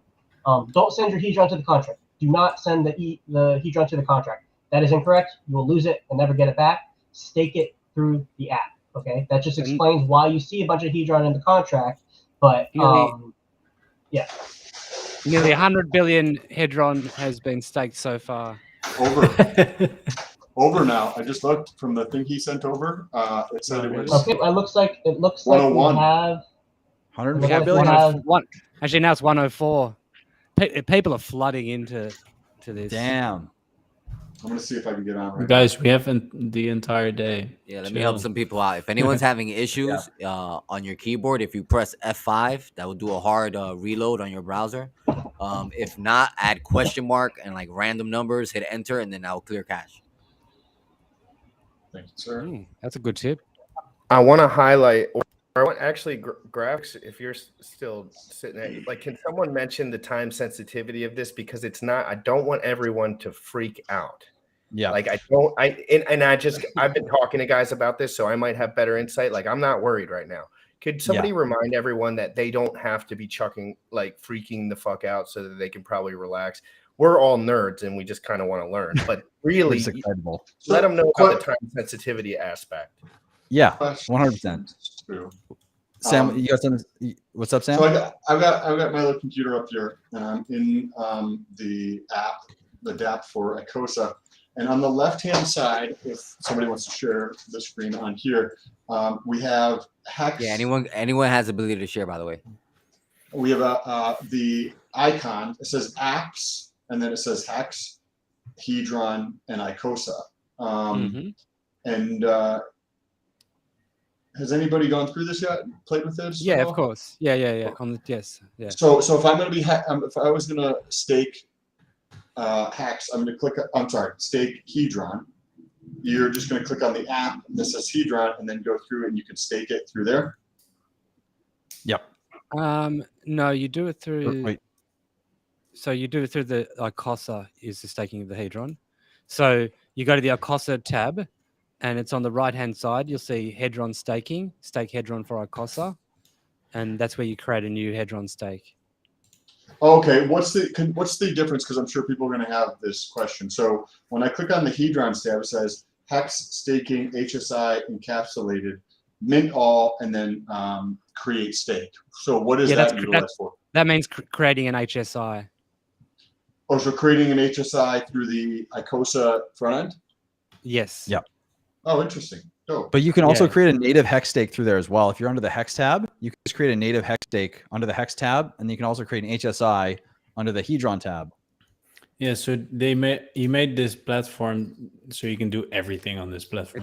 It's a one-stop shop, and it's going to have more things in the future as well. It's fucking This is great. fucking awesome. Yeah, does he plan on showing the daily yield on the hex stakes as well? Mm-hmm. Wow, Randy already got his first. Nice. It's quick, man. Whoa, Randy, quick with the HSI sell. Nice. So is there? Looks like there's a liquidity pull up. Yeah. Let's take a look. Let's take a look. I just wanted to ask, where do you look for the first liquidity pool? Like where? Yes, that's a great question. Yeah. Well, the big thing that we've been talking about is like what the price of Icosa is going to be, and a big part of that is going to be like what that initial person sets the price as. And yeah. So where can we look at it? I'm on Dex Screener right now. You get the contract address, and you put the contract address into Uniswap or Dex Screener. Oh, yeah. Okay. That works on Dex Scanner, and it'll pull up where the liquidity is being provided. Yeah, we've got Hex versus Icosa at the moment. Just created 6 minutes ago. Guys, maybe how does a chart create? Like how is a chart created? Does you go to the Uniswap. It depends when it's public. Yeah, but is it automatic? Someone has to create the pair, so they have to go to Uniswap, and they have to put the two sides of the pair in at whatever ratio they want to start. Yeah, the liquidity. At. And then it looks like the pair, the first pair is. Yeah, but then the chart gets created automatically. That's what like the actual chart, the expression. Once everyone gets settled with what they're doing, somebody pull it up. Right now, so I'm looking at the price of it on Uniswap, and it looks like right now one Icosa is 44 hex. And so that looks like right now it is overvalued relative to its arm point.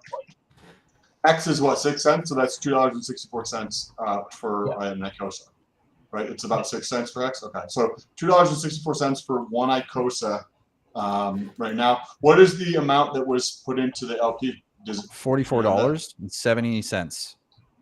The pool I'm looking at has $9.6 thousand of liquidity, 9.6K liquidity. What? Really? Which one are you looking at? I see on Dex Screener, it's 9.6K of liquidity. Oh, okay, that's way better. Market cap of 38 billion. We're killing it. $38 billion market cap, baby.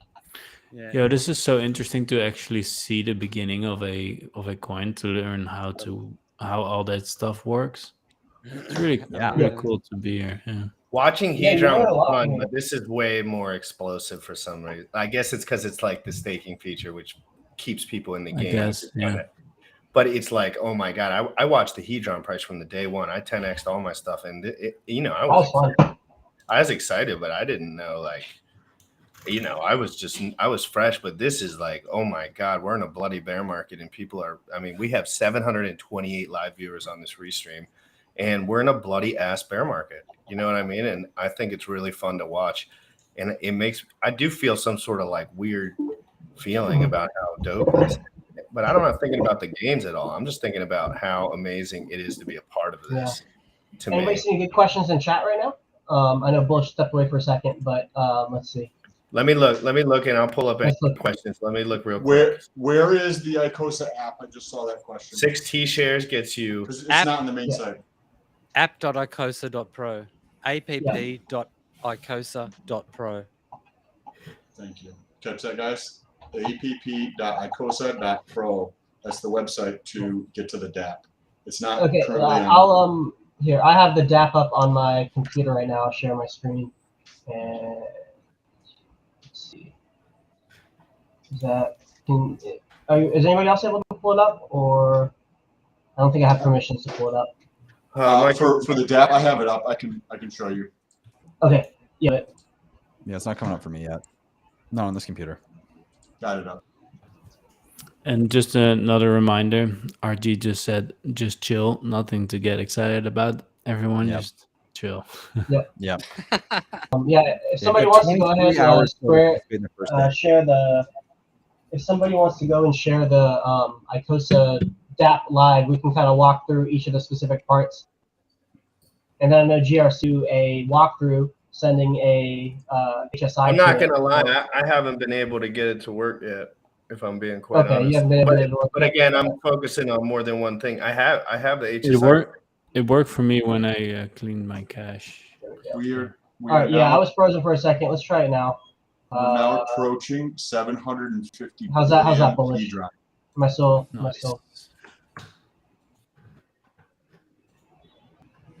I might not be the best one to share things. It seems like my computer is still being wonky with Restream.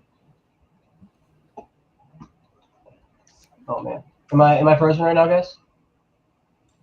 No, we can hear you. You can hear me? Okay.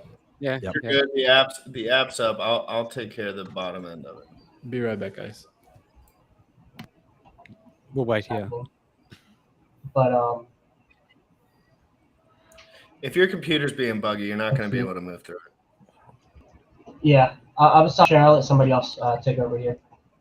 The screen share. Don't just do the screen share if you know if it's going to be buggy. Like most, with all the streams going at once, it is a little slower in general. Okay. I think on most ends. But if your computer's working flawlessly, then feel free to pull it up.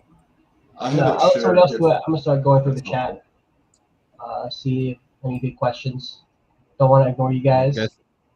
Something to consider too, guys, is that like the gas fees right now, if everyone's going to try to jump on this, gas fees might kind of spike a bit. So, I mean, it's kind of, 23 hours. We need to chill, spread out, get lower gas fees, and just take your time, No point in rushing. Yep. And you could always try it on the test net if you wanted to practice before doing it on the main net.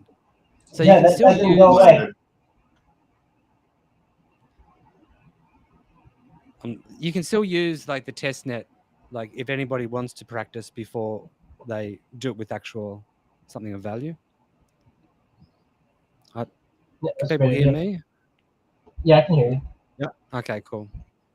It's kind of a bit weirdo on the old tech front, isn't it? Oh, hello. Sam's girlfriend. Yes. She's like, dinner's ready, fellas. I have to go. This has been amazing. Super excited to be a part of this. I appreciate everybody here, everybody in the background, Bullish, everybody who's watching. Appreciate you guys. I'll talk to you tomorrow, hopefully. Thanks, Sam. Enjoy your dinner. All right. Thank you. Thanks, brother. Good to see you again. Yes, you too. Let's see. So we got a question from Billionaire Foresight. He says, should I sell my HSI for Icosa now or wait, since Icosa is overvalued apparently? Yeah, so this is actually a good point that I like to bring up when I'm talking about the price, especially in these first 30 days now that it's live. Whatever price we see on the price chart is kind of an illusion. The actual price is whatever you get when you sell your HSI.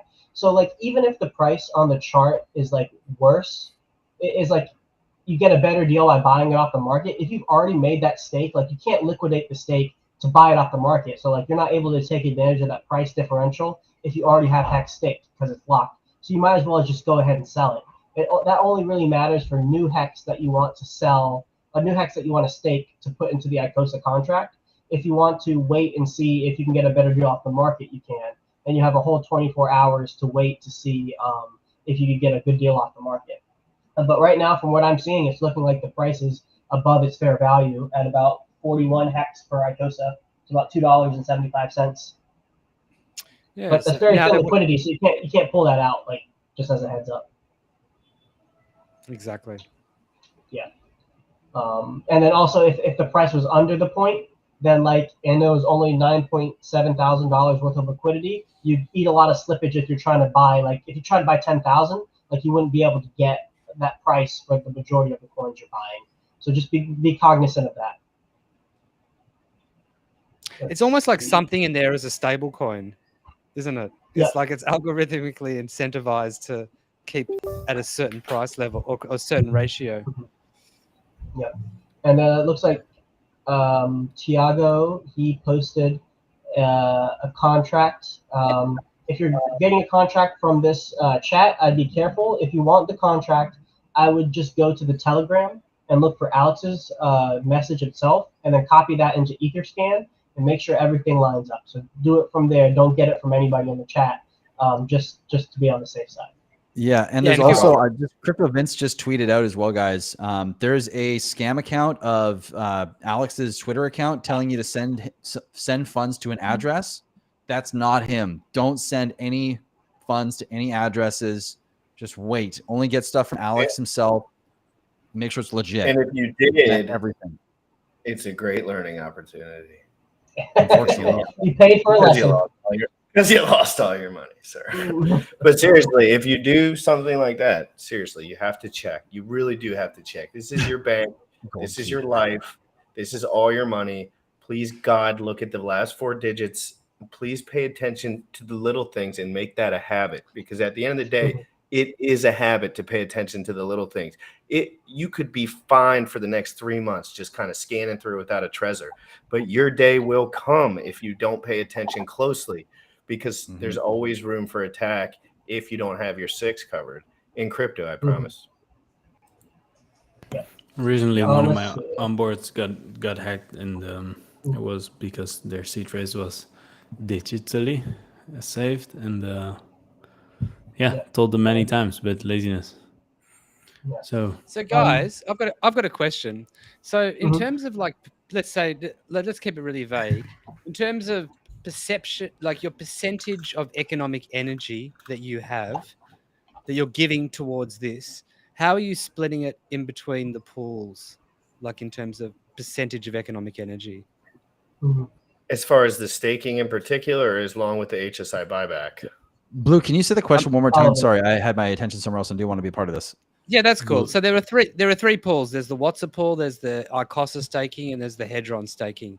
And they're all kind of got different incentives and different tokenomics. And so I'm curious, within the economic energy that you have available to you at the moment, what kind of distribution are you giving to each pool? Is it like a third each, or is it like 20% Watson, 40% the other two, or is it have you thought about? Yeah, I'm just a question. Yeah. Go ahead, Marco. I'm doing. I'm still gauging, but between 60 and 80 in Icosa, and then 20 in the pool in the Watsa. And just the Hedron, it's just a bonus, but I don't really care about that. It's just I just want the Icosa, and the Hedron I will get anyways from Hex. So every time I won't sell it, I will just stake it, but it's not necessarily interesting to me. Yeah, because I think the yield is too low, but we'll see. I don't know. But yeah, the Hedron, since the Hedron price has gone up, in dollar value percentage, that's where the most of my money is going to go. Because I don't plan on selling any of my Hedron. But I am putting a decent amount to the Icosa pool because I anticipate that yield would be fairly higher. And then the smallest allocation will be into the We Are All the SA because it's a longer term play. I think it probably long term it'll do the best.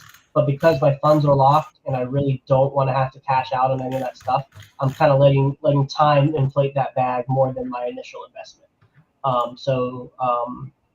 But I am going fairly heavy into the Icosa pool because I do believe the yield will be fairly high. Yeah. What about you, Graphics? I think for me, I'm going heavy into the Icosa side. I'm going to put a small, it'll be very minimal into the What's Up pool. I kind of want to just set it and forget it and allow it to do its thing over a number of years and not have any temptation personally. So I'm going to just throw a small amount in the What's a pool, and I'm going to go heavy into the What's a side personally. Nice. I like it. Real quick, Sama Lama says, Yeah. as much as we love looking at you sexy son of bitches, some please figure out how to share a screen and run some functions on the side, because nothing seems to be Well, working. the problem It's is all that working. the stream is overloading and you can do your own fucking shit. So go on. Yeah, tell us how it goes. For you guys in the chat that are asking me like to give a 5-minute Icosa or Hedron thing, you're already fucking broke because you're wrecked if you're fucking around with shit that you have no idea about. And I need you to focus. I need you to focus up for a minute. If you have no idea what the fuck's going on, put your fucking hands away from your computer and listen for once in your fucking life. Seriously, Can we take the swearing down? We've seen a bunch of times in the comments. Let's chill on the swearing a little bit. We got a lot of people in here.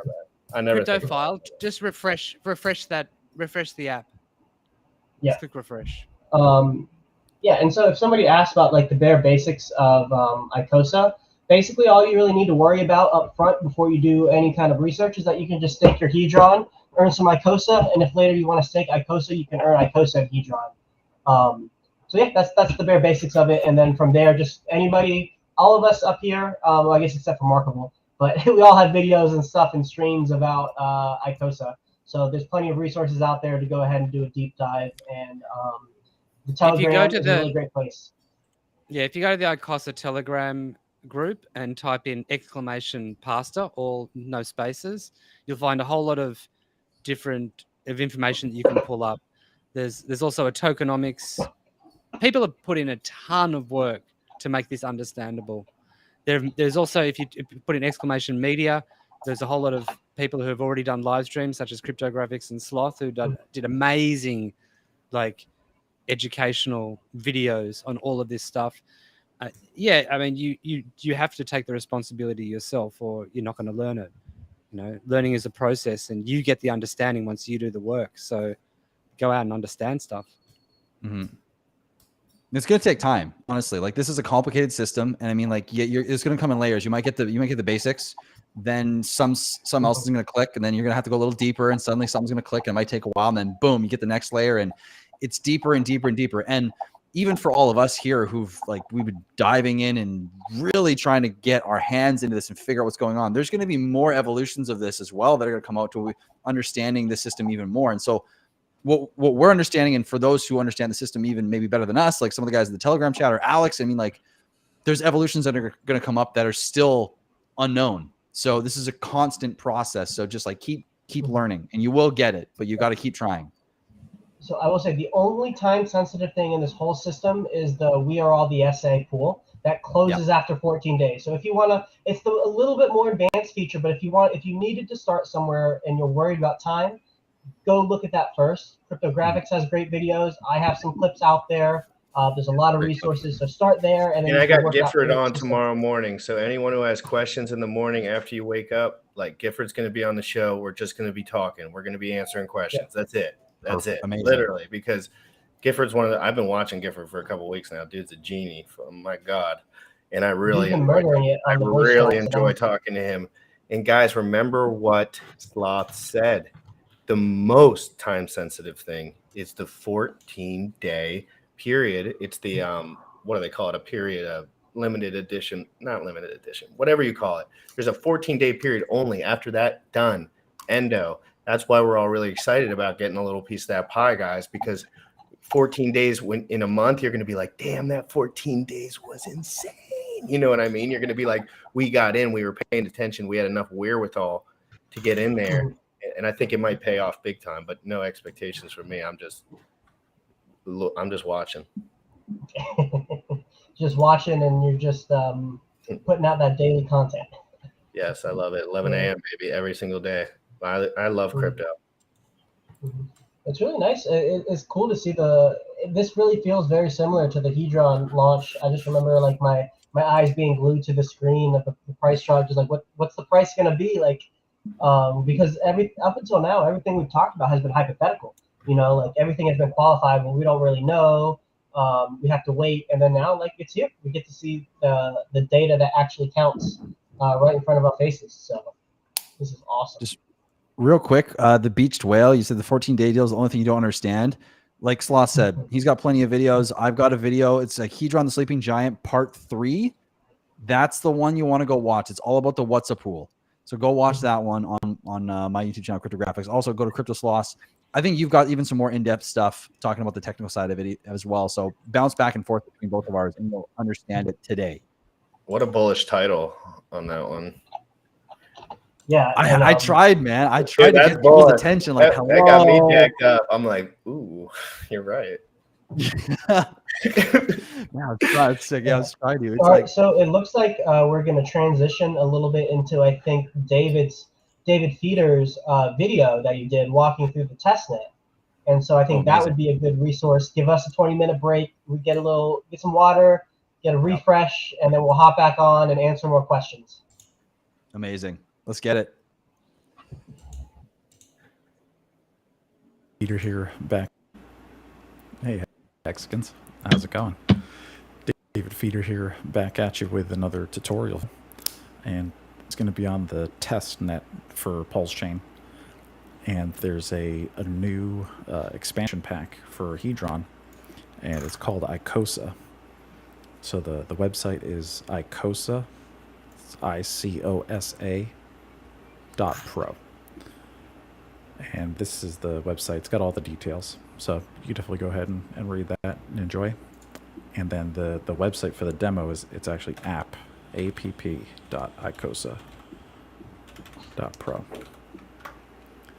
So this brings you here to the testnet trial. So over here on the left-hand side, we're going to go ahead and click on Icosa. And then it kind of shows us our wallet here. I don't have any Icosa. I've got a 10 million Hedron, and we've got one untokenized HSI stake, which I'll show you in a little bit, and 0 tokenized. So we're going to click all the buttons. We'll go through everything. The first thing you can do is you can stake your Icosa, and if you do that, then you'll get more Icosa and Hedron. And then the next thing you can do is you can stake your Hedron, which will give you Icosa. And the next thing we can do here is you can buy an NFT that mints Icosa and Hedron while you hold it. And then when you want all the money from inside of it, you burn the NFT. And then you get the Hedron and Icosa you've been mining with it. And the longer you hold it, the more you make. So that'll be cool. That's cool. We're going to mint one of those. And then the last thing you can do is, if you don't have any Icosa, but you want to get some, you can take a hex stake that you made using Hedron, and you can tokenize it into an NFT, and then you can send it to the Icosa smart contract and basically give it up, and in return you get Icosa. And then you're giving up your hex stake for that. So we'll try it all. So let's go. First, we'll start with Hedron staking. This is pretty simple. If you've already got hex stakes and you're minting Hedron, or you can buy some from the market, then you can come in here and stake it.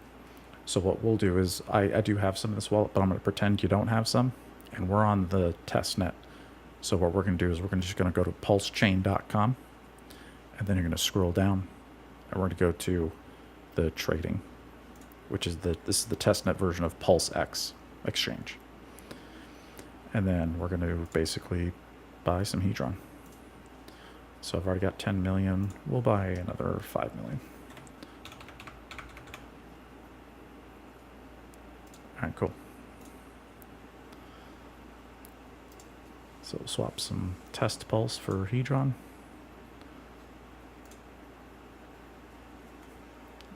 We'll Hopefully we should confirm pretty quick here, seeing as how we're on Pulse Chain. Look at that, 3 seconds, perfect. So much faster than Ethereum. Awesome. All right, great. So now we've got a bunch of Hedron. So let's go back to Icosa, and this is the Hedron staking. So we're going to create a new Hedron stake, and we're going to do 15 million. Awesome. And then I'm going to approve unlimited for myself, so that way I don't have to pay gas in the future to do more of these stakes. I can just keep adding Hedron and not have to do this. If you want for a little extra security, or if you're only doing one stake, you can approve just the exact amount of Hedron you want to put in, and it's kind of like a one-time thing. And then the smart contract can't spend any of your other Hedron any other time. So I'm just going to do unlimited because I'll be doing more over time and just adding more. So it just saves me another step.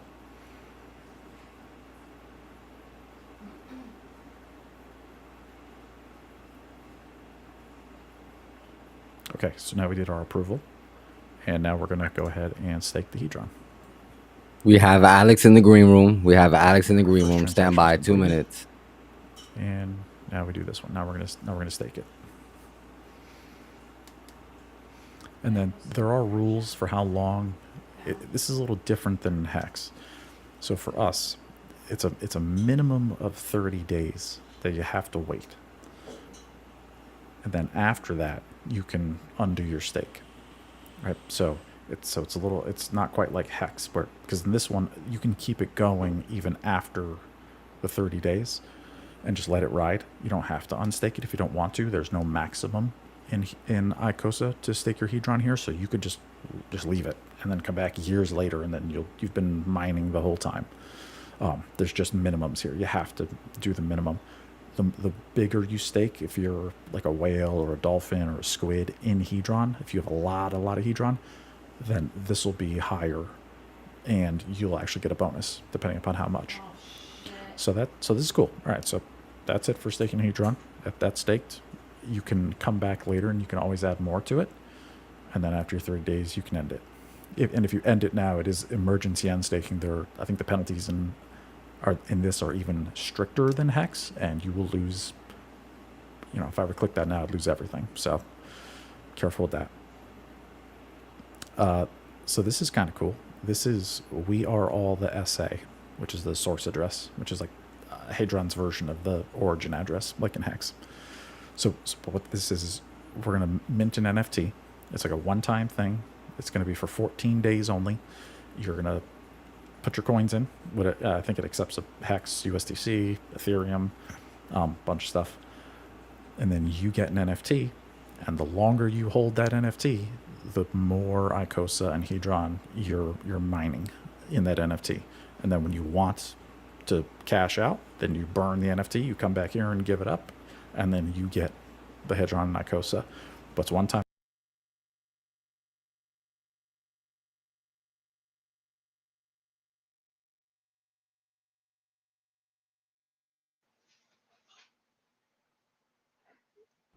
How's it going? Can't hear you. Good, I'm going good. Can you hear me now? Yeah. Hey, how's it going, man? Congrats. It launched. It's seems to be working good. Just anything. There's little issues, but Yeah. we're all good. 2 tokens in a year, man. That's a crazy accomplishment. Yeah. Yeah. So what was the process setting all that up? Oh, we got a GRC. Sorry, couldn't hear you. What'd you say? No, so what was that process that last like couple hours or so just to set everything up? Oh yeah, it's like, well, you got to get all the contracts flat and ready for deploy. I still have to verify some stuff. I've got to get the OpenSea stuff going so you guys can see the tokens on OpenSea, the Watsa stuff. Getting the reorganizing the DApp for Ethereum, doing the API stuff. So yeah. That sounds like a lot. It must be Yeah, tiring. there's a lot of stuff involved with making something function. So. But hey, it looks like everything's running good. The DApp looks like it's running. I see Uniswap pulls up. I have Dex Screener up. Oh really? So It's fast. the deck screener thing that I'm seeing doesn't seem to be updated with what I'm seeing on the Uniswap liquidity front end. It seems like it's Yeah, I see like a hex / ICSA.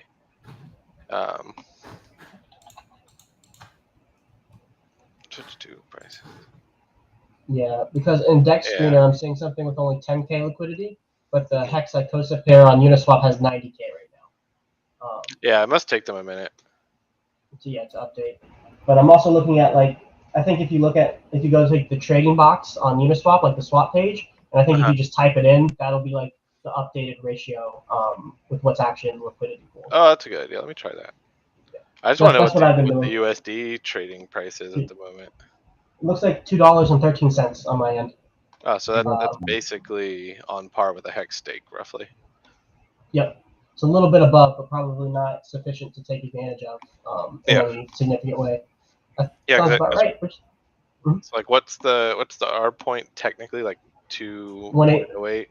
Okay. It's $1.87, something like that. Unless things change. Oh no, because hex price went up recently, so yeah, like $2. Yeah. Cool. Yo, real quick, Alex, man, A, great to meet you. Finally, get to be on stream. But B, my God, great work, dude. Unreal. Like, congratulations on the launch of Hedron now. Icosa is so cool. Like, yeah, thank you. I'm still like suffering from the shock of it. Like, it doesn't feel 100% real yet, you know. But, totally. You know, the last 4 hours have been a mad dash to just get all the pieces in, and they're still waiting on the OpenSea stuff, which takes a while because OpenSea is a little annoying, but you know. I can't wait for you to have a chance to sit back and put your feet up for a minute. I can only imagine that it's just a freaking Because I get tired just covering this shit. I can only imagine creating. Seriously, I swear to God, I'm like working my ass off trying to keep up mentally. Like just, and it's incredible to see. I have officially swapped one of my HSI buyback Icosa here on the net. So I'm gonna look up where to find the buys and sells. Awesome. So just some PSA stuff. The app is functional. Everything's working. There have been some minor issues with some people having issues using ETH with the We Are All the SA. If you're having that issue, clear your browser cache. Try again. That should be resolved. If you can't load the Icosa app at all, definitely clear your browser cache because it got updated from the testnet version, and Cloudflare, who does all the caching's kind of slacking a little at the moment for whatever reason. So that's the thing is clear cache. It'll generally solve the problem. If you have issues with you've done some action and the transaction's gone through, but the app is just stuck at wherever it was, just refresh the page. Should work. Yeah, these are things we will have to kind of either iron out or figure out where that causes. But right now when you have this massive influx of people coming in and the Telegram chat's going off, it's hard to actually track down what the specific issues are. So yeah, clear cache, refresh page, two most powerful things you can do for the short term until we find any weirdness going on with the app. But other than that, contract's good, everything seems good. Nice. That's awesome. Amazing. I guess now all the hard work's done. Now we just sit back and watch it happen. Yep. I think one of the coolest things, and I want to know from your guys, like from Sloth and obviously yours as well, Alex, from the very beginning, when I came into the Icosa chat the first time and started, trying to figure everything out, I think it was around 700 people in the chat. And that was probably 2-3 weeks ago now. And I just checked and it's already up to 2,800 people. And that's been going up. I think it was 1,700 last week or 1,400 last week. It's crazy to see everything grow. How long did it take to go from a few people to the first 100 in that chat? Oh, that was almost instant. Really, the struggle was 700 plus. Right. That was where a lot of the people, it was very slow until there was a lot of coverage and people were getting excited, and then it seems like we went from 1,000 to 2,800 in a day or two. Probably was longer than that, but that's what it feels like. It definitely felt. I don't think it was a week, honestly, because I thought like 4 days ago, it was at 1,700. I swear it was 1,700 like within the week at some point. Yeah, definitely was. Like, it's kind of exploded. So yeah, it's amazing. I'm gonna tweet out this contract address. Yeah. Now I I've got like remember, guys on Twitter pretending to be me. Yeah. So within the first hour, there's already $4.8 million staked. Pretty Staked cool. in the Hedron? Well, yeah, what I see on the contract address. Oh, that's I think in Hedron, yeah. Yeah, that would all be Hedron. That's crazy. Looks like It's one and a pretty half cool. trillion. Will there be It's ridiculous, man. any, what would be the best way you think to see like all the different stakes that individual wallets have, so we can kind of see that? I know you were working on a thing before to kind of aggregate wallet addresses, like their hex stakes and then like past behavior. Is Icosa stakes going to be included in that data set? Oh yeah. I basically already got that tooling working out. So yeah, it's gonna take a little bit of time to get all that kind of stuff, built, buttoned up, and working. But yeah, there's a lot of cool metric stuff coming out. Hell yeah, that's going to be a lot of fun to keep track of all of that, and especially kind of to see the granularity of like, we have a crap ton of Hedron in the pool already, which is awesome. But it's going to be cool to see how many of those are like large players versus maybe a bunch of medium players and a bunch of small players. Like seeing that dynamic is going to be cool to analyze, especially from like how much of the supply is actually being sucked up via staking. How much are people participating? Yeah. I want to see like EES metrics and stuff like that. Mhm. So what are you looking forward to seeing now that it's live the most? Like what metric? I mean, I'm interested in the Icosa staking because that's really indicative of the amount of HSIs going in, and like I could just figure out how many HSIs are in there, but it's still got the whole sticker shock thing. So Yeah. yeah. It looks like there's 3.14 billion Icosa points, and there's So 6. Go ahead. Multiply that by the share rate, and then that tells you how many Icosa there are.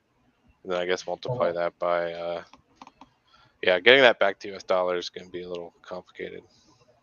Yeah. Or getting that to actual hex, but that's a pretty sizable. I know 1 million hex stake is for 5555. It's roughly worth 30,000. So 30,000 points. 30,000 Icosa. So even less Damn. points. I stake my Hedron. You said even less points. It's 30,000 points, so it's even less points. Yeah. Because you divide it by. All right, I'm done with the computer. I'm good, dude. I'm good. What's just because maybe some people haven't heard really what's been going on with the SA and what the SA has been doing in the background over the last while. So there's been like 21 trillion Hedron previously burned, and there was $1 trillion that got burned the other day. Was it? I think as well. Yeah. So there should be about 42K. Roughly 42K per day going into the pools. Right. So all of that 21 plus the other trillion is effectively being split up into the Icosa pool, or into the pools for the Icosa, and then also the Hedron is going in. That's because it was proof of benevolence is how it was burned, right? So which means that the entire amount of that the SA burned is divided up over 365, and that's the daily Hedron yield in the Icosa pool. Is that correct? Yes. So 22 trillion is the number. 22 trillion. I don't know. I had to look it up.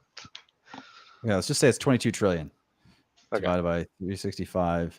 That means there's 60.27 billion Hedron going into the pool every single day from that for 365.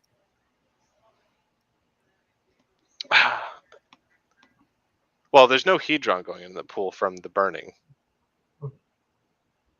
Isn't the proof of benevolence going into the pool as Icosa? As but not Hedron yield. No. That's burnt. It can't come back into existence. Ah, okay. Well, I didn't know. Yeah. That was a misunderstanding then. Okay. Yeah, the Hedron yield comes from the HSI buyback. So when you do the HSI buyback, the contract will borrow against the HSI and will put the Hedron it borrows in the yield pool for Icosa stakers. And then it doesn't ever pay it back because it doesn't care, like it's going to get liquidated. So it doesn't matter. So the proof of benevolence function then never actually inputs Hedron from the Hedron burn into the Hedron yield in the Icosa pool. No, there is a function in the Icosa contract called inject seed liquidity that Right. anyone can call that will throw some Hedron in there if anyone ever does that. But proof of benevolence just destroys Hedron straight up. Yeah, that seeding function where you can see the liquidity, that Hedron will actually go to the Icosa stakers, right? It's not burnt, but it won't generate Icosa yield. It's just seeding the Hedron yield, correct? Or will it do both? Okay. Well, it'll seed Icosa too in proportion. Okay. Gotcha. Okay. Yeah, it does both.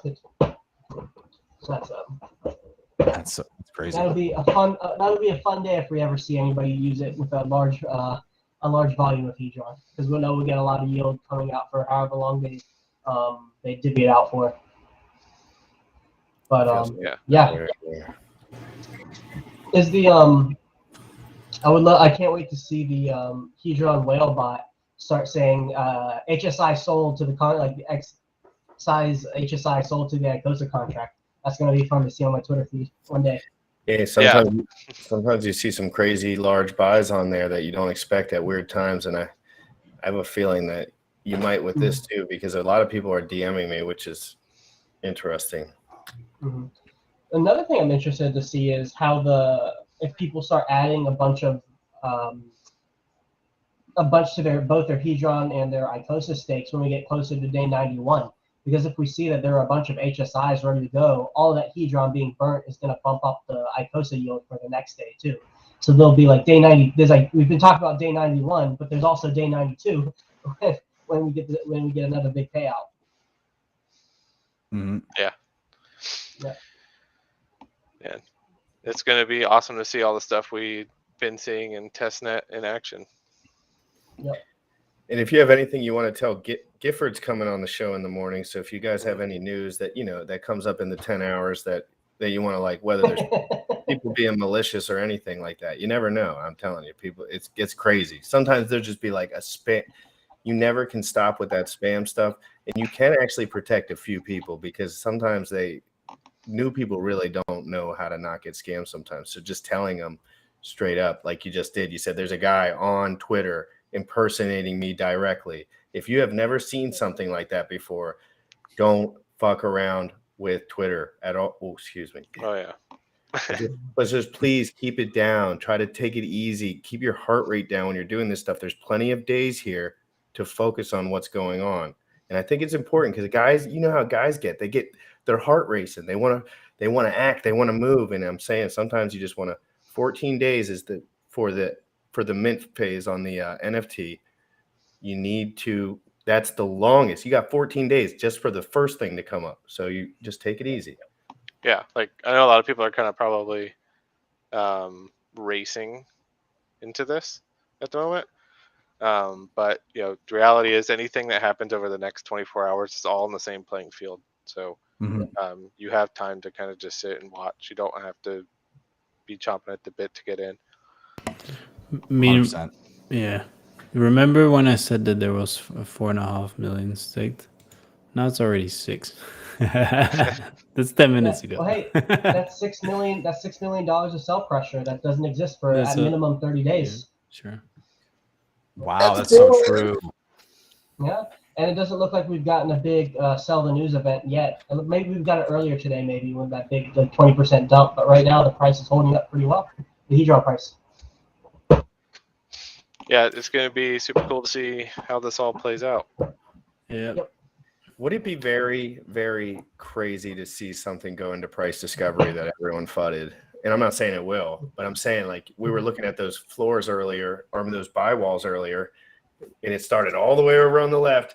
And by the end of the day, silver was posting all the way over on the right, that buy pressure wall. And I was like, holy smokes, I don't know much about. And I was like, and then I looked at the chart and I was like, there's nothing above this. There's 1 or 2 cells and they're already out. Right. So it's like, oh my God, when you start to see these metrics and understand them on the chart, you're just like, some of these things can blow because there's just nothing holding them back sometimes. Mhm. Yeah, like, you know, it's going to be like the effect it has on Hedron, like obviously like you're locking Hedron up. So like that's an effect, but it's going to have an effect on Hex as well. So yeah, like it's going to be a wild ride for the next, like, I don't know, probably at least 2 weeks. Yeah. Pretty volatile. Pretty much every piece of information is pretty important. As in these next 2 weeks, it's going to set the stage for everything else to come, and we'll see how successful the HSI buybacks is. Because that's kind of like you were saying, how much Icosa we get is kind of really indicative of how much of the opening of the system has incentivized people to jumpstart the rest of the Hedron system. Yeah. Yeah. Like I said, I'm still on sticker shock mode at the moment. Yeah. No, that's understandable. I'm gonna have to change my Twitter profile picture or something. I'll change it to the Icosa logo. Your sticker shock face and your pre-launch face are similar. Yeah. Like if I was sticker shocking, I'd be like punching holes through the wall. I'd be so stoked out. But again, I think it's so. I just want to say, because I'm not going to be on here too much longer, and I got about 10 more minutes. And Bullish says he has to go too. I don't know how everything's set up, so you guys just deal with that. But I want to say thank you so much, Alex, for being professional throughout all this, giving people level-headed information that they could choose to digest or not. They didn't have to get it smashed in their face with like, oh, you're doing something wrong. You're a noob. You don't know what's going on. Oh, and instead you said, hey, there's opportunity here. We're building on this, more positive externalities. You know what I mean? And I just really appreciate the way you went about it. It makes it easier for guys like me to digest in a world full of like nonsense, to be honest. Yeah.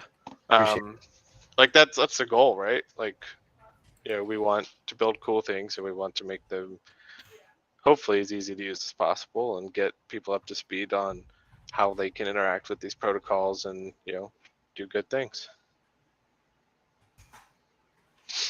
So I'm gonna drop off here. I just wanted to say hi for a bit. Anyone in the chat that's having issues with the DApp or anything, come talk to me in the Telegram. You know, we'll dealing with them one thing at a time. So just let me know. But I'm gonna head off here for now, and I'm gonna get a lot of this OpenSea stuff taken care of, and so we can. Alex, thank you keep so enjoying much. Icosa. Yeah, thank you. Congratulations again, man. Yeah, thanks, guys. Reds. You made our day. Yeah. You made all our days absolutely lit. Thanks for making the bear market. Thanks for making the bear market interesting, man. Yeah, no problem. Good stuff. Hope to do it again. Hell yeah, man. Right. Good weather. Win third coin. Yeah, that's gonna do it for me as well, guys. I'm gonna hop off fading quickly here, and I'm in need of some serious food. I'm running low on fuel, so oh man. What an exciting time to be alive, though, guys. I'm so glad that we got all to share together. All of us that have been streaming today, all you guys in chat, everyone that's been here for the last, I don't know how many hours we've been streaming now. Almost 5 hours. Yeah, it's been incredible. Oh, you should try 24, man. Oh, dude, I don't know how the hell I would do that. I'm fading at 5 here. Like, I need a bigger fuel tank. I'm doing a 24-hour live pulse stream. You guys can all Were be you on around? it, of course. Were you I'll come on to around that. when I did the Steak and Chill stream? When was that? That When was a lot of Hedron fun. launched, I think. I think it was when Hedron launched.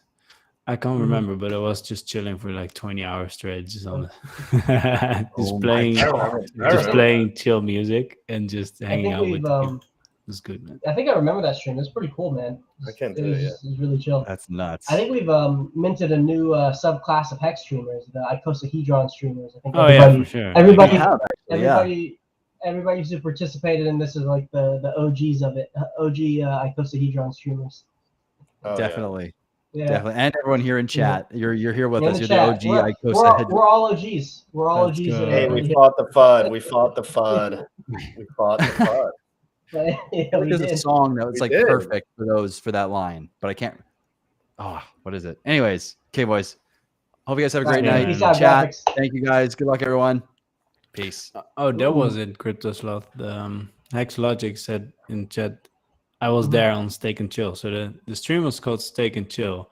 And that Steak and became a YouTube channel. So if you go on YouTube and you Yes. go to Steak and Chill, it's my brother who made like a bunch of lo-fi hip-hop music. And then he put Hex streamers' voices over them. So you learn about Hex while you're also listening to chill music. And our mascot is a sloth. Yeah, but it says it's not the other sloth So, guy, right? so I drew a sloth and a mascot, and I animated it, and now we have a mascot that's a sloth. So works for you as We're well. still live, by the way. I know. Yeah. I didn't know if you guys knew. I forgot. I didn't see it for a second. Oh, I know. Are we? Yeah, those videos are really cool. Those videos are really cool. I like listening to them, like with just Richard Hart talking with some like chill lo-fi music. It's Right? pretty sweet. Yeah. Yeah, we're trying to make more, Oh. but there's so much shit to do, man. It's Mhm. it's intense. All right. Looks like. All right. Peace and out. Yeah, I had a great GRC. night, guys. I hope you all have an Yeah. amazing night. This Thanks was for holding it incredible. down, man. Dude, we're See you, gonna man. remember this and laugh and joke in years, and it's gonna be incredible. It's gonna be such what a great experience. Hey, we got to live through that Hex starting experience again. Thank God. It's gonna be a great future, guys. Have a great one. Peace out, GRC. Do I wait? Where do I click then? I'm also leaving because I All need right. to- It was nice, man. Good This stuff. was a lot of fun. I'm glad you came out to make an appearance for all the streams, man. We really Yeah, we can do more appreciate it. streams, man. I'm down to Absolutely. stream some more. Absolutely. We'll be in contact, man. You get some rest. I know it's really early in the morning where you're part of the world, man. So, Yeah, really early. You'll get some well-deserved rest. See you, man. Peace out. All right, everybody. That's it. You know, from the launch of the first Hedron Telegram chat all the way to the launch of the second part of the Icosa Hedron system. We did it, everybody. Another immutable smart contract for us to earn trustless yield on has been launched, has been created, and we all get to enjoy its genesis and evolution from now until eternity. Thank you, everybody, for this absolutely incredible audience with incredible questions. I know we were a little spotty with the questions from time to time. We got a little wrapped up in the excitement, but I know I speak for everybody who showed up today. We appreciate your viewership. We appreciate your participation. And I'm excited to continue to grow, learn, and watch these systems that we all know and love continue to evolve as the rest of crypto grows and we grow as well. You guys have a great night. Enjoy Icosa, enjoy Hedron, and enjoy the rest of your day or night wherever you are. Peace out.